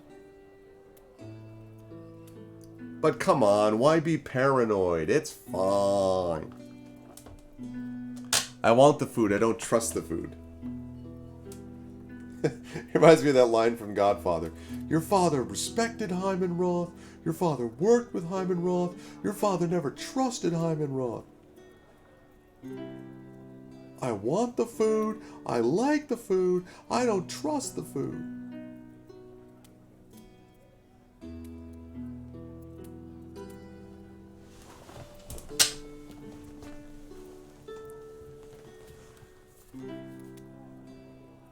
All right, we're going to last call this. It's either listening to the man tell his tales or mingling with the stag and doe masked humans. What's it gonna be? Yeah, exactly. Can we pick up food and then listen? Doesn't seem like that's an option, Lone Wolf. The game is putting you in the position of having to choose. Having to decide what it's going to be.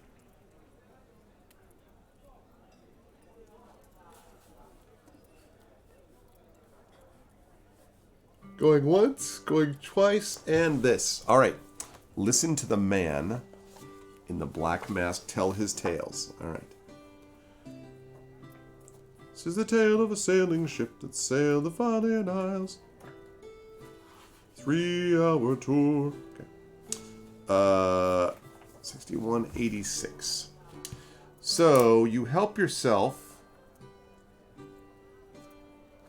to a small plate of your favorites and drift over toward where the man in the black mask holds his audience spellbound, or at least bound by the laws of politeness. The man's story seems unlikely as he describes single-handedly fighting off a horde of bandits to rescue a single small goat. The surprising part is that some of his listeners are nodding and gasping at the right moments as if they actually believe him. Now, if we had performance, we could actually outstory the guy, but because we don't have performance, we can't do that. So, we have 2 choices. We can engage the speaker with enthusiasm, or we can subtly imply that the man's tales are false. So, what I'm going to ask us to do is I'm going to open up a quick poll. If you choose 1, we engage the speaker with enthusiasm. If you choose 2, then you subtly imply that the man's tales are false. So go ahead and make your vote, please. $ vote space 1 means to engage him with enthusiasm. 2 means to subtly imply that his tales are false.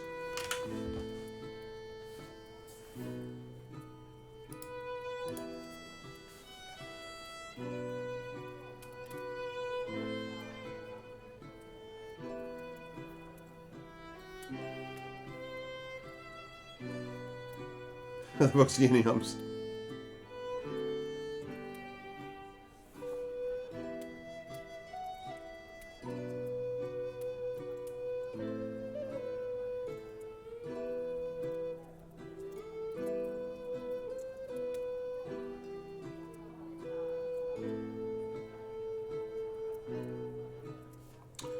Okay, we have 3 votes for number 2 here, with implying that it's false. 2 votes for engaging him with enthusiasm. I'm going to last call this.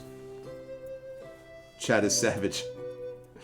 Chat does not like the falsehood, right, Timaeus? Apparently, that's Chat's thing. Chat's like, listen, I don't know what to tell you, but.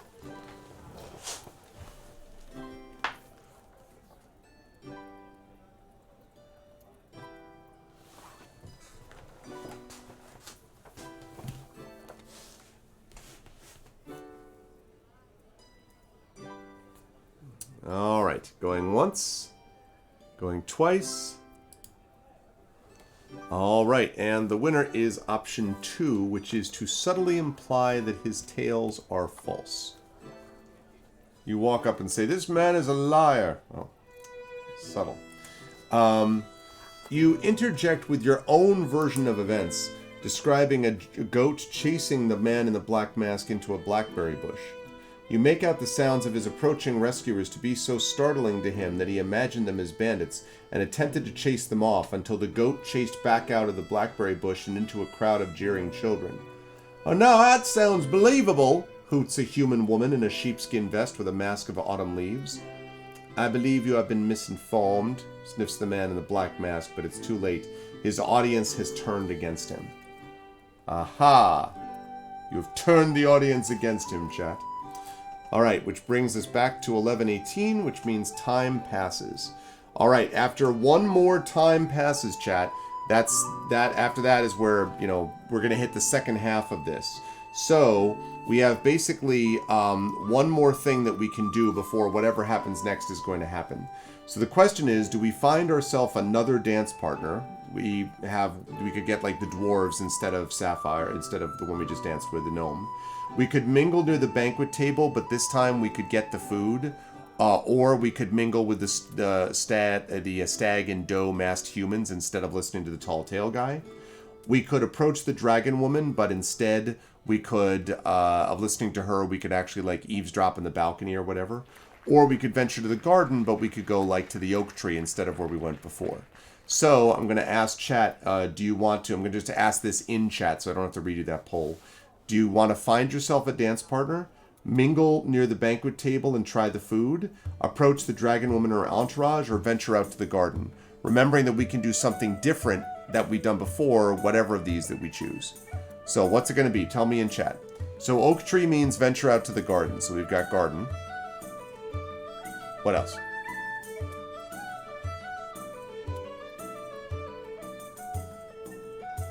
Oh, that could well be Dunsel, yeah.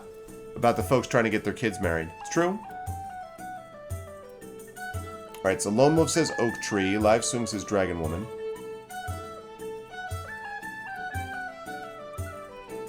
There, Doc. In the moonlight, you see a sight that almost stops your heart. I love it. Dragon. Okay. So I've got garden, and then I've got dragon. Other votes? I've got garden, I've got dragon, and I've got dwarves dancing. Garden, dragon, dwarves. Garden, dragon, dwarves. So now I've got garden, dragon, dwarves. I've got 3 dragons, 1 garden, 1 dwarves. I'm going to last call this in a minute. 3 dragons, 1 garden, and the dwarves for dancing.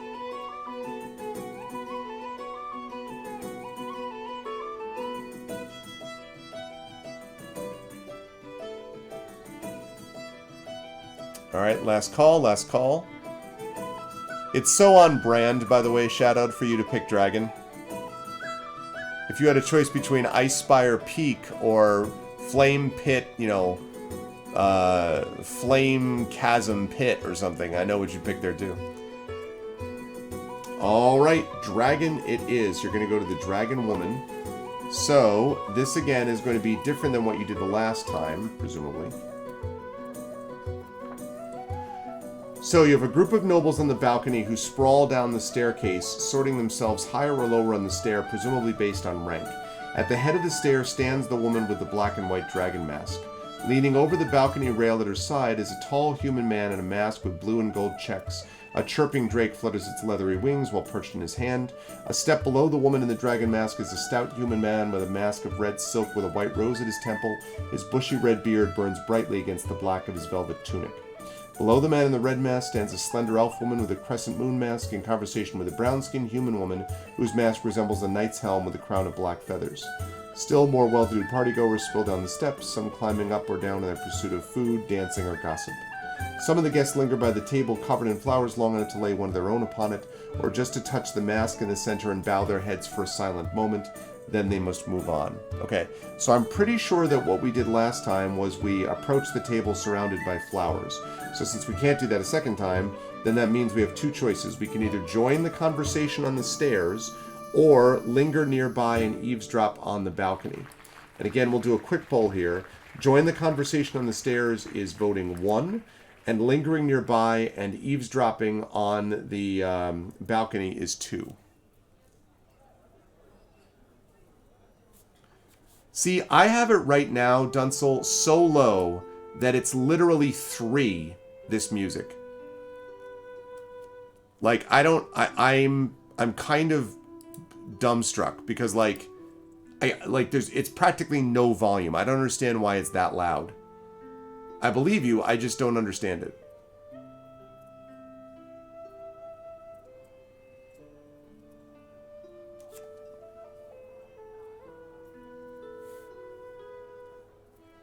And I mean, I did turn the mic up, but admittedly, I'm on the other side of this, so.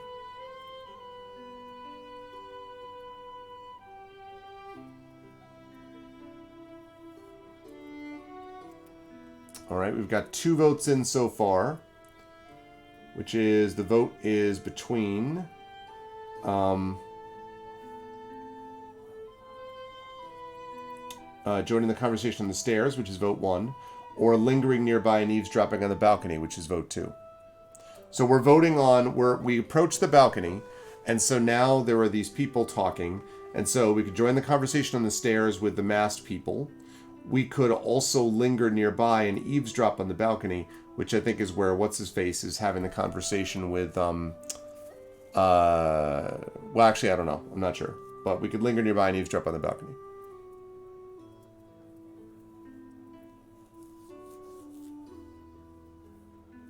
Okay, Trivet. Yeah, I mean, like, it wouldn't surprise me. It certainly could be, but...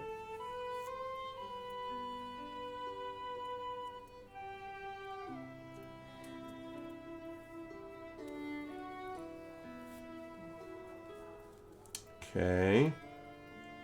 Last call. Join the conversation or linger nearby and eavesdrop on the balcony.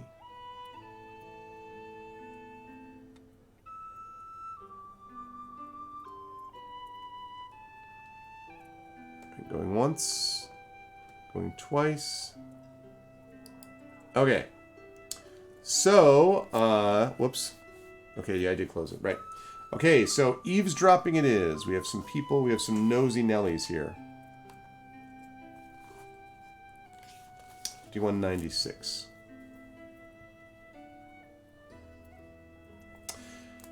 Another 2 families last month, and I'll lose a half dozen more when harvest is over, complains the human man with the bushy red beard. They're all moving to your lands. I'll have farms going fallow, and who'll replace their taxes in my coffers, They're not serfs, my lord, says the woman with the dragon mask. If they're leaving your lands for mine, that's their choice. Perhaps you should spend more time thinking of ways to encourage them to stay, and less time blaming me for your problems. The human man with the drake coiled around his arm chirps, and the drake suddenly flutters out into the air above the dancers below. Dragonholt's prosperity can help us all, he says. Oh, so you were listening all along, grumbles the bearded man in the red mask. I was. Your mission is seeing Dragonholt as competition rather than finding ways to benefit. In my county, I've shifted the market day to the middle of the week. That way, merchants don't have to choose between 2 markets, but can visit them both. And some of those rich travelers who are flocking to Countess Fairfax's streets are passing through my lands on their way home. We both win that way. He shrugs as his drake returns to coil around him again, proffering up a small morsel of something in his free hand for the creature to eat. It flares its iridescent ruff of scales and coos, darting in at the food like a striking serpent. Well, we can't very well both shift our market day, or we're right back to the same problem, aren't we? Grumbles the man with the beard. He turns to the woman with the dragon mask and points one thick finger. You need to bar my peasants from settling on your land. I'll do nothing of the sort, my lord, she says with a flick of her fingers. Our families have been intertwined for generations, and so have theirs. You'd have me sunder brother from sister, grandparents from their grandchildren. Ah, leave off, Leon, says the tall man with the drake. Tonight isn't the time for this discussion. The man with the bushy beard huffs, takes a drink of wine, and fumes over the balcony. You move on. Interesting.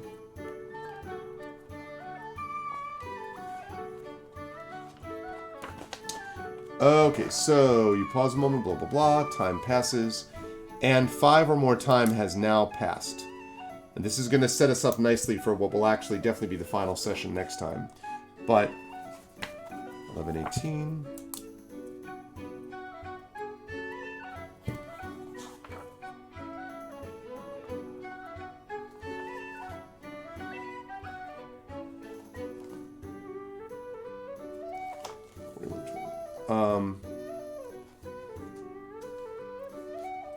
Sorry, I got confused about my numbers. Okay. Here we go. A shriek tears through the music and commotion like a talon through lace.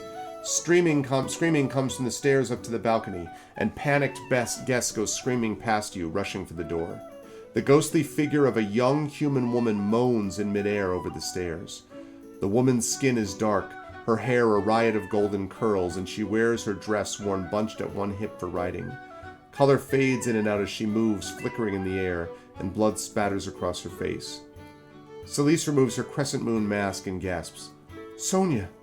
She steps toward the ghost, holding the mask over her breast as if to guard herself. Sonia, talk to us. He sabotaged my saddle, moans the ghost. Kirik, my own uncle. She moans and floats out over the ground where a sudden circle appears around a tall human man. You wanted my mother's seat, and you were willing to kill me to get it, uncle. The tall man removes his mask, revealing the scarred face of the bandit leader. I did not, he shouts. That idiot stablemaster acted without my orders. He pulls away from the specter, but finds his path blocked by a broad-shouldered orc woman in a black mask. Bizanos throws her mask aside and draws her sword.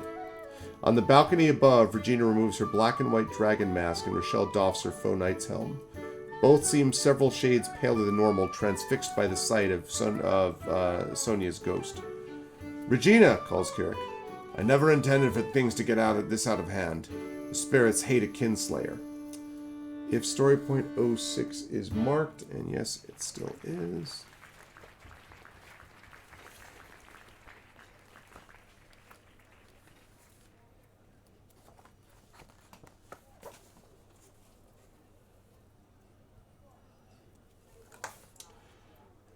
A ghostly hand claps Kirik on the shoulder, and he turns to find himself staring into Philip's dead face. But a kinslayer you are, uncle, says the second ghost. You murdered me. We quarreled, and a quarrel ended my life. The ghost glances down at his chest, where a spectral crossbow bolt protrudes in a spreading field of red blood. No, groans Kirik, staggering back. Murderer, shouts Sonia's ghost. Abductor, brigand, and kinslayer, howls Philip's ghost. I never meant for any of this to happen, screams Kyle. Read entry 9917.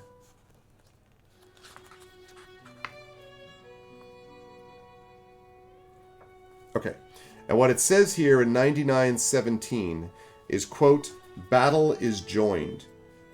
And so this is the part where things kind of pick up in terms of the second half. So this starts getting real sort of nuts at this point here in the second half as battle is joined. That's going to be interesting, and we're going to see an example of that. Kirik, we knew was there at some point, and so Kirik is now going to have to face this. And so Kirik wants the throne, but also the ghost showed up, and that was kind of a wrinkle. So we've got that going on as well. But I think it's going to be another half hour to 45 minutes to wrap this. And I really can't be getting to bed at like 2:30 in the morning. So I'm afraid we're going to have to hold this over for next time. I thought we would finish today. We came very close to finishing, but not quite. So we have one more session of this. This is the last book. We don't go back to the other Dragonholt book. This is the last one. So once this is done, then, you know, that'll be that. And then we will move on to a new D&D with Viewers event. In fact, I might even have a D&D with Viewers holiday event thing. But yeah, I think we need to continue this another day. It's a good spot, a saving spot. And the second half of the book is the whole battle-related aspect of it. And as I say, that's a lot of fun because I played this last night with a friend of mine, although the character's completely different, and so we made different choices. Although in the other one, we did save Philip in the other one, but not for this one. So there you go, Legacy of Dragonholt, folks. And I hope you folks enjoyed it as I did, because I had a good time with it. But I've got to rise up on out of here. And tomorrow we have got some more D&D going on. So we will be back tomorrow at 7 p.m. Eastern with D&D with INB as we continue with Eberron, Oracle of War. The Voice in the Machine is the part that we're playing, so that's going to be really cool.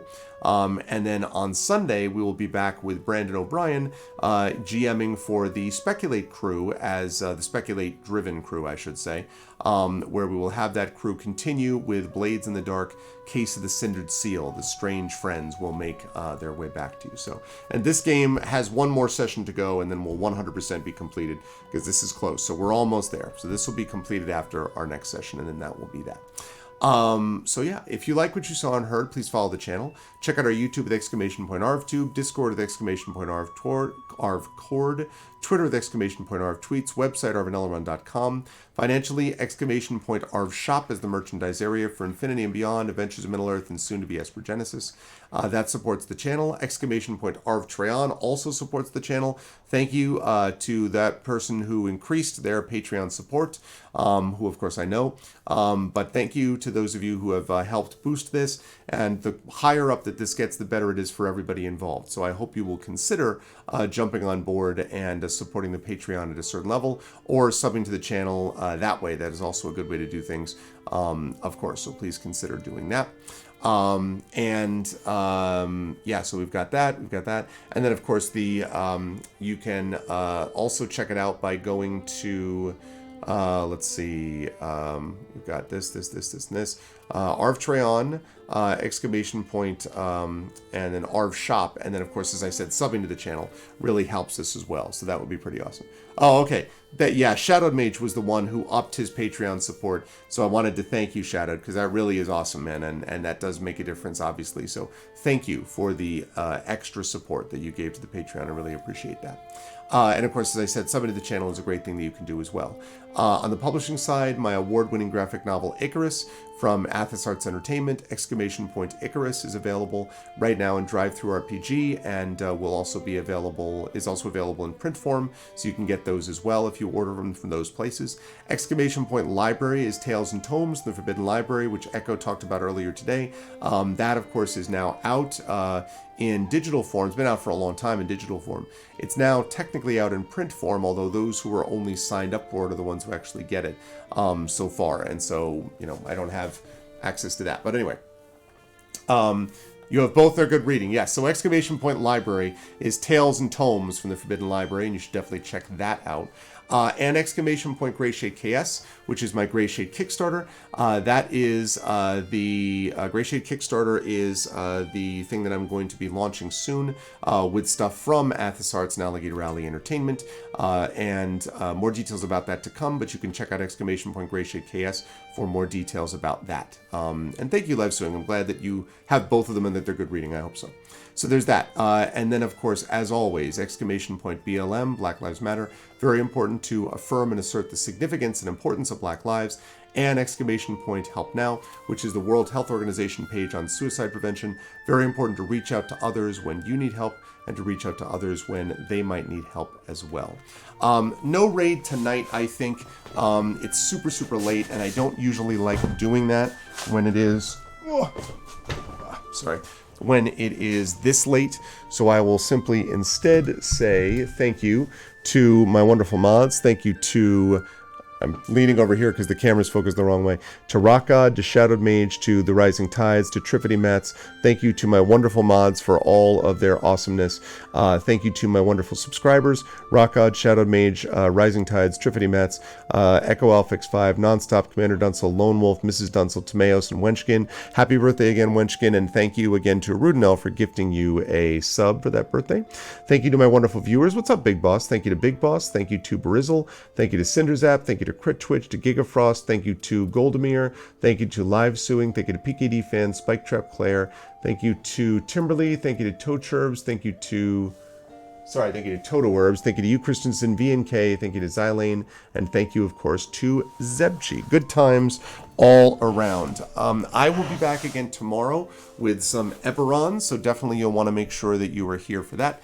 Eberron Infinity and Beyond comes back with the Eberron Oracle of War, Voice in the Machine. That's going to be coming your way at 7 p.m. Eastern. More of this game to come, and also more Forgotten City coming up soon, which we're going to wrap up and then move right back into Mask of the Betrayer, Neverwinter Nights 2 Mask of the Betrayer. When that's done, Metroid Dread is going to be up next. We've got a ways to go. But thanks, chat. Good stuff tonight. I hope you enjoyed yourselves, and thank you so much for being awesome and being a part of this. And I will see all of you lovely folks right back here Saturday evening at 7 p.m. Eastern for some Dungeons and Dragons Infinity and Beyond Eberron. Until then, everyone, be good to each other. Have a good night.